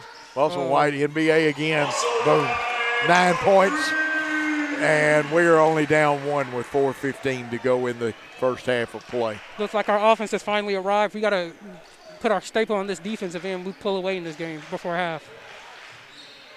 And that's Driving Cundiff, his 3 off the back of the iron. Who gets the rebound? Let's see. Yeah, everybody's looking at each other, but we're going to get the basketball. I was about to say, I mean, it could have gone either way. Not really a foul that probably should have been called, but, it's just physical basketball. Spurlock and Wanye King checking back in, and we got some good minutes from both men, Logan Bonds that was in there, and of course Riley McLaren gave us some good time. John Moore with it, kicks it over to Cortland Martin. Cortland wants to wheel and deal, gets a screen from King, backs it out with 16 seconds on the shot clock. They're playing Musselwhite a little tighter, aren't they? Yeah, he's hit 3 in a row from deep. You have no choice. John Moore thought about it. That ball fake, and then when you put it on the floor, you got to be pretty precise in your movements, because that's pretty close right there on that travel call between his first step and first dribble. But they said he took a step first. Yeah, you're sure right about that. 4 out, 1 under. Sometimes it's dribble weave, sometimes it's dribble drive. There's the high screen and the step out. 3-pointer up, 3-pointer down, and that is by Garrett Ring, number 25. And he, I believe, is from Australia. Yes, he is. Sydney, Australia. Musselwhite, is it good again? Yes. 4 threes here in the first half for his 12 points. Pretty quickly in the last 2 minutes. That's how fast we're talking. He went from 0 for 4 to 4 for 4? Yep. What a change in events in this game. Oh, my. I thought there was an offensive foul. But anyway, after the bump, Burnett gains the advantage, and he scores the points, too. That's Juwan Burnett. They're face guarding Musselwhite. Here's Cortland Martin. Oh, I thought it might get the good bounce and in. But Lindsey Wilson with the rebound. Over across. Oh, whoa. What happened on that one? How many steps you get in this league? Exactly. They just called that on the other end. Ryan Friday, did he take it to the hole? And yes, he did, and good. Ryan Friday. Today is Saturday. No, that's a bad joke. John Moore getting fouled down in the low post area by Garrett Ring. Foul number 25. And we got play. Oh, that's DJ. That's KJ White, and I don't know if that's a little sister or whom. And remember, we had him on camera up here a while ago. And here we go, shot up. I like John Moore's form. He's got a lot of promise. Just a young man right now, and I got a feeling that probably before it's over with, he hit that old weight room as a freshman. He's 6'8". Put some weight on him, and he'll be a dangerous young man. He already is good. Hits 2. We're down 3 at 39-36 with 2:16 to go. High-scoring affair we got here. Would not have necessarily been my prediction, but it is what it is. We still got to find a way to win this game. And you're right about that. Good defense by Musselwhite, because he's got Elijah Jordan there. Now into the low post. Oh, offensive foul. Yes. Good call, Mr. Referee. Yeah, okay. I didn't see offensive foul. Maybe a carry, because he when he was backing down Martin, he brought the ball above his palm, looks like. But yeah, he cleared. Okay. He took that and popped him. Yeah. Something that you do. Sometimes you put that elbow in the sternum of the guy guarding you. And that's NBA 3. Off the iron, coming to go get it. Will they get it for over the back, or will they call jump ball? Keep shooting the ball. It's a jump ball. We get possession. We beat Freed-Hardeman. There's some of the young people in the crowd Stutz, there. The Stutz family, Deacon and Roman, and Coach Stutz' wife Amanda, his baby girl Parker. Absolutely. Musselwhite. Yeah. Oh, it was down and came out. That's the first miss he's had in a while. He hit 4 straight before that. Freed back on defense. There we go. I was about to say, that's the same thing. They called John Moore for that on Freed-Hardeman side now. I thought they missed one before this That's one. the 9th turnover for Lindsey Wilson. We have 8. Very quickly, Martin. Here's Skurlock. Got a little lope in his dribble. I like it. Yep. There's got to be a foul somewhere there. They're probably going to get Skurlock. No. They're probably going, because he was in it really should have been no call. Both guys, and I don't blame Coach Stutz for, and very good. He's being articulate. We're not talking Shakespeare. We're talking basketball. And Coach Stutz, why doth thou call that foul? No, that'd be Shakespearean, wouldn't it? but I don't blame him. He was right to question that one. Should have been incidental contact. A few of them have been incidental contact. Both sides, not just Freed. Didn't use the screen, and they probably got a hand check foul, or they'll say a push or something like that. They call blocking, but it's for the hands, not so much the blocking. Confiscate his whistle, man. Egbot a second foul. The bonus situation at the line is Elijah Jordan, their leading scorer. Shot it, got it. He'll get the bonus. I've got him with 8 points so far on the contest. That one misses. Rebound, Musselwhite. Looks for Cortland Martin, and they even press after missed free throws. Here's the ball across the timeline to Skurlock. He wants to go to the hole. Hits the pass in there. We weren't quite expecting that pass, Jeremy. Yeah. Here's I'm just glad he recovered it and pull it back out. Good backup dribble by Cortland Martin with 9 seconds on the clock. He wants to go the whole running one-hander. Nice soft in. I've got him with 7. Beautiful patience right there. Here we go again. They have first dribble weave, then they post a man up with 4 out and 1 under. They go inside to the big man. He leaves it. Almost got it too hard, but Jane with his 4th point. He's a travel. That's a travel. How far does he have to slide? Oh, my goodness. I'm sure I'm not going to tell you if I agree or disagree, but I'm going to say interesting call, and I'm with you. I think they're going to say he was trying to signal timeout while he was sliding.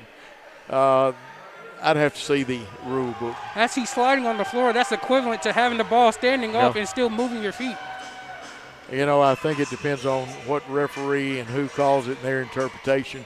To me, that's kind of like the Euro step. It's still it's a travel or a walk. Yeah. Oh, my goodness. But anyway, I've learned to adjust, and I've learned that just have to adjust to the officiating. Yeah. 28 seconds left. We're down 4. They'll have the basketball. We need a good stand here. There's only 26 seconds on the shot clock. 28.4 left in the half, but 26, so they have to release the basketball. Now, whether they'll release it with us having enough time to get a shot.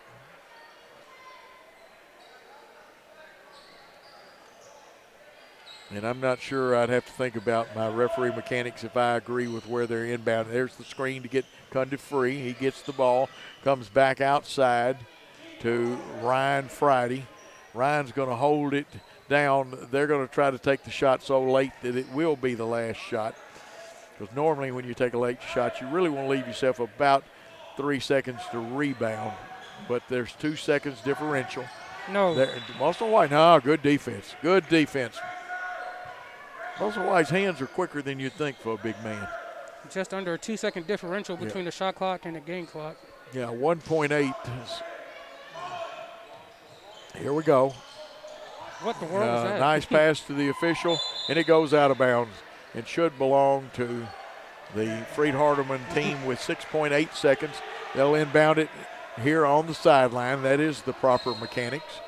Substitution number 30. And they're trying to get Jane back in, Devril Jane, to play defense. They're getting Cundiff out.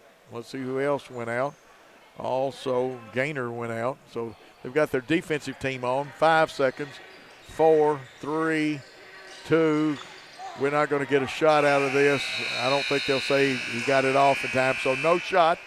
Your score at the end of one half of play, 42 for Lindsey Wilson, 38 for Freed-Hardeman.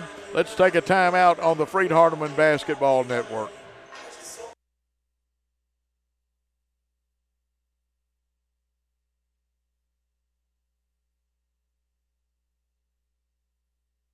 Hello everyone, Gary Sinise here. I can't wait to see you at the Freed-Hardeman Benefit Dinner in December.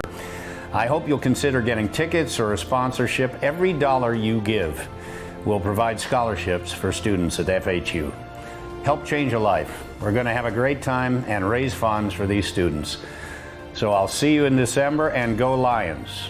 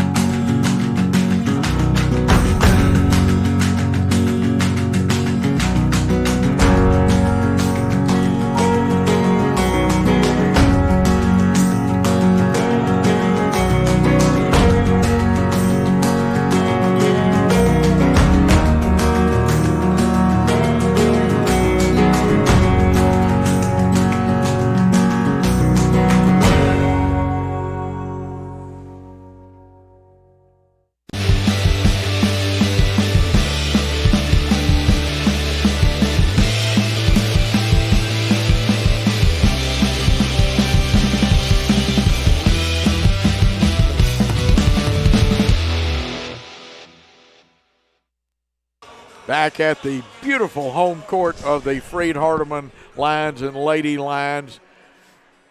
Of course, Jeremy and Coach here bringing you this. We kind of changing things up just a little bit here at halftime.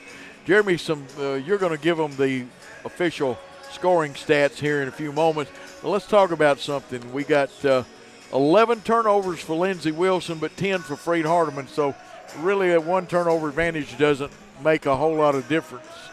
You know, the game is pretty even in all categories on the stat sheet, including what you just said, turnovers. But neither team, Lindsey Wilson did a little bit at the beginning, has really separated themselves. But Freed-Hardeman went on a run, and they made the adjustments.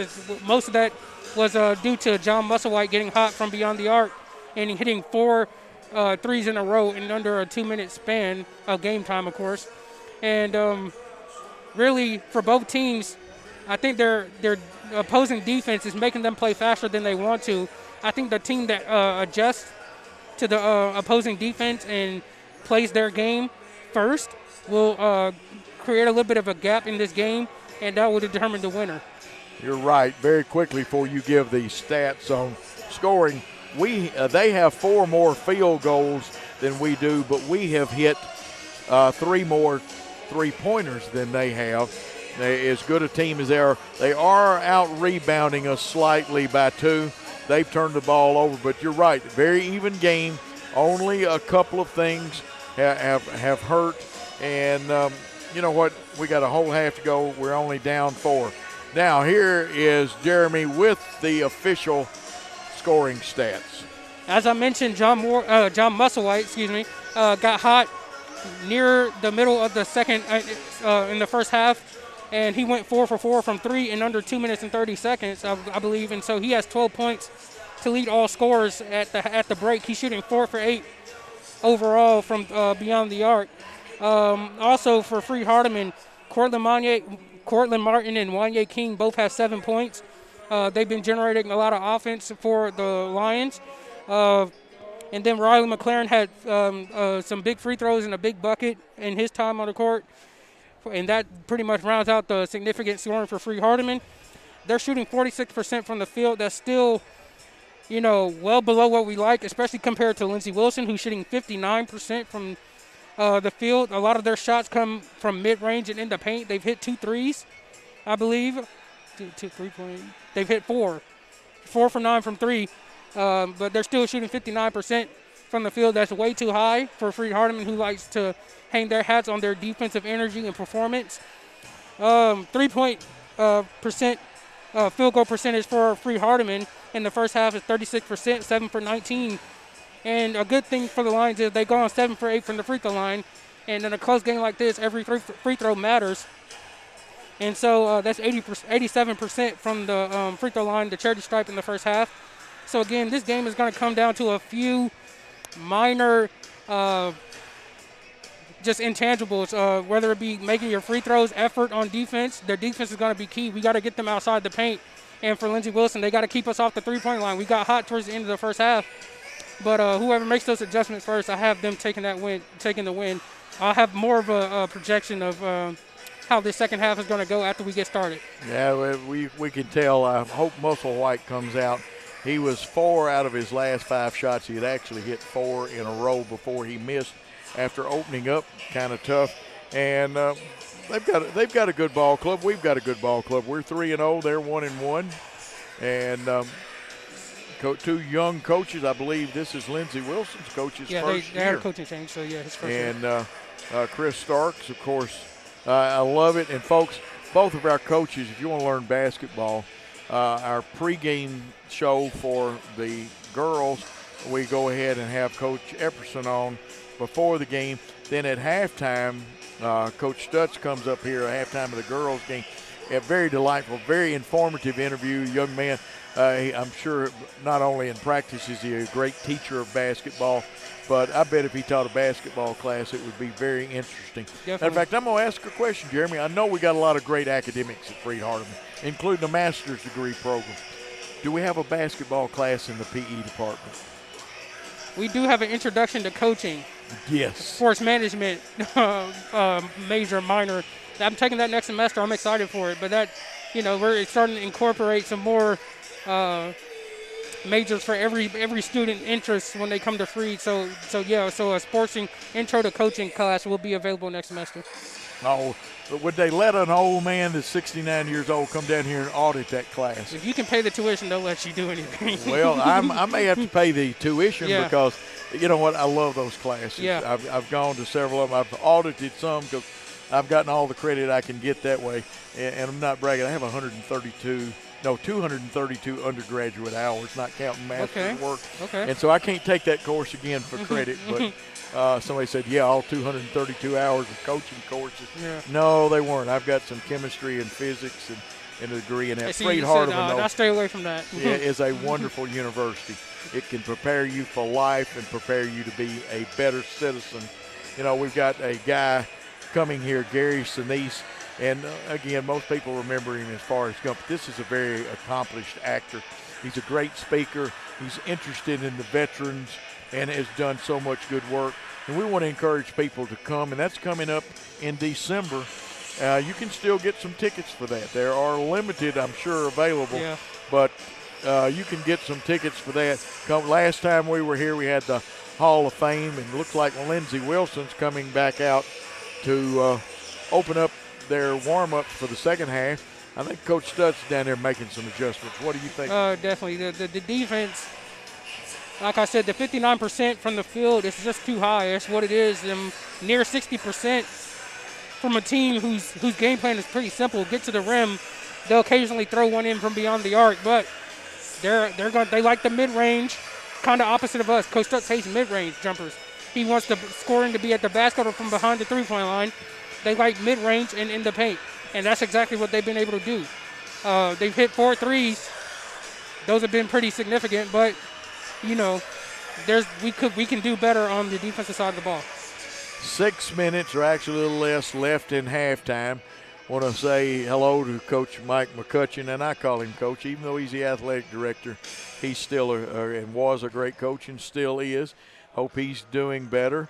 And also want to say hello to the baseball and softball team. Now, some of them are here today, and say hello to their coaches. Of course, one in particular, my buddy David Wade, who I have worked a lot of football broadcast with, and, of course, one of the great officials. He's an assistant softball coach.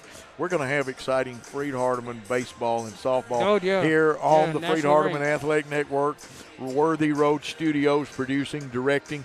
And, folks, you've got as many camera shots from Worthy Road production and studio as you would have at an NBA game or anything like that. Multiple cameras, multiple angles. We always have coaches' interviews. And, of course, Coach Jefferson was so kind in defeat to come back up here and talk in the boys pregame. And we're going to be doing, I think we've got about 10 more of these doubleheaders to do here at home. And who knows where that may lead to in the future. We're getting better every week, adding features back.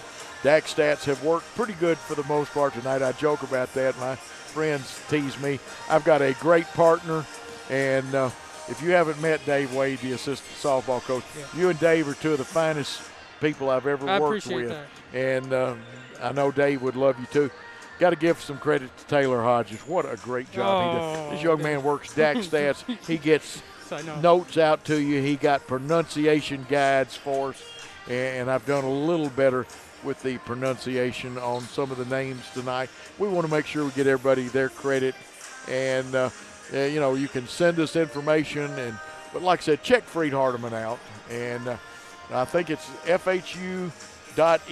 Is that correct? FHU, for academics, yes. Yes, for academics. Yeah. Well, you can get to the athletic site too from there. Yeah. Go FHULions.com. That's right. It's a great place to be, and I tell you what, our producer director is working harder than a cat on a hot tin roof. But I think what we're going to do is tell him there he is waving at us, and I'm moving more. I just got a text from one of my friends that's watching the game, and he said, Coach, you look like somebody sitting on the hot seat moving around, and I have. Plus, I've tried to clear my ear a couple of times. Got one ear that's wanting to stop up on me, and I know why, because it's a long story. But, hey, we've got 3 minutes, 42-38, Freed-Hardeman trailing. and we've taken a little longer time here. We're going to take a timeout. When we come back, we'll let Jeremy set the second half up for you. We'll have more exciting Freed-Hardeman basketball after this. Hello everyone, Gary Sinise here. I can't wait to see you at the Freed-Hardeman Benefit Dinner in December. I hope you'll consider getting tickets or a sponsorship. Every dollar you give will provide scholarships for students at FHU. Help change a life. We're going to have a great time and raise funds for these students. So I'll see you in December, and go Lions.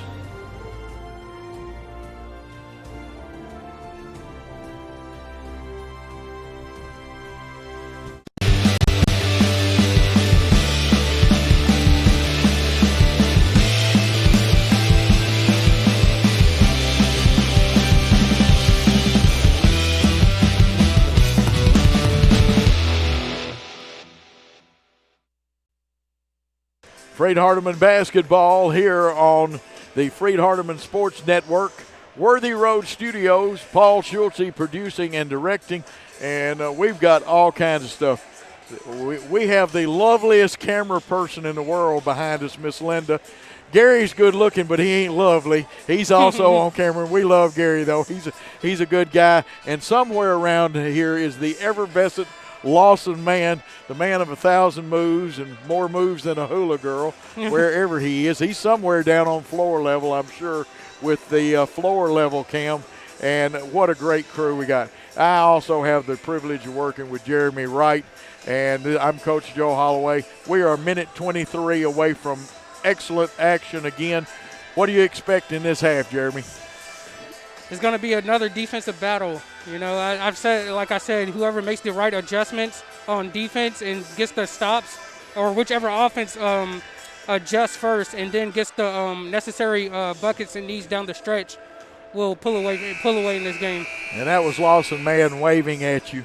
The only thing I say is he's a great cameraman. He's also a producer and director, and so is Gary.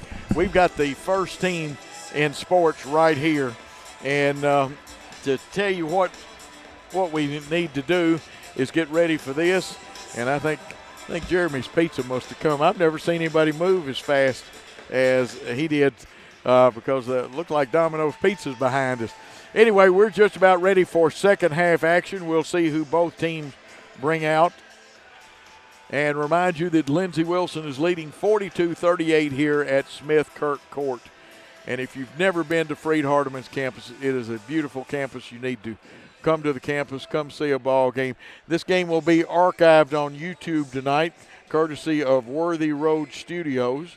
And like I said, Paul works hard at this. And you can always watch these games, the ones we do here at Freed-Hardeman, live on their website. Actually, it's their Facebook site on their website. Paul's trying to tell me, and I don't read lips. Go FHU Lions, and you can watch these games, and they are great. If you haven't seen them, you need to tell. These are for parents, grandparents. We even have players that go back and watch the YouTube, but you can get it on FHU Go Lions and watch it on Facebook. Lindsey Wilson will open up the second half with the basketball, and to inbound it, Trevez Nix is in there, and he's going to get it to Ryan Friday. Ryan Friday, an excellent player on Saturday. And a little attempted humor, not a very good one. Driving on the hole, his gainer. He's cut off. Back around the horn to Friday. Friday to their leading scorer, Elijah Jordan. His three, leaned back, missed it. And they had a man from the perimeter sneak in to steal the rebound, but he also shuffled his feet on that. The call was made on the baseline, belongs to Freed-Hardeman. Here comes Cortland Martin. Now, the reason I'm talking a little more is we know we've got possible people that are just doing the audio. So Cortland Martin's three from the right wing. Three up, three down. Cortland Martin, it's his second three. He had 7 in the first half, give him 10 for the ball game. And now, well, let's see, there's a foul on the floor. It'll belong to Lindsey Wilson. Freed-Hardeman, the offending team. And remember, we're playing by halves, not quarters like we did. And that foul was on Skurlock, and that should be his second foul. Hunter Skurlock. Good man-to-man defense employed, getting the ball into Friday. Driving on the hole is Gaynor, and rebound Wanye King. King coming down the floor behind the back, gets it off Musselwhite, NBA three, in and out. It went down but wouldn't stay. Skurlock rebounds, gets cut off, and nice recovery. Cortland Martin saved that one. Skurlock's got it. 5 out, nobody under. Here's the shot. 3 up, 3 down. Third three of the night.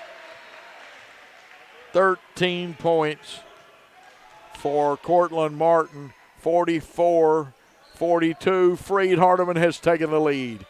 A little dribble weave outside. Here's another dribble handoff. Headed to the basket. Friday gets a high screen. They roll to the basket. No pass stolen away. Cortland Martin right now is everywhere with the steal. Agbata running down the floor. Here's Wanye King, NBA. Yeah. Wanye King with his 10th point. And Lindsey Wilson says, we've had enough. We got to talk it over.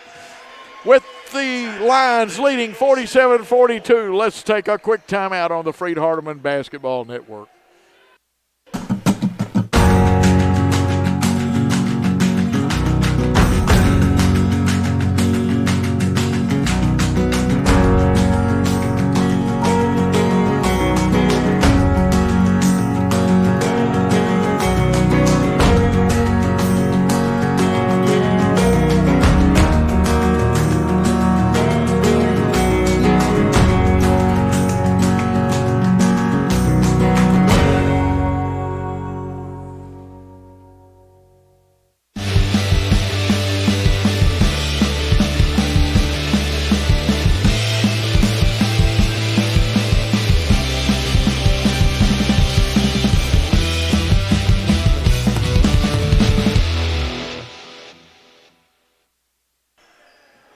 And back after a flurry. Action first by Cortland Martin and then Wanye King with a big three. We've taken a 5-point lead over Lindsey Wilson, playing the kind of basketball Coach Stutz lit them up at halftime. I'm not saying he fussed. He did a great job teaching. Then we go underneath the screen and switch. They're running 4 out, 1 under, but they had a horn set with 2 high posts. Back out to Friday. Ryan Friday goes to the hole. Thought Agbata had the block, but they're going to say that he did foul Ryan Friday. The crowd, especially some of the students and baseball players, don't agree with the call, but they handled that very nicely. Friday will go to the line for 2 free throws. That is the team second. Now the bad news, that is Francis Agbata's 3rd foul, and that's an item. Shot up, as you saw, and no good. Still that 5-point lead. Second one. This one hits the back of the iron but goes in. 5 points for Ryan Friday. Here's the full court pressure. It's more like a 3/4 court press. This time dribbling through it is Cortland Martin. That didn't even phase him to Musselwhite. Skurlock on the dribble handoff. Quickly back. Musselwhite 3 up off the back of the iron. Rebound by Friday for Lindsey Wilson, and now they're running at the 17:35 mark. Tried the Euro step. Ball knocked around, tipped, finally picked up Martin to Wanye King. 3 up from the right wing off the front of the iron. And now running is Ring, or he wanted to, and he gets it off wisely to a guard. Where's my slice of pizza? Let's get Jeremy's mic back on. I'm sorry. That's okay. I'm just that one is good, and you know who they went to, Elijah Jordan. And he hits the shot and gets a 3 out of it. 2-point lead, Freed-Hardeman, but you missed a flurry. Cortland Martin with a couple of threes, a steal, and Wanye King with a 3. We took the lead by 5, and now it's down to 2. Oh, yeah. Come on, Frank. Nice pass, a little deep, and it goes off. Bad angle for Agbata to put it up. He tried it and tried to make the best out of it, but it didn't hit. Lindsey Wilson with the basketball, and I'm going to tell you what, Nix wanted to put it up there. Here comes Gaynor, cut off, leans in, and jumping in there was that Wanye King? Yes, it was, and then Gaynor was all over him like you would put a saddle on a horse. Yeah, great defense right there, forcing a tough shot, him on the move, and then an impromptu turnaround and floater. And then great rebound by Wanye, and then protecting the ball and initiating that foul. Now coming back in for Lindsey Wilson is Josh Smith. I believe he's out of Detroit, Michigan. And they play a little basketball up there in Detroit. Yeah. A basketball hotbed up there. Absolutely. King's pass, boy, that threaded the needle. Yeah. They wanted Muscle White cutting the basket. They couldn't get it. And it looks like Logan Bonds has come back into the football or basketball game. There it is. There got to be a foul there. Yes, a chance for an old-fashioned three-point play for Agbada. Great pass by Logan Bonds. Cortland Martin drew all the attention. Preston Agbada's wide open. Way to finish. I think he tried to punch it home, but the ball still went in.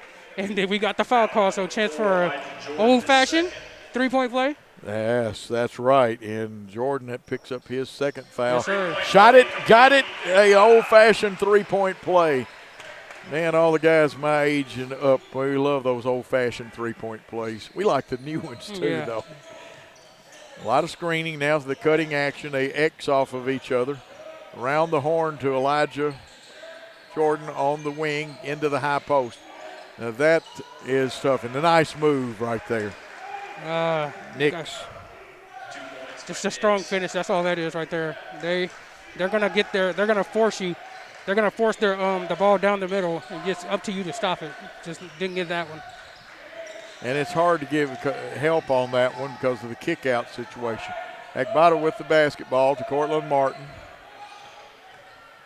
Cortland wanted to shoot it, gives it to Wanye King. Shoot and catch. It's off the iron. They had the block out. We've got the numbers back, but they're going to bring it at us. Oh. They're going to call a chest foul on Logan Bonds. It's just contact, bro. It's basketball. You know what the word all coaches ask for is consistency. They've been consistent. The consistency's there. It's basketball. You're gonna bump bodies. All right. Now we double down on him. We take the double off. Good job by John Moore. Uh-huh. Interesting. They said it must have been off of us.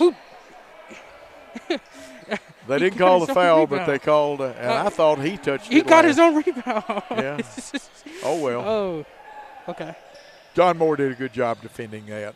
Cundiff wanted to drive, throws it to Josh Smith. It comes off the iron, and now they're going to say we have another hands foul hitting, and that looked like it may be on Muscle White. Yeah, you got those first shots, rebounds are going to be very crucial down the stretch because they're much more efficient as everybody is off the second shot.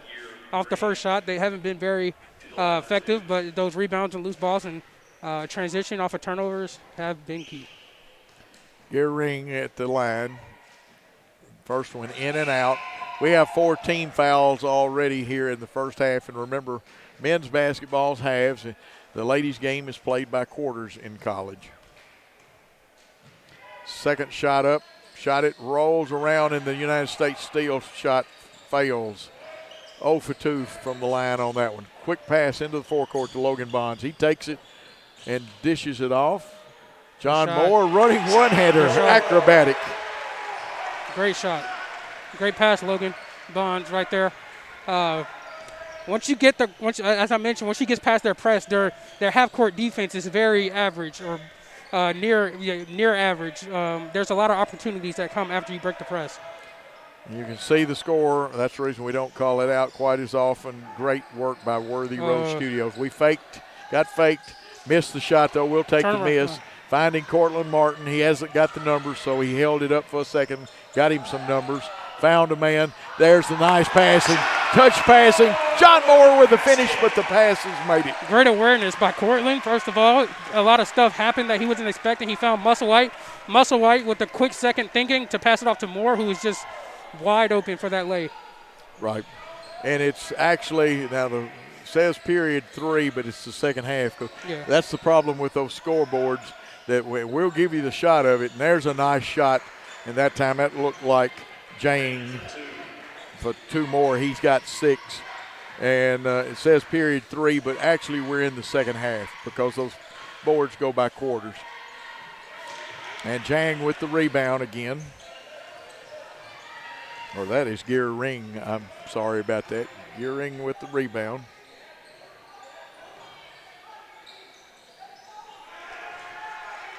And another 2-point Bucket there, long pass, very good. John Moore caught it in a disadvantaged position. 3-point play coming up. Oh, he my. made the most. He made the most out of nothing then. Oh, my. Fresh out of high school. How about that? Yeah. Showing the flexion muscles right there and a little bit of intensity. Foul number 25, Ring, is third. Yeah, Oh, that's my. third one on Ring. John Moore from Somerset High School in Somerset, Kentucky. And that patience. He got the outlet pass. He had room. Way to good eye from Cortland getting that pass there. He took his time, got to where he was comfortable, fadeed away with the contact, and one 3-point play on the line right here. Yeah, John has not been to the – yes, he has 2 for 2. And I missed him. I jinxed said him, it. I guess. You did it. I jinxed him. 3 team fouls on Lindsey Wilson at the 13-10 mark. 5-point lead, Lions. It's on defense right here. You got to, once we get a few stops here and some more points on offense where we're thriving right now, separate. Dawson Bailey, you got to watch the spin move. He did a good job of playing. 3-pointer up by Cundiff. He misses. He's solely looking for threes. King with the rebound. And Wanye King, he's seeing the whole floor, but he says, I'm going to the hole. Whoa, where's the handcuff foul? Yeah. They had a better view than I did, though. Here's the pass in low. Up, no good. Rebound, John Moore again. John Moore's been a busy man the last couple of minutes. Uh-oh. Cortland Martin failing it. That is his 4th 3 of the night. There he goes. 16 points, and he's got over 1,000, way over 1,000 well in his 1,000. career. I believe over 13, probably over 1,400 now. I'll get the – oh, no. Yes, that's got to be a charge. Foul. That's got to be Yes. a charge, dog. Give that young man a credit card for charging. No, I don't – okay, I was about to say I didn't see the behind the head and the fist pump the opposite direction. I was about to say they did not call that a block. Actually, one of my favorite calls, and that was Ryan Friday. Just his first foul, but a very important foul, a defensive. Coaches love that stat right there, how many charges. Now we'll come up, make it a full court press. With the long arm span, they're trying to cut and dictate the ball into this little pocket. And let's see if they can get the trap on it. They do, but we get out. We go side, middle, side. Cross-court pass, and you got the big man, Agbata, with it, and they hand off and give it to Cortland Martin. Wanted the high screen, but didn't use it. Looking into the high post, Agbata, jump hook, it's good. Like I said, their half-court defense after they get out of a press is very average, and that's where the Lions are capitalizing right now. That's 5 for Agbata. What a great job he's doing down there in the low post area, offensively and defensively. Here's the dribble weave. This is their man, Elijah Jordan, and that time he kind of faked himself out, and you got to give Dawson credit. Oh, yeah. Right there on the ball, Dawson Bailey. Here's Wanye Martin. I see they need to give 10 a search warrant where his hands were. Here's King. He wanted it. Shot didn't fall, but I'm going to tell you what. The old expression, or the new expression, is breaking somebody's ankle. Yeah, I'd say that was an ankle breaker. Foul number 24, Francis Agbata, is 4th. That is an item there. Oh, no. Francis I heard Agbata that. picks up his 4th foul, Jeremy. Aggressive, though. Again, with these refs, he had a fair fight for the rebound. He wasn't going to get the ball. I mean, he did reach over the bag, so I guess, give him that call. And they're going to take a timeout. We're going to take a timeout here on the Freed-Hardeman Basketball Network with Freed-Hardeman leading by 10. Hello everyone, Gary Sinise here. I can't wait to see you at the Freed-Hardeman Benefit Dinner in December. I hope you'll consider getting tickets or a sponsorship. Every dollar you give will provide scholarships for students at FHU. Help change a life. We're going to have a great time and raise funds for these students. So I'll see you in December, and go Lions.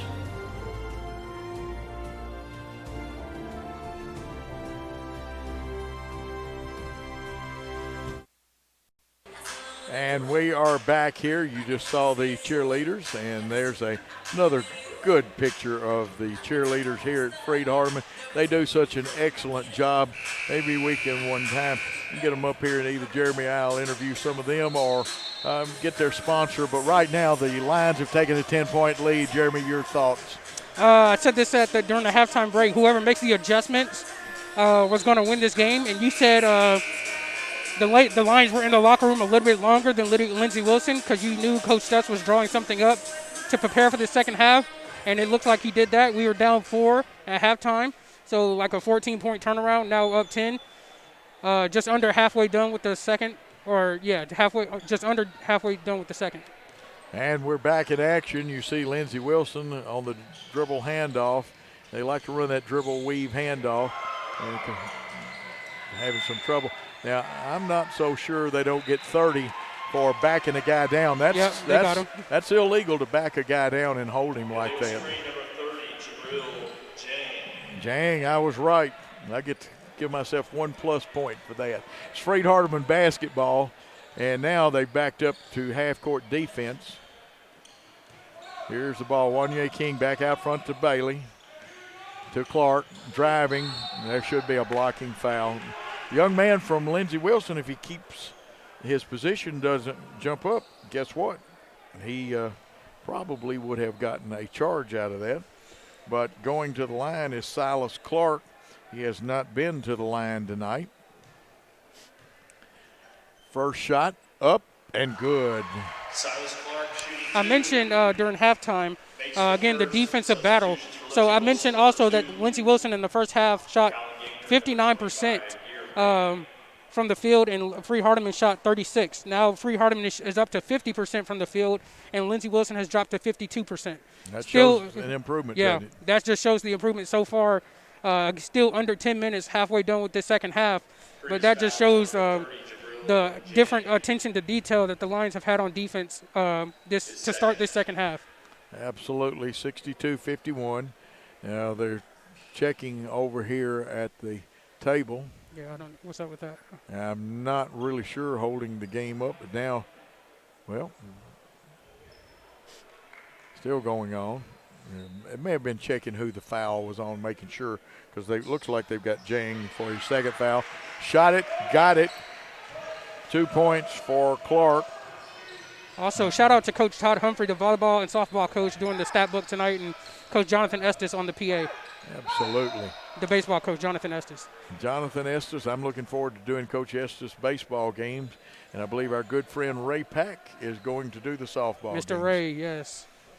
You're going to come He's help listening. me do a little baseball? Of course. I have to do a little bit of research before I step in the baseball booth, but Mr. Ray, I'm excited. I love working with Mr. Ray. I do. He's one of the finest gentlemen you will ever want to know. First shot by Gaynor up and no good. Gaynor had 7 points in the first half. Second one, shot it, bounced off. Yep. I bet they get number 10 for over the back. What do you think? Good call. Great. You were right on top of that. The refs, a lot of things are starting to slightly turn our favor. We got to put our foot on the gas here and, get this game out of reach.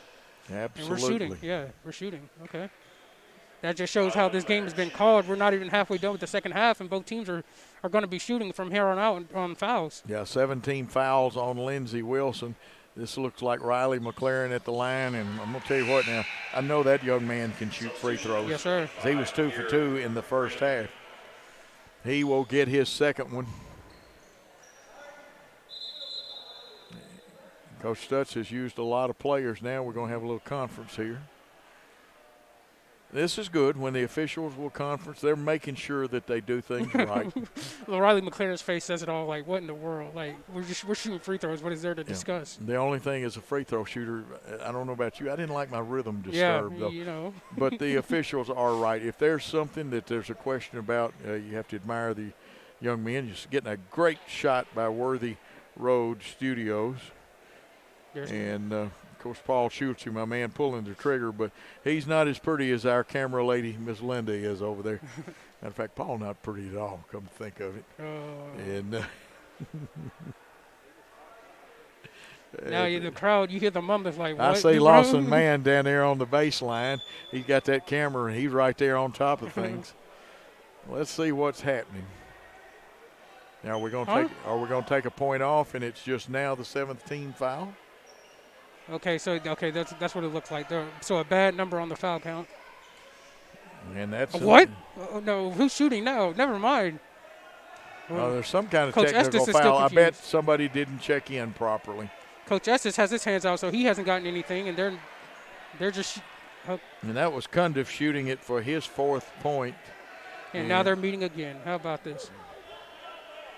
Delay a game on the refs. Now John Moore kind of questioning what is wrong. This is interesting. Maybe in the post-game interview we can find out what happened. Now, if this is the case, then Riley should get to take one more shot. Regardless, if the foul count is correct, never seen anything like this before. Folks, I'm sorry, I can't sort this one out without Coach the Estes, official. The PA address is in the dark. We're in the dark. The players are in the dark. Okay, now. What are they doing? Riley McLaren should step back now to the line. It looks like John Moore's going to shoot one. John Moore's going to shoot one. Maybe John's the proper shooter. It's 64-52 is what the scoreboard says. And I don't blame Coach Stutz. I'd want an explanation, too. He misses that shot. 3 different free throw shooters during that sequence over. So, anyway, a little confusing here. We'll get it straightened out. Driving, Elijah Jordan kicks it off for Lindsey Wilson. They've got it in corner. Post feed. Spin, face up, kick out, 3-pointer. Is missed. Rebound, though, and there's Cundiff. Cundiff seems like he's kind of one of those guys that picks up the junk rebounds, hits the tough free throws. Nice drive. Bailey, finger roll. It's in there. That's right, Dawson Bailey. Great his take. First 2. Euro step. He saw the defender setting up for a charge. He slid by him, got the roll. Jordan shot missed. Rebound, Wanye King. Wanye streaking down the floor. A little stutter step, kick out to McLaren. Euro step again, running one-hander. McLaren. Oh, my. That's how you feel, 13? Absolutely. Here we go. They wanted to load up that 3. Jordan's with it. Up. Oh, almost a steal. We got a hand on it. Nick's breaking us down a little bit. Missing. Rebound, Riley McLaren. They get back. They've got the numbers. A little stutter step, hesitation. You'll take it towards the baseline, bring it out. They set it with Wanye King on the point. Gets a high screen from Bailey. Bailey on the step out. There's the running shot. Wanye King. He's got 5 in the half, 12 in the contest. And things are just rolling. Oh, my. That was a nice floater. A key skill for a guard is sometimes you decide not to go glass. You saw the defender's taller defender at that anticipating the ball going off the glass, and he went straight up, and the ball went in. 13 points now for Elijah Jordan. I got a feeling the 8:50 mark, Elijah Jordan's going to handle the basketball a whole lot more. Freed-Hardeman wants to talk it over. I got a feeling defensive strategy will be part of this. While they talk it over, we want you to take this time out with us and look at some exciting messages from Freed-Hardeman University and Worthy Road Studios on the Freed-Hardeman Network.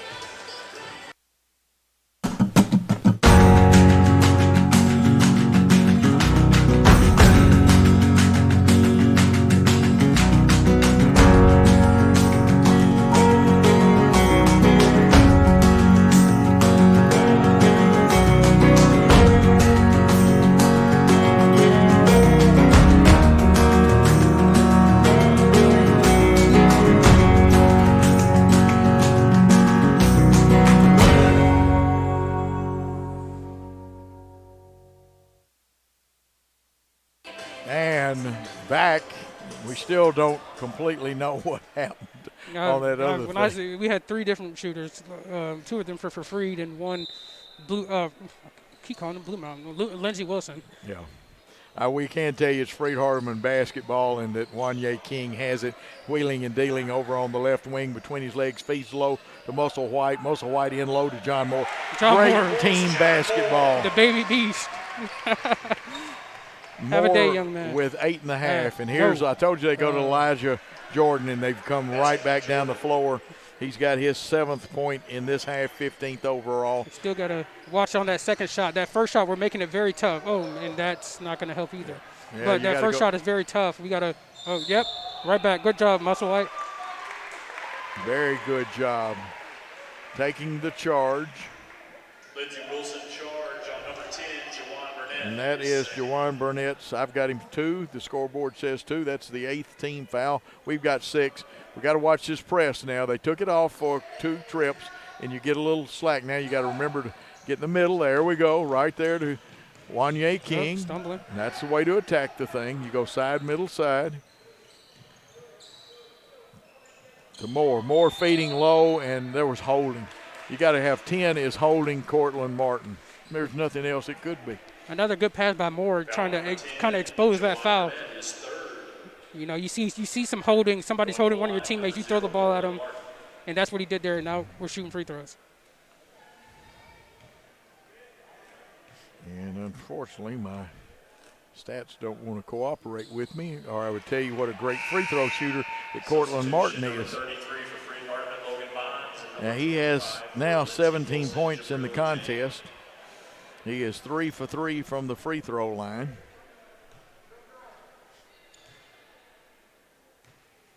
Nothing but silence.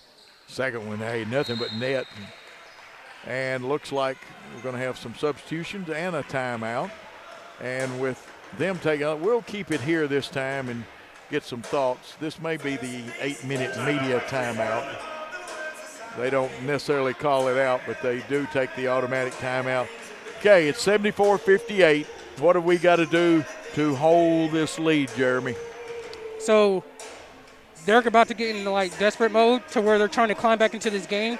So all their drives are going to be a lot more intense, and they're going to be a lot more set on going to the basket because that's where they get their points. So that gives us a lot of opportunities set up for charges, like John Musselwhite had on Lindsey Wilson's last possession, and we got to limit them to one shot. Our first shot defense has been very good, and then it's when they get the second shot, third shot, however many shots, and then they eventually score. That's when they get their points. Okay, so we got to rebound, hold them to one shot. If we hold them to one shot more times than not, it's going to go in our favor because they all their shots are getting in the paint, and we've been cutting that off a good deal this second half. So we do all that stuff, and then we keep scoring on offense at a good rate. We can easily pull away in this game even more. Absolutely. We got people waving. We got them on camera. Cortland Martin has 18 points. Wanye King 12. John Moore 10. Musselwhite 12 there on the floor along with Bonds. And Cundiff 9 for them. Gaynor 7. Jordan has 16. Nix 4. And Ring 7. That's who's on the floor for Lindsey Wilson. Nice turnover in our favor. Yep. Just that pressure defense that we're talking about. They're playing, like I said, they're going to be playing faster and more intense. So that gives that gives Freed a higher chance to capitalize off of their error. Charges, unforced errors like we saw there. And we got to do our job on the offensive end too. Just still 7 minutes, that's a lot of time. Dribble handoff over to John Moore now to Cortland Martin, who wanted to go behind his back, but he's going to shake and bake. Musselwhite tries to get some distance, goes in, goes up, loses the ball, but I think he got handcuffed on that one. Good job by Musselwhite. Again, he's feeling the contact. The way the refs are calling this game, I'd take my chances like he did there. It was more obvious than probably what I expected, but they're calling this game so close. You create any type of contact, you're probably going to the line. Cundiff has 2 points or 2 fouls now. Musselwhite at the line for the first one. A little bit of a steal, United States steal shot, but it rolls in. Take it any way you can get it, huh? That gives him 13 on the night. Trying for 14. Eyes it, tries it, buys it. John Musselwhite, 14 big points, 76-58. Working outside, Jordan coming off at baseline screen. We switch, they lob, and they miss up on it. The timing was just a little off. We've got the ball. Cortland Martin, Musselwhite fakes, drives to the hole, wanted to stuff it, was going to try to stuff it left-handed. They get the rebound now. They're running. Pulling up, we foul. Logan Bonds that time got caught. Sometimes you can get away with hitting that shooter under the hand. Yeah, that one right there, that's Number 33, Logan Bonds is second. 10 times out of 10 on that. Lindsey Wilson, number 11, Trevez Nix. Nix Has 4 points in the contest. 2 players on the last 2 possessions tried to bring the house down. Alley-oop failed by Lindsey Wilson, and John Musselwhite tried to Left-handed stuff is what it was going to be. And the left-hander, Devez Nix, hits his first free throw, his 5th point of the night. Agbata comes in at 7 minutes with 4 fouls. But this is one of those times they want to shut down right now because they're trying to lob and pull some stuff on us right now. We need the big man's presence. Left-handed free throw, got it. And so Nix hits 2. He's got 6. Here's the pressure. Martin trap, gets it out of the trap. Long pass to Wanye King. He's got it in the forecourt. And nice pass off. Very wisely bring it back outside and let's set it because you don't want to do anything off balance right now. We're in a good rhythm. Just pull it out. Great job. A little dribble handoff or dribble handoff screen. You can use those just like screen. NBA 3. Martin's failing it. Martin is failing it. I've got him with 5 threes, and that should be 21 points. There he goes. He's in a zone. I told you that shot was going to start falling, and once it did, we're going to take off in this game. Travel. Agbata hustled over there. Martin almost with the steal. Gaynor drives that running one-hander. I thought he cleared out a little bit, but I'm not an NBA referee. There's the long pass. This one's going down. Yes, it did. Flushed by Agbata. Francis Agbata with his 7th point. Yeah, Frank. And he did flush that one. Here we go. 81-62, 5:55 left and counting. Elijah Jordan gets rid of it to Nix. Nix has a nice shot from out there. Trevez Nix and another timeout. They call a timeout with the Freed-Hardeman Lions leading 81-65. Let's take a short timeout on the Freed-Hardeman Basketball Network.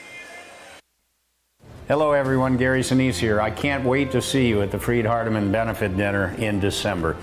I hope you'll consider getting tickets or a sponsorship. Every dollar you give will provide scholarships for students at FHU. Help change a life. We're going to have a great time and raise funds for these students. So I'll see you in December, and go Lions.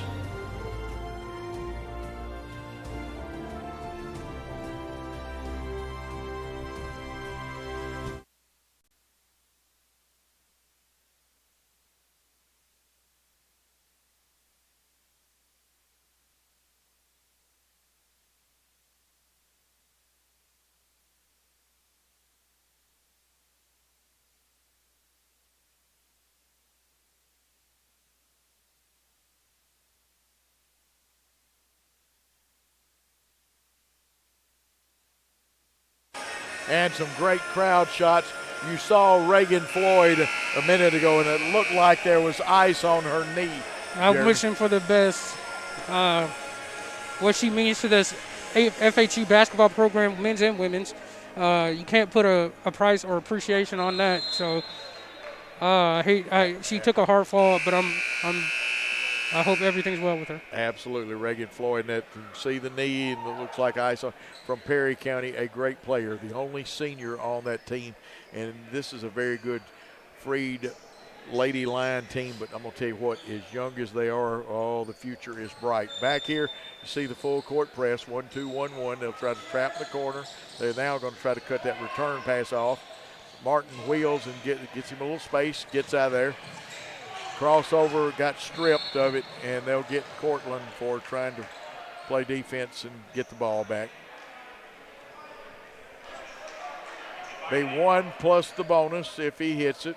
Going to the line will be number 55, Josh Smith. Smith has 2 points according to my calculations. His first free throw, shot it, got it. We do kind of need to watch to see if he is going over the line, though. I know he didn't that time, but sometimes shooters that shoot like that, their momentum will take them over the line. Second one dances around but falls through. He's got 4. Here's the press again. They get it to Cortland Martin. He's quickly to Logan Bond. Goaltending. Oh, my gosh. Oh, my goodness. They just missed a blatant goaltend. Now, this outside official is shaking and saying no. No. If it's any part of the rim above any part of the ball above the rim, it is goaltending. This will be on YouTube later tonight, so you can go back and watch that yourself. That's right. It'll be on YouTube. But You can look this game up on YouTube. And we'll have it. There we go. We got the ball inbounds to Musselwhite. He'll hand off to Cortland Martin, who checks that clock out. Checks his lead and how much time. 12 seconds on the shot clock. Musselwhite looked, but he wasn't going to shoot three. Wanye King running one-hander. Floater up and good. King, 7.5. 7 plus 7 makes 14. He's got 7 in both halves. 5 minutes and under now. It's in the 4-minute.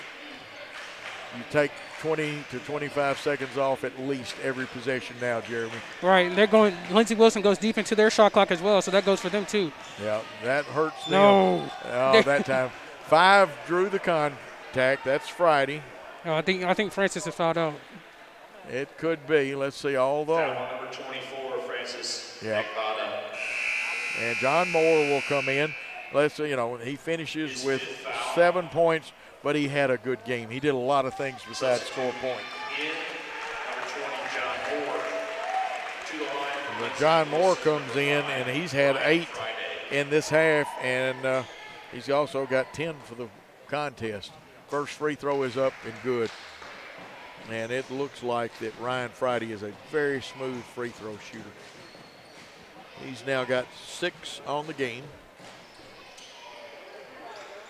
Misses. Maybe I jinxed him. Hope I did. No, yep. that's terrible to say. No. That. There we go. Musselwhite looking nice bounce pass, but we kind of a little bit booted too it much a little English. bit. Yeah, a little spin to it.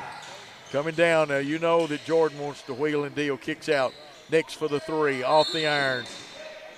They may get Logan Bonds for backing. No, that'll be Musselwhite. Yeah. They'll get him for backing the guy out on the rebound and then turning your hands in and holding. To the line, number 55, Josh Smith.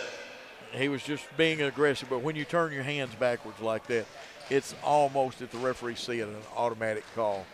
Smith, the left-hander, at the line. He's 2 for 2 now. He's 3 for 3. There's still time for them to come back, so we don't need to get to the point, and these fouls are mounting up on us. Double bonus for both teams. That one missed. Musselwhite with the rebound gives it to Cortland Martin, and they're going to press some in backcourt now on misses. You got to be careful. That's a dangerous move, but he got through. King kicks it out. Musselwhite's 3 up, 3 down. John Musselwhite, his 5th 3 of the day. 17 for him. Now, we are the number 2 3-point team in the nation, aren't we? Yes, sir. Or that, okay, that's surprising. That's surprising to me. I would say very close. That's where we want to be, but yep. And I think that's for one game that we shot. Okay, yeah. We had 15. One other team's had 16, but we've had 10 threes out of just Martin and Musselwhite today. Yeah, last Thursday, a week ago against Crowley's Ridge, we set the single game 3-point record, program single game record with 26 threes. That's right. Don't foul, guys. Do the best you can. That's a foul. Goodness. Now, Logan Bonds just got mugged. Yeah, Logan. Just go knock him down. Go knock him down. He got fouled twice. And keep that nice, serious face, and after you get across half court, you can smile he's again got one if face. you want to. That's a good thing about Logan. Foul number 11, Trevez Nix. Trevez Nix with the foul. That's just Nick's first foul. 3:50, the clock arrested right now. 2 shots. Bonds has not been to the free throw line, and that one off the back of the iron hits the front and comes out. Gaynor coming back in. He likes to penetrate. Let's see who else is back in for them.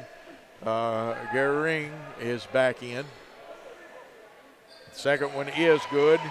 And now Logan Bonds in the book. 87-69. They roll the ball up the floor to save a little bit of time.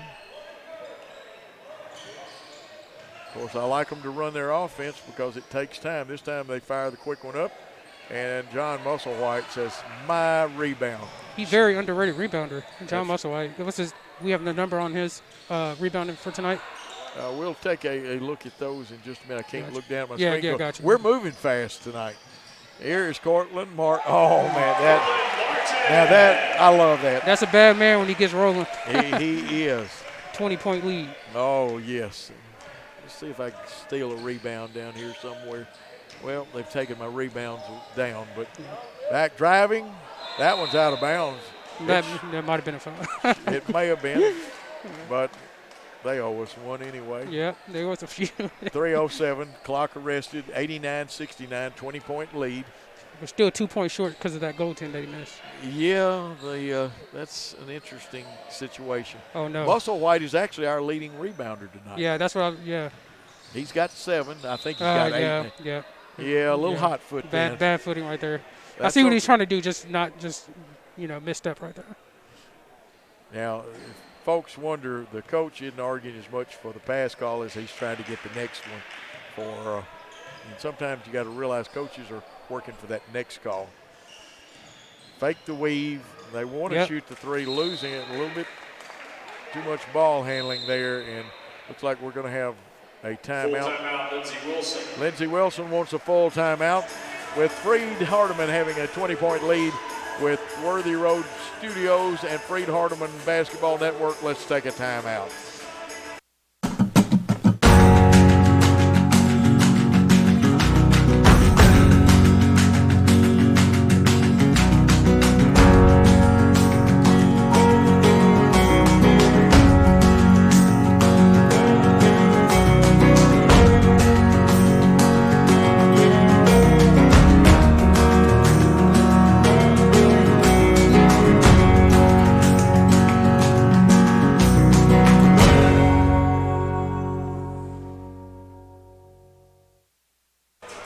Back at Smith Kirk Court in the Brewer Sports Center of Freed-Hardeman University.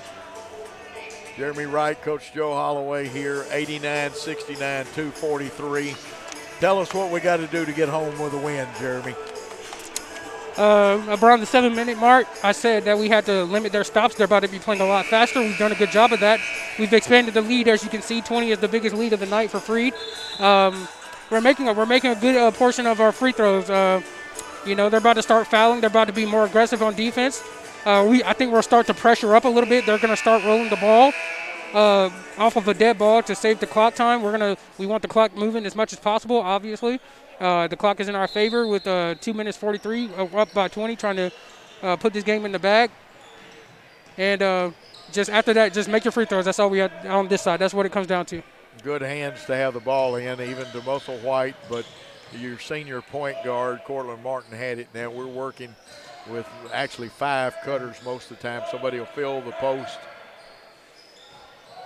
There we go. Here's the shot. That one a little short.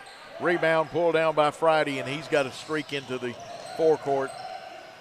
Spins, and the only reason I don't like that call is the official who is completely blocked out from the play and cannot see the hands.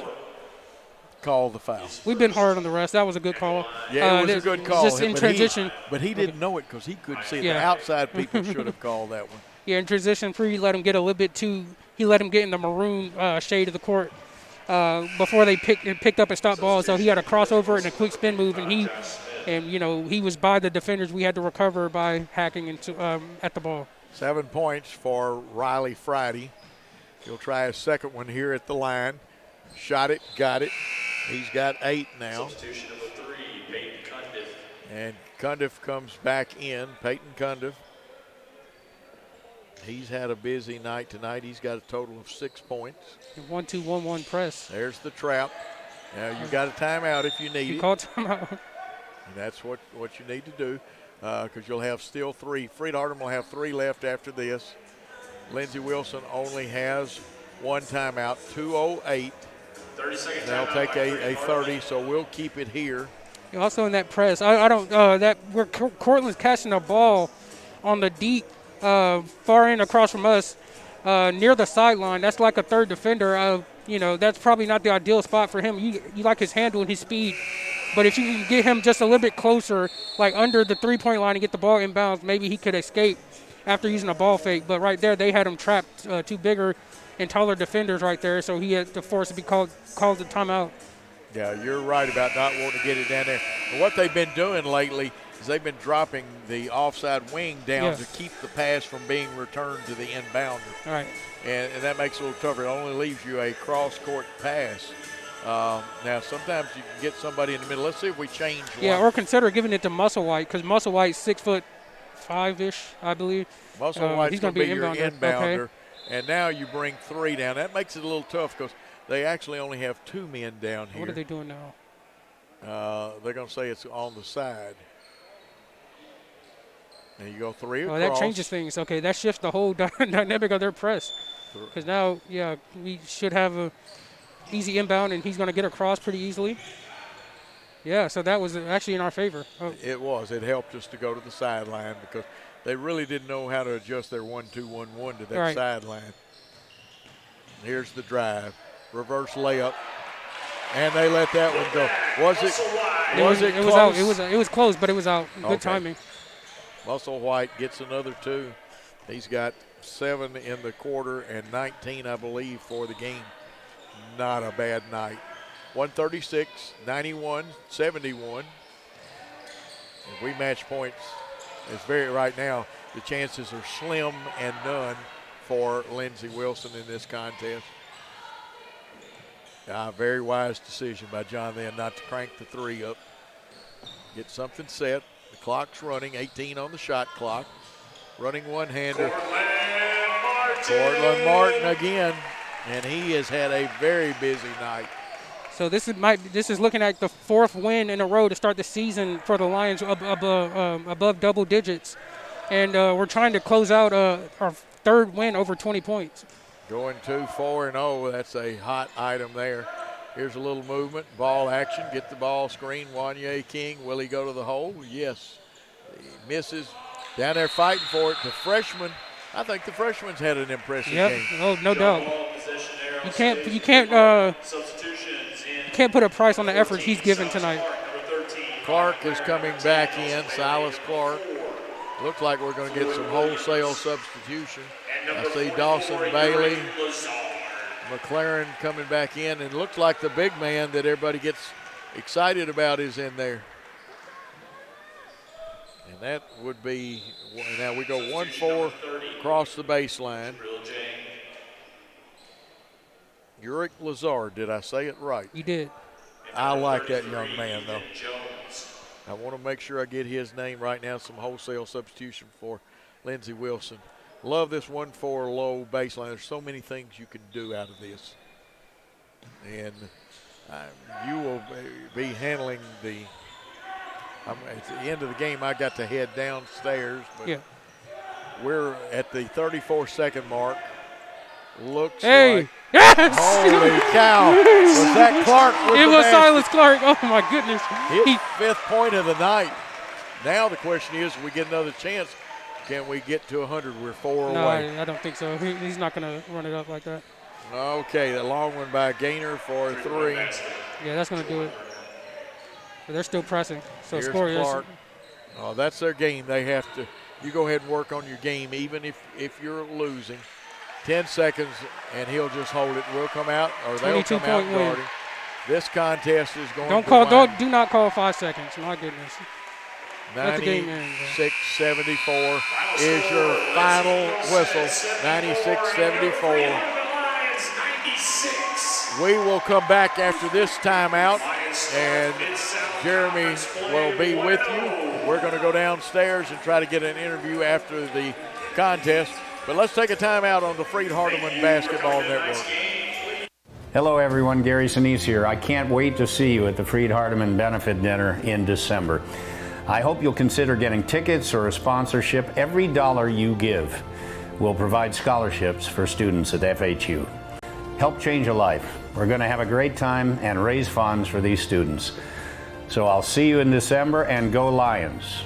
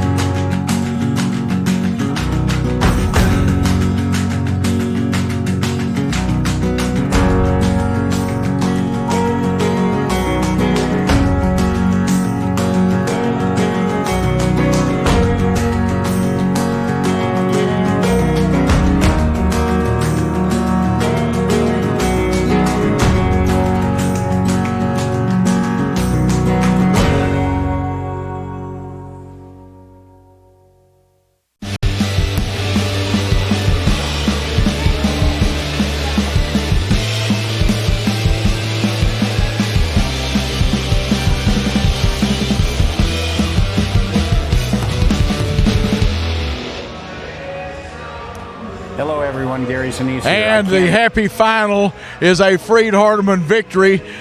Not quite a tale of two halves, but a little bit of difference in the first and second half. Coach, what was the difference in the first half and the second half?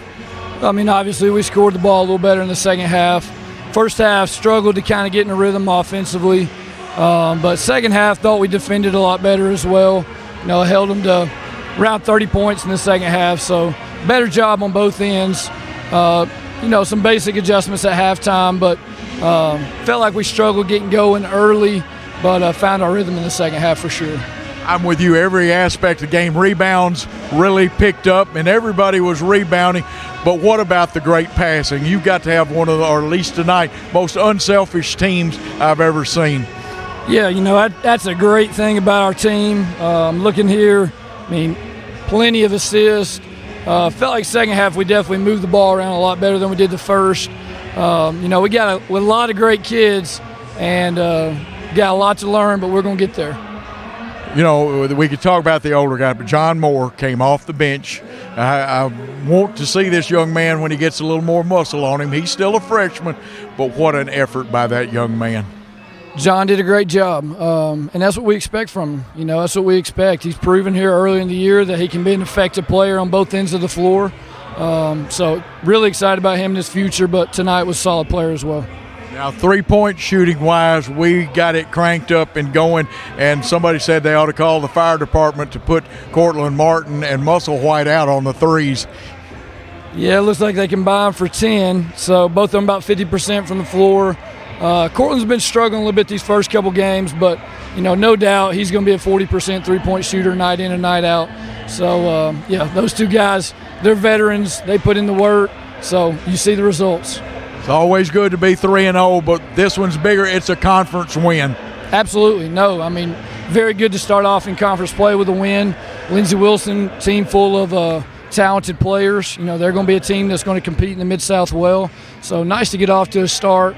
Felt like we probably could have stretched the lead a little bit and made even more of a statement win, but still happy to get started with a win tonight. Good bench participation. Everybody that came in contributed, big plays and the hustling.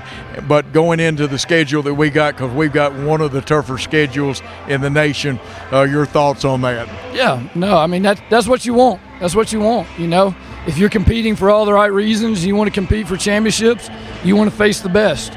Ultimately, that's what's going to make you a good team. Can't get too concerned about your win-loss. You just got to get concerned with one possession at a time, one game at a time, and you want to be challenged. You want to be challenged. You don't want to show up with easy wins. You want to have to fight for it, and ultimately that's what's going to make us the team that we want to become. Coach, your turn to talk to all those good Freed-Hardeman fans that are proud of this win. Again, tonight, great turnout. I bet we had probably 200 students here. Home side again was full, especially with this week being finals week. Unsure of what's going to happen with COVID and how many people are going to be here night in and night out. But, we got one of the better fan bases in NAIA, and they consistently show up, and we want to play hard for them and put on a good show. Coach, congratulations on a great win. Thank you. Appreciate it. And those are some good words from Coach Drew Stutz after the Lions improved to 4-0. And through 4 games, you simply cannot ask for a better start. There's a lot of talk about Freed-Hardeman joining the Mid-South. Mid-South is one of the best conferences in the country when it comes to men's and women's NAIA basketball. But this team is built and ready to compete in this league for the foreseeable future. In the second half, when the Lions took off in this game, they really capitalized on the halftime break on their defense. Okay, in the first half, the Blue Raiders shot 59% from the field. You're not going to lead in too many games like that. They turned a 4-point halftime deficit, the Lions did, into a 22-point victory, as Coach Stutz just spoke on. And a lot of that is just attention to detail and intensity. That defense really, they turned a 59% shooting from the field for Lindsey Wilson into 47% for the game. So that's a big turnaround.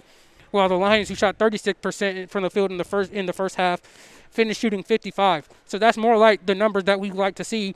That's for anybody, to be honest. But that's just such a big turnaround, and that explains in a shell how the Lions overcame their halftime deficit to a lopsided win. And I'm sure you've talked about it already. Jeremy Wright does such a great job. Cortland Martin, it's not just the points. He had 6 assists to go with that. All right. Yeah, he can not only scoring but facilitating. We mentioned last Thursday that the Lions broke the 3-point single-game scoring record in the FHU history.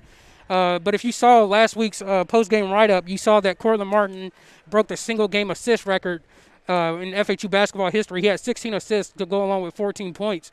Not 16 assist night, but he had 25 points, which is you're going to see this a lot. And once he gets going, everything starts to fall into place for this offense. That's what I was saying in the first half. We struggled. Musselwhite struggled early. He got hot in the first half.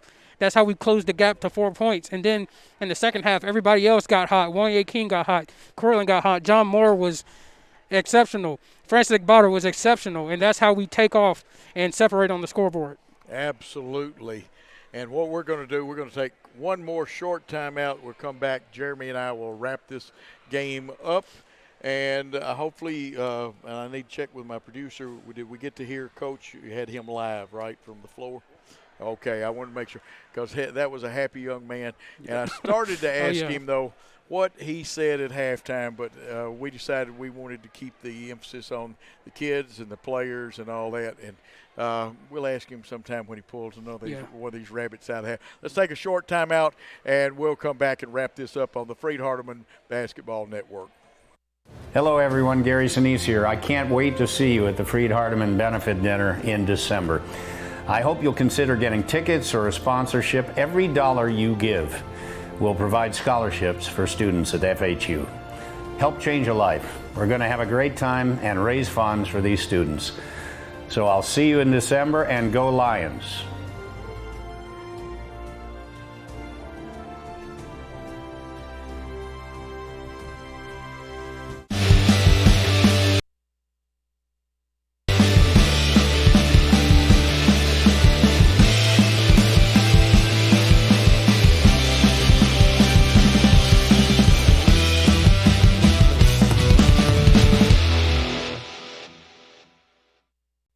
And back at the beautiful campus of Freed-Hardeman at Smith Kirk Court Brewer Sports Center. And the happy score in the men's game, 93-71. Freed-Hardeman, a big winner. Down on the floor, Coach and I kind of label it a tale of two halves. Now, we had some good moments in that first half, but a big second half. And what we outscored them, 58-32. I didn't even touch on that, but that's key in this win. That really is. The ladies' game, unfortunately, we came up 15 points short. We played hard, had a lot of good shots, and Reagan Floyd hurt in that one, 75-60, the unhappy final. But the ladies will bounce back. They've got a great young ball club. Reagan, the only senior, let's all say a prayer for her. And, of course, keep anybody that's sick and got COVID or any other sickness in your prayers right now. And let's do that. And, any final thoughts about this contest, Jeremy? This is a great start to conference play. I mentioned the rigor of the Mid-South Conference. It will get tougher as the season goes on, but this was a good start. To open Mid-South Conference play, we couldn't have asked for two better opponents to start out with. We go to Cumberland on Saturday, Cumberland and Lebanon, Tennessee. So that's another chance, to keep this winning streak alive. We have a good chance to go in there and compete and have a great chance to, I believe, come away with a victory. And how nice would it be for the newcomers to the conference to go start out 2-0 on the season in their first roundabout in the Mid-South? Absolutely.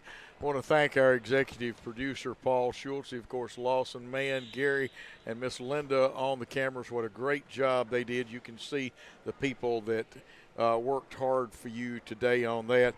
Also, I want to thank Taylor Hodges, the outstanding work he does as a young man as sports information director. Of course, the administration here at FHU, and even though he wasn't here, his organizational leadership. Mike McCutcheon, who's a little under the weather right now, we want to get Coach Well, and we want to get him up here and interview him. We'll put a third mic, and we'll he grill, loved that. We'll Yes, grill sir. him one day. He loves to get on it. He would. He was a great coach his time. But for the Freed-Hardeman administration and all the people that helped bring you this basketball game, we're going to say thanks for your time this time. Till next time. Good day, all.